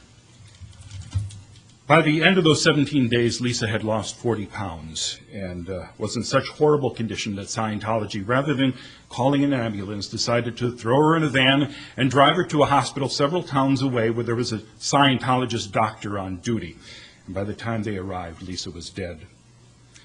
I understand the city is thinking about finding a better way to work with Scientology and sitting down and mending fences with David Miscavige, the current leader. I'd ask you to remember that when Scientology was criminally charged in Lisa's case, Scientology didn't bat an eye before destroying key evidence in the case and whisking people out of the country before they could be questioned by the police. For the past couple of years, Scientology has been harassing the former second-in-command of Scientology, Marty Rathbun, and his wife, Mosey. They spent hundreds of thousands of dollars trying to harass these two people, and they lied about it to the media, to the police, and to the courts. And it only was after David Miscavige was personally added to the case that Scientology said, "Oh, all right, well, we did it. We're behind it. We paid for it all. It was our assignment." I'm all for communicating. But if you want to talk to somebody, don't talk to David Miscavige. Talk to Marty Rathbun or talk to Mike Rinder, who was another former high executive in the church who lives in this area. Scientology has been systematically breaking up families through their policy of disconnection, emptying parishioners' bank accounts and forcing women to have abortions so that they don't slow down in their work for Scientology. I know it's a lot easier to turn a blind eye to the way Scientology behaves, but it's not the right thing to do. On this date every year, people all around the world turn their attention to Lisa McPherson and to the city of Clearwater. I'd ask you to help those people who have been victims of Scientology. Thank you, sir. Okay. Wow. Mark Bunker never fails to deliver. Also, it's my day to learn new things because I have discovered that with the latest update from Chrome, it now allows us to split screen with 2 tabs. So, yay! That allows me to look at the chat here and watch the video I'm sharing and cut back on the computer Thetans. Of course, when they decide to take out all video, there's nothing I can do about that except reboot. And yeah, that only happened after it came back from repairs. So I'm just taking a moment to try to catch up on the chat here. And thank you for keeping each other company while I was unavailable. Oh. God.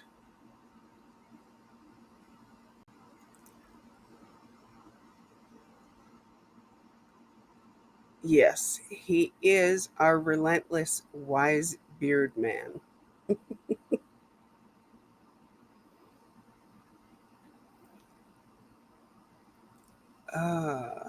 I know I need my tea. I may not get my tea right now because I think one daughter has left and the other is asleep still. So, because she's off today, so she's going to enjoy sleeping in. That's okay. I can survive.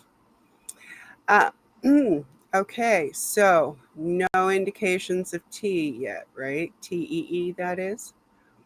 I'm just checking my YouTube. Nope, I do not see her as of yet. Oh.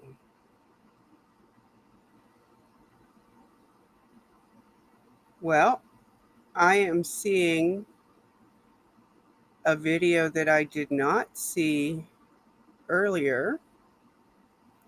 Now, it was recorded 11 years ago, but it just might be worth a watch together. And I will tell you that since I literally just found it, I have not. Where did it go? Oh, no, that's not it. I have not seen it yet, and now I can't even find it.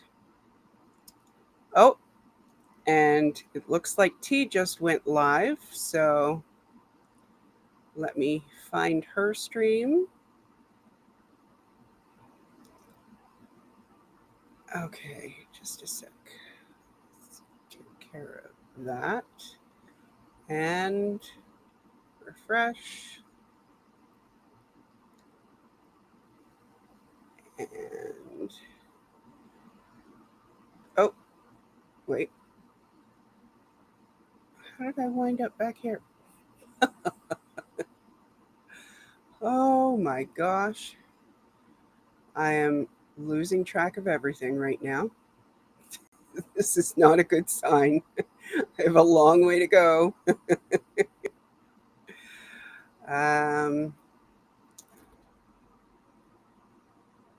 Nope. I swear I had a notification. That's weird. All right. Let me. Sorry, folks. The fun of live. Let me check. I'll go to her channel and see. Now that looks like that is, yep, that's the stream. That's our stream. That's okay. So I got a notification for no reason. Oh, wow. Okay. Hi, Susan P. T is live. Okay, so I'm not losing my mind yet,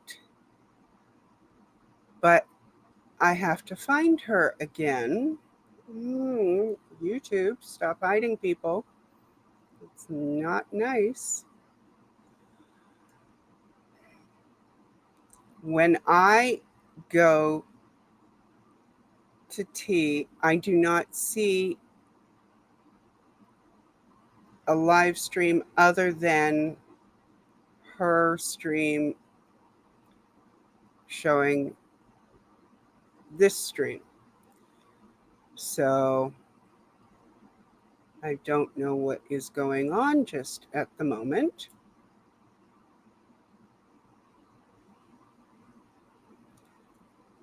I'm going to come back to chat in just a second. And see if somebody can update me and just check the stream for me and see if you can find it. And if you can, please send me a link to it. That'll probably be easier.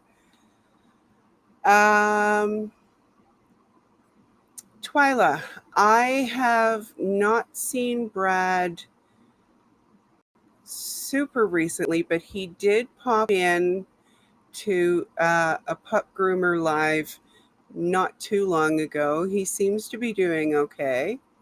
I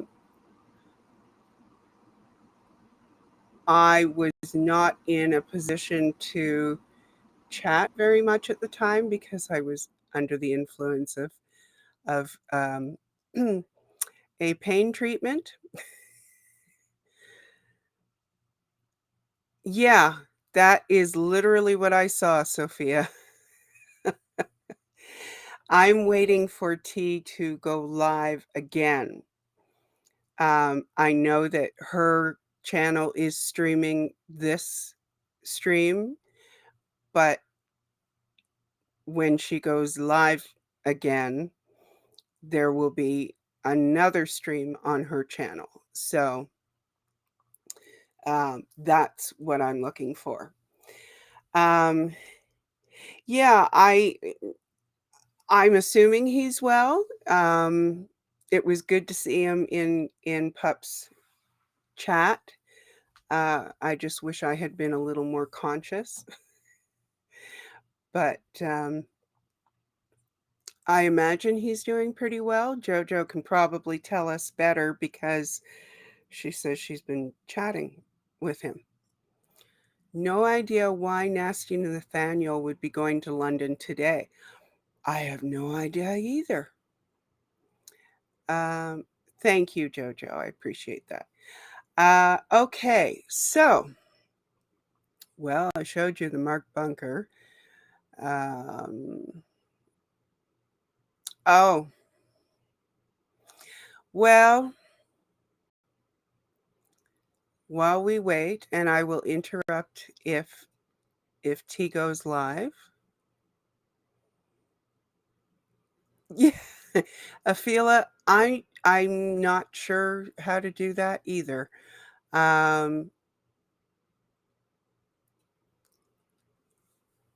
I've never had to, so I've never done it. Oh, T has joined.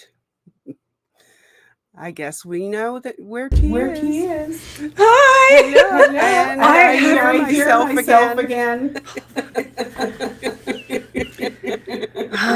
Hang on. Okay. All right. There's nothing I can do about that until I get another monitor that has speakers built in. So I'm so sorry. I think what happened. So I was trying to figure out how to get when I come on for it to stream on my channel. And so I like went through all the settings and everything, and I connected my Facebook and my YouTube, and then it was like, but I was just sitting there waiting because I was eating my bananas and custard. I just bought some bananas and some nice fresh custard, and I was just like, have a little snack. Sorry, I'm trying to sort my hair out. I hate it being all there. Yeah, I had a little snack, and then I came in, but I didn't know, I can't see it streaming on my channel. So that's really weird. Does it come up? Yeah. Can anyone see if it's on my channel now? Yeah, it still Interesting. is. Yeah, right. So I don't see it. Oh, I see. Yeah, no, it's not coming up on mine. I don't know, whatever. Anyway, I'm here. I thought I'd come in and say hello after going down to the org and maybe do a little recap of what happened. I don't know if you streamed any of it or what's been going on here. Yep. You did? Yeah, it was a bit. Whole thing. Yes. My nose is actually, I don't know if you can see, but on one side it's really swollen. I've got about 3 mosquito bites on my nose. We had to go because we were just getting just eaten alive by mosquitoes, and I have allergic reactions sometimes. I was actually getting worried because my throat was kind of starting to go a bit tight earlier. That's why it took so long to come in. Yeah, it was savage, absolutely savage. You know, we were seeing them on each other's faces and stuff, so we were like, it was horrible. But apart from that, I think it went well. Yeah, I think it did too. I'm going to try and mute my, sorry. I will mute while you talk. Thank you. Yeah, no, I think it went quite well. What I was seeing in the chat looked pretty good. I think everybody appreciated you being out there. I think everybody enjoyed the banner quite a bit and appreciated the moment of silence and the candles. And of course, we all enjoyed the blind tech, but they did flunk the blind tech. It was No, it's okay. I was just going to say, Sophia just put up a comment, insects are a nuisance. Go ahead, T. I feel like my lips a bit swollen as well. I'm just like, honestly, my legs and my arms feel like they're on fire. Yes, it was really funny. That's the most action I've ever seen in that org. So I'll just talk through what happened, I guess. So I met my friend there, Frio Neverin. She comes occasionally with me to protest. She has her own channel, but she doesn't stream or anything. Some of you may have seen her. I think she comes into she might come into your channel sometimes. I've seen her on Aaron's, and there was another one the other day. Anyway, got the big banner out. So I've got a big 6-foot banner saying rest in peace, Lisa McPherson, 30 years gone but never forgotten. And it's so windy. It's always windy here in WA, Western Australia. So I call it windy arse because it's just always windy. So we were trying to like put the banner up on the big like fence across the road, so that it could be sort of visible. But there's actually a tree that's been planted in the eye line of, you know, opposite, like where the door, so right opposite their door. So yeah, some disease-borne ones. Yeah, I know the areas. There's Ross River about 3 hours down the road from me, which is a really horrible disease that you can catch, a waterborne disease. I believe it's waterborne. Anyway, yeah, so our eye line was a bit kind of obstructed by this tree, this sapling. Well, it's like a little tree. It's going to get huge probably, but then we'll have some shade to sit under when we protest. So I thought, well, I've got these leaflets. I'm just going to go into the org and give one to the person at the desk, because I've done that before and they've taken it. Yeah, I should take some Benadryl. I will in a minute. I'm so itchy. I went in there and gave the guy one of the leaflets that tells Lisa's story, the one that I read out earlier, on here. And he took it from me. He looks a bit kind of like, oh, you know, but he wasn't like, I don't know, he was a bit of a grumpy guy. But I mean, I would be if I was sitting there. And then, I said, please read it. And he had a little boy next to him, which I assume was his son. There was also a young girl there as well, which, you know, I hate seeing the children there. But he was reading it. I watched through the window and he was reading the leaflet. So that was good. And then shortly afterwards, he decided to shut the front door, because I walked in there with my gimbal and everything. He shut the front door and everything. And that was where it started to be like, okay, he's recognized us as SPs. And at the time there was an event going on. And so like 10 minutes later, when the event finished, all of the people started coming to the front of the org to like leave, you know, and go and get in their cars. And there's this one guy like came up and opened the door to go out, and he literally like yanked him back and shut the door. It was so funny. It was hilarious, but at the same time, like shockingly just so wrong. And there's this poor like Asian guy, like quite young guy. I've seen him there a few times, and he's going, you know, he's going up to the door, like going, oh, you know, like, oh, why can't I get out? Then the ED came down, and they seem to be having a bit of an argument at the door, her and this guy, and he's putting his arms out like this, like, no, don't go out there. And it was all quite dramatic, and they started putting the blinds down, and then there's all these staff members and members of the public all kind of like buzzing around, and it was quite entertaining. But at the end of the day, I hope that, I mean, this was all caused by giving that leaflet and our presence there, you know. We did have an interaction with one Scientologist who came out, and he was like, look, you know, and he was really happy because it's graduation night there as well on Friday. In fact, that's probably what it was. Well, it wasn't an event, it was graduation. So he came out with his certificate, and it was the Advanced Indoc or something, Hubbard Indoc course, which I haven't heard of, but Indoc's indoctrination in it, so wherever it is. So he was all proud of that, and I did get a bit snarky with him because he's like, well, what are you doing here? And I tried to give him a leaflet, and then Frio said, you know, we're here in memoriam of Lisa, somebody who was killed by Scientology 30 years ago. And he was like, oh, you know, it was in America, was it? Like that? And we're like, yeah. And he was like, oh, sorry about that. And he goes, oh, but this is helping my life or something like that, you know. And I just got like snarky with him and I said, well, you know, as long as you're all right, you know, because one of their staple datums is what's true for you is true for you. And then I was just like, right. I got a bit angry and I got the list out and I said, well, there's these 400 other people too, and like rolled it out across the driveway. And I was just so, I know he's brainwashed, but just for him to be so flippant about someone's life, and oh, well, it's in America, so it's all right. It really made me cross. And I shouldn't have lost control, but you know, it's, I don't know. He went off anyway, on his jolly way with his flapping his certificate. I said, oh, well done for being infantilized.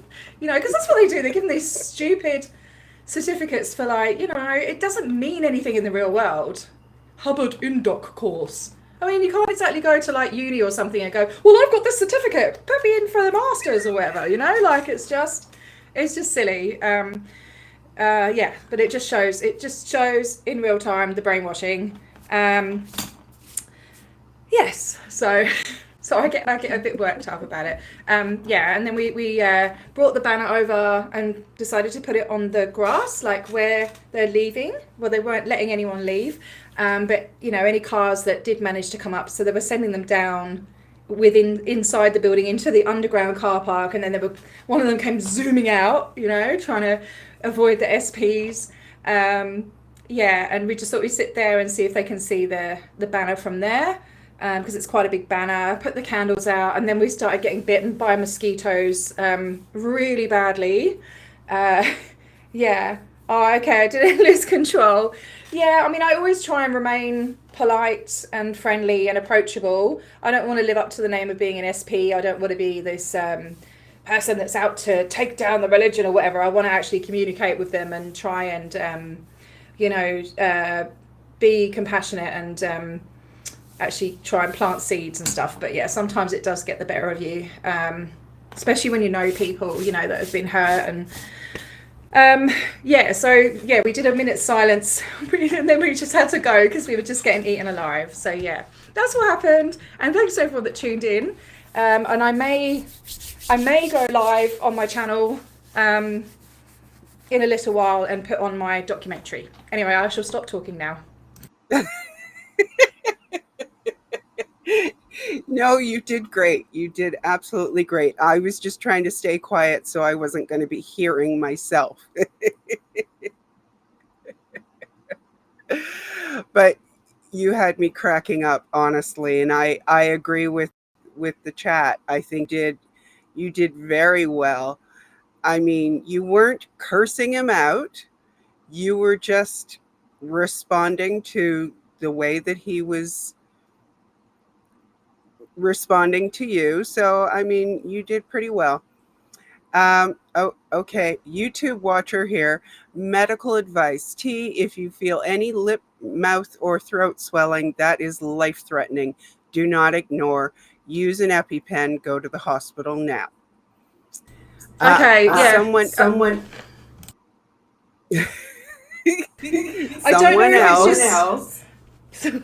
I don't know if it's just me imagining. I know, sorry, mate. I'm going to have to get another screen. I don't know if it's just me imagining it because I'm so itchy and swollen. I don't know. Oh, my computer's doing it again. T, stick around. I have to restart again. Your Parkinson's has come on. Yes. I'll be right back. Okay. Yeah. MCAs, yeah, okay, can make the body. Okay. What's MCA? What do you mean MCA? I don't know what MCA is. No, thank you so much for the advice. Yeah, I get really, really itchy and I just they love my pommy blood over here. Ah, jeez. Yeah, I've got to stop scratching. What was I going to say? I haven't got my background up. It looks awful. I might go on my channel in a little while and put up the first part of my documentary. I'm not sure how many parts there's going to be yet because there's still a lot to cover. It's a very in-depth documentary about Lisa's life and what led up to the what sort of I believe contributed to her death, her mental state, her childhood, stuff like that. So yeah, I'm going to upload that. Hey Lara, how you doing? Okay, mass cell activation. I'll have to look into that. It's honestly, it's killing me. My nose is swollen. Well, it's starting to go down now, but as soon as I got in the car, like, you know when you can see when something's on your nose, like if you got a little, I don't know, something, bit of dust or something on your nose, you can see it out the corner of your eye. I can anyway. I was like, why do I keep seeing my nose? And then I went in the car and looked in the mirror, and I was like, oh my god. So I was like, yeah, okay. Yeah, no, I know, anaphylactic and all of that. I don't think it's that bad. It's not feeling swollen up anymore. It might have just been in my head, because I do, whenever I get bitten by mozzies, I get big welts, you know. She's back. Hi. Oh gosh, I do not know why. I mean, I might need to switch back to my old computer while I stream, because it only ever happens if I'm on a stream. And usually when there is more than one person on the stream. It's so weird. Yeah, I was going to say, so before I was so rudely interrupted by my computer, um, Sophia said to stop the itch, at least with vinegar essence, but you need to do it before you scratch. Well, it's a bit late for that.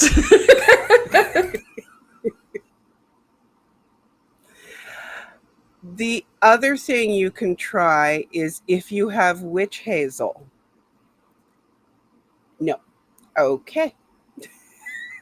I've got a drawer full of creams and all sorts of itchy things. I've got apple cider vinegar, but I don't have normal vinegar, so I don't know. I'll just try loads of stuff and yeah. Oh my god. It's just honestly, I feel like my legs are on fire. I'm glad I'm making you laugh, Lara. It's horrible. Welcome in, Lara.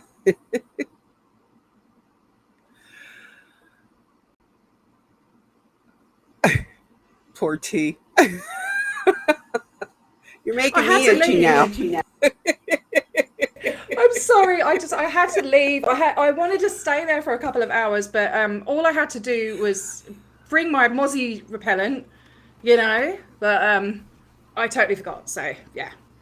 Toothpaste. And Cricket says toothpaste. Yeah.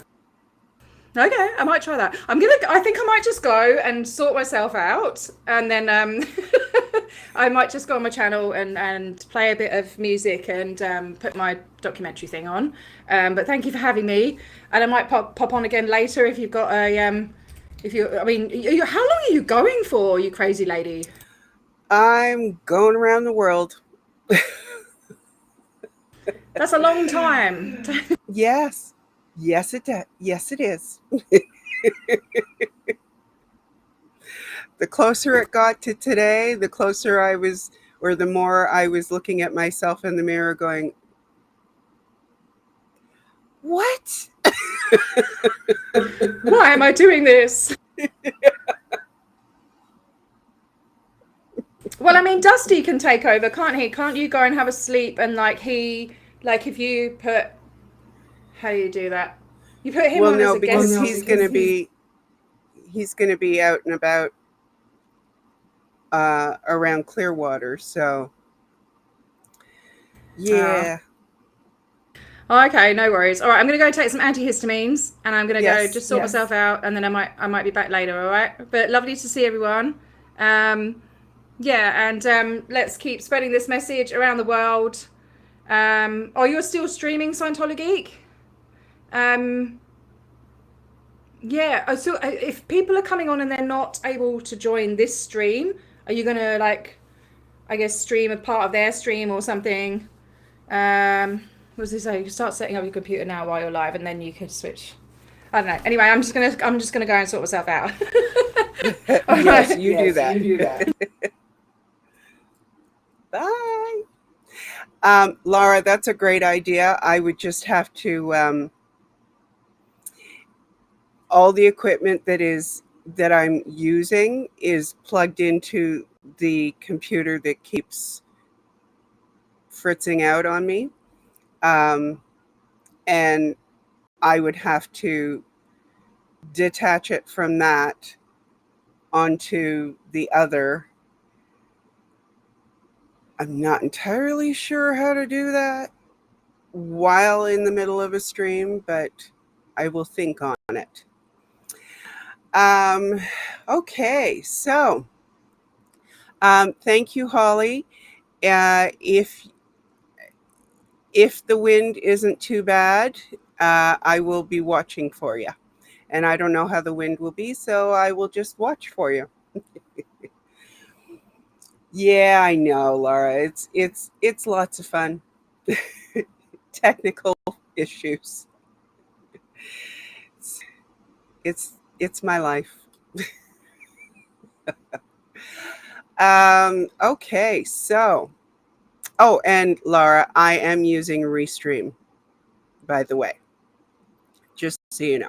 Restream, not Restream. But you get what I mean. Okay. Now, before T came back in, I was going to share with you, and Laura, I apologize if this is triggering for you. I was going to share a video of Marty Rathbun talking about Lisa McPherson. So I'm going to go ahead and do that. And while you are watching that, I'm going to look at the equipment that I have and see if it would be easy to switch it over. And of course, the only problem I have here right now is finding the right tab. Who participated in that, the Lisa McPherson matter. And Mark, a great deal of them didn't even speak English. I had to have translators, okay? Because Flag had created, being the way Scientology's been corporatized, just like corporate America, they have shipped in people from third world countries, from Central America and South America and Mexico, who handle almost all of their maid services for their public in their hotels, almost all of their catering service, almost all of their kitchen labor and all that matter. And they had people like that being on the watch. They didn't know anything about Scientology. They didn't know anything about mental health. They didn't even know how to speak the language, okay? And I don't know if it was the majority, but a lot of the people that I had to interrogate. In fact, the woman that they said had doctor credentials, Janice Johnson was one of them. There was another woman, Laura Arnuda, and she didn't speak a lick of English. And yet they were resting their laurels on the fact that we had a doctor who couldn't really even speak to Lisa, nor speak to the other people that were involved there without somebody translating for her. So, yeah, no, there absolutely was no qualifications for any of this. I mean, we had to find out from the St. Pete Times 3 years into the case that the doctor, who was supposed to be the attending doctor, Janice Johnson, had let her license lapse after she'd been busted by the Arizona Board of Medicine for taking the painkillers that she was supposed to be an expert in administering. Those were the 3 documents or 3 reports that myself, Elliot Abelson, general counsel for the church, and Lynn Farney, who was a staff member, decided ought to go. And of course I was the senior person there, so I said lose them. And but we had discussed it, and they had culled them and pulled them out as these being things that we wouldn't want people to see. So Elliot Abelson, the attorney, actually was in on this. Oh, Elliot Abelson was absolutely in on this. Elliot Abelson supervised the whole thing. It was done in Elliot Abelson's office within the Church of Scientology headquarters at 6331 Hollywood Boulevard, the 10th floor where the OSA offices. They have in-house offices set up for lawyers one of which was for Elliot Abelson, and that was done in his office. That's where those folders were. Oh.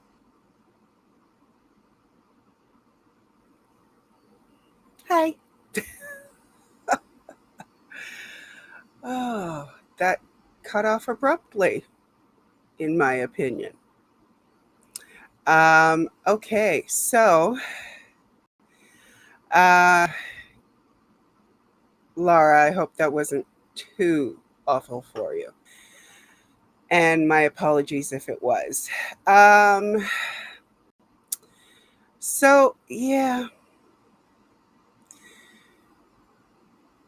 There are some things that I could say, particularly about Marty Rathbun, but I'm going to leave it alone.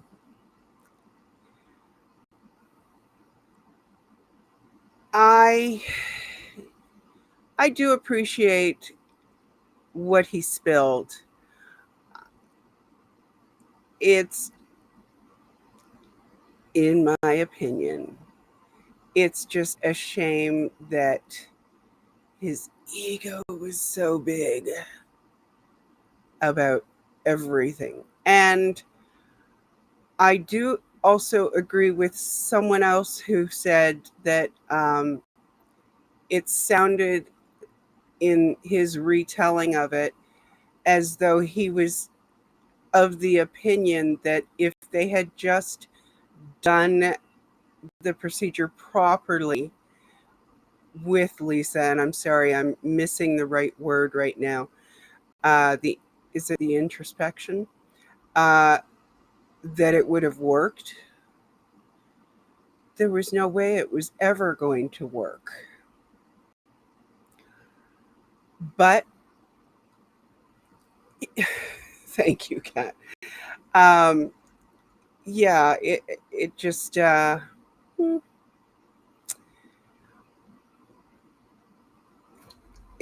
mean, I understand that he was probably still very much into, the beliefs, and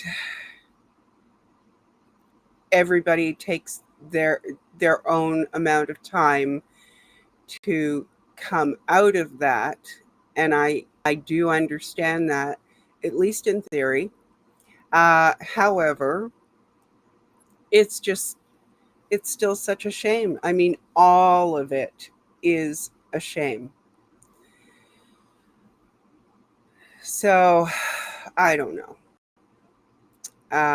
It's I guess it's easy for me to say from the standpoint of a never in. I have never been in that situation. I have never been conditioned to believe so much in that way. So, I'm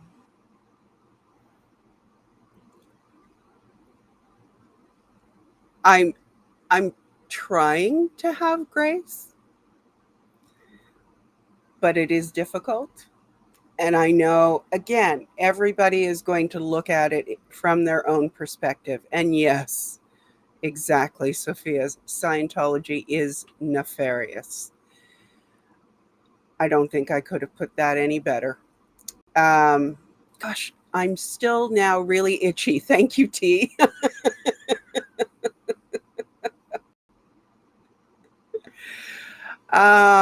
Okay, well, we do have about an hour before I know that they're going to go to Lisa McPherson's Brick in Clearwater for the morning. They're going to do it again in the evening.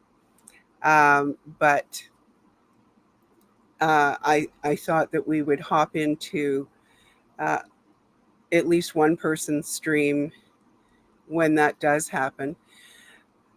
Exactly, Scooter. I have a deep issue with people still believing in our Hubbard corruption of people's minds through his technology. The introspective rundown should be illegal. Oh, I agree wholeheartedly. I think a lot of the tech should be illegal, honestly. And I'm sure that I don't even know the half of it.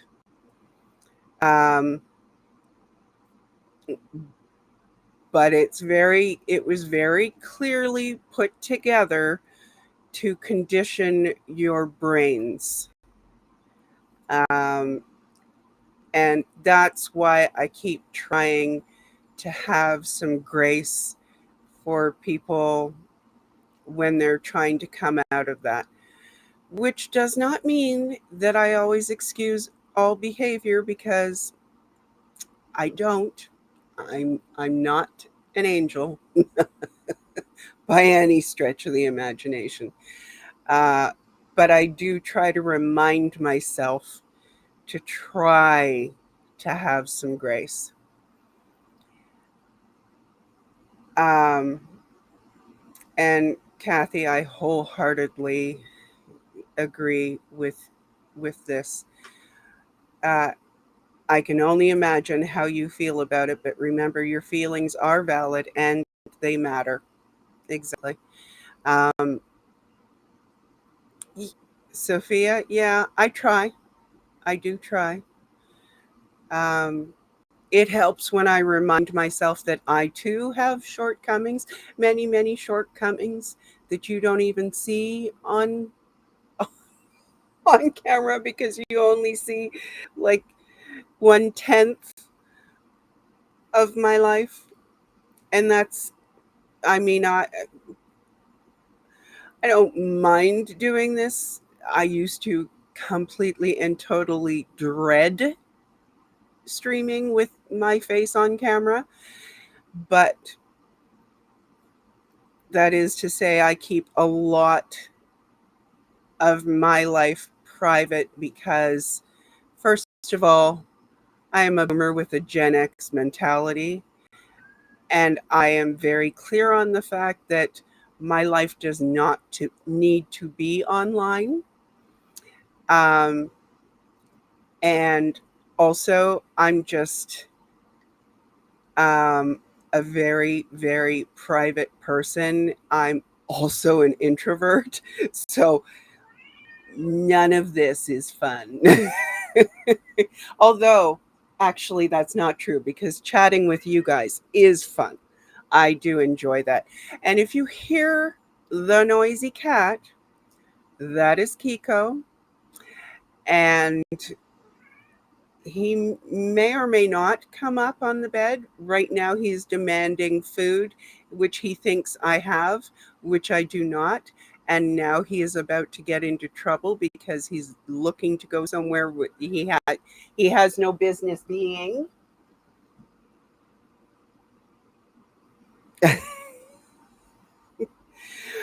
So anyway, yes. So he's noisy. I love him. He's lucky. Anyway, so yes, enough of that. Um,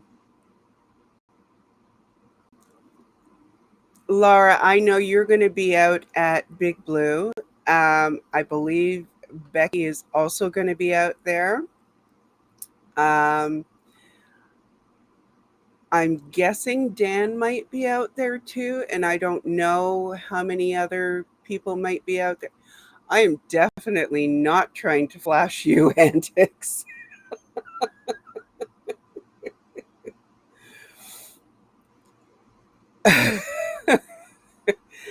Definitely not. Um, yeah. The biggest damage is usually caused by the people trying to not face the uncomfortable structural issues that are messy to confront. Audit will be there. Excellent. That's great. Um, and I will probably do quite a bit of stream hopping, um, because as we've discovered together, if I stay on the tab that I am sharing, oh, was it flashing? I'm so sorry, Antics. That might have been because the air conditioner is going on and off, and I don't really have any control over that, I can put it on fan for a while, and then it won't be flashing. There. Antics is in a different chat, Cricket. I get to see everything, but unfortunately, you do not. She's either in T's chat or in Afila's chat or D's chat. So, yeah. Anyway, so I am playing a lot of this sharing by ear, and I will do my best to well, no, because I don't want it to make you sick, Antics. So I can deal with it for now. If it gets too warm in here, I'll switch the AC back on, but it's on fan right now. I will do some stream hopping with this stream so that everybody can get a look, and I will, or my mods will, share the links to the streams that we are going to. No Antics. Yes, that's because when I'm good, Antics. Skyfire. When someone streams to their channel as well, when they join this stream, even when they leave, it stays streaming to their channel until this stream ends. I'm good, Antics. I said, if I need the air conditioner back on, I will turn it on. But right now, I'm fine. It's just that, especially through the overnight, the heat is set higher, I guess, and I mean it's cooler outside, so the heat comes on more, and my room happens to be a very good recipient of the hot air that blows in. Not this hot air, the hot air from the furnace. So my room gets very warm, and I turn on the air conditioner because I like a cool room for sleeping. And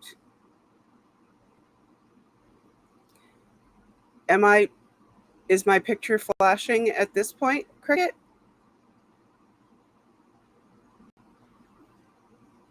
I don't see it, but I do know that my lights blink when the air conditioner turns on the cooling and turns it off. Anyway, where was I? It's too many conversations at once. You're shutting your eyes. I'm fine. I'm comfortable, Antics. If you want to close your eyes, you close your eyes, but I'm comfortable right now. I actually was trying to adjust it so that it would. Okay. Yes. Okay. Anyway, I've forgotten now what point I was trying to make about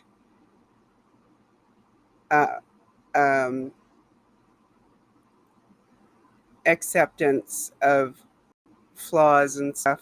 I think what I was trying to get at is I have to remind myself that just as I am certainly not perfect, I cannot expect anybody else to be. And the more abuses you have suffered or traumas that you have suffered in your life, the harder it's going to be to appear to be normal.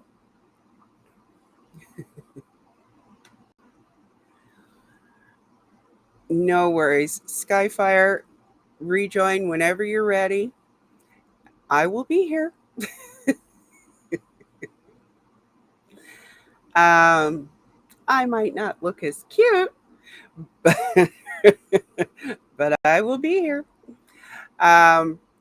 Anyway, no sound. Are you kidding me? Now what?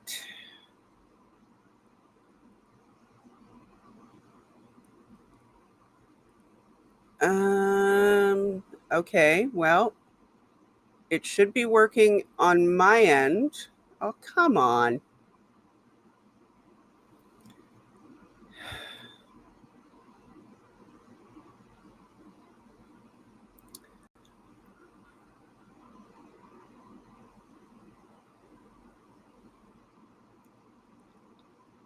I'm not muted.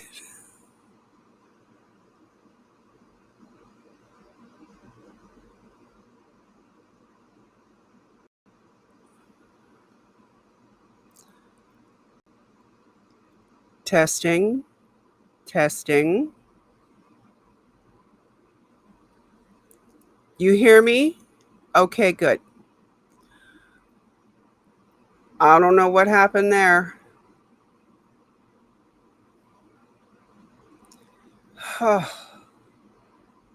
Okay, now come on. Some of you are saying you hear me, and some of you are saying no sound. And I just checked my settings, so there should be sound. Okay. You can hear again. Oh, Cricket, it's a miracle. Yes, I'm going to play. I am going to. Thank you very much. Antics. Lisa Manning. Lisa Short. Yes. Are we talking the Lisa Short that you did with JoJo? Because that's the one that I know of. Sandy, because there are 4 different streams streaming this channel. That's why. So some of the people that I am talking to are in my chat. Some of them are in one of the other 3 chats. You are in one of the other 3. So don't think you're not seeing something that you should be seeing. And thank you for confirming that you can hear me fine. I appreciate that. I am hosting the stream, and this is the Scooter's Anti-Cult Report. But you are welcome to stay in whatever chat you're in. There is no problem. And last year's Lisa video. Okay. Now, if you would like to email that to me, Antics, that would be great. A link to that, because I don't think I can go hunting for it right now. But thank you very much. I appreciate it. I think what I am going to do in the meantime is I am going to share JoJo's Lisa McPherson playlist with you and recollect what may have gotten loose here. So please enjoy. And if anybody goes live, I am keeping an eye on the chat. So if you get notification that someone goes live with a sorry, I'm just trying to find the link while talking at the same time, and it works really, really well. Okay, I found it.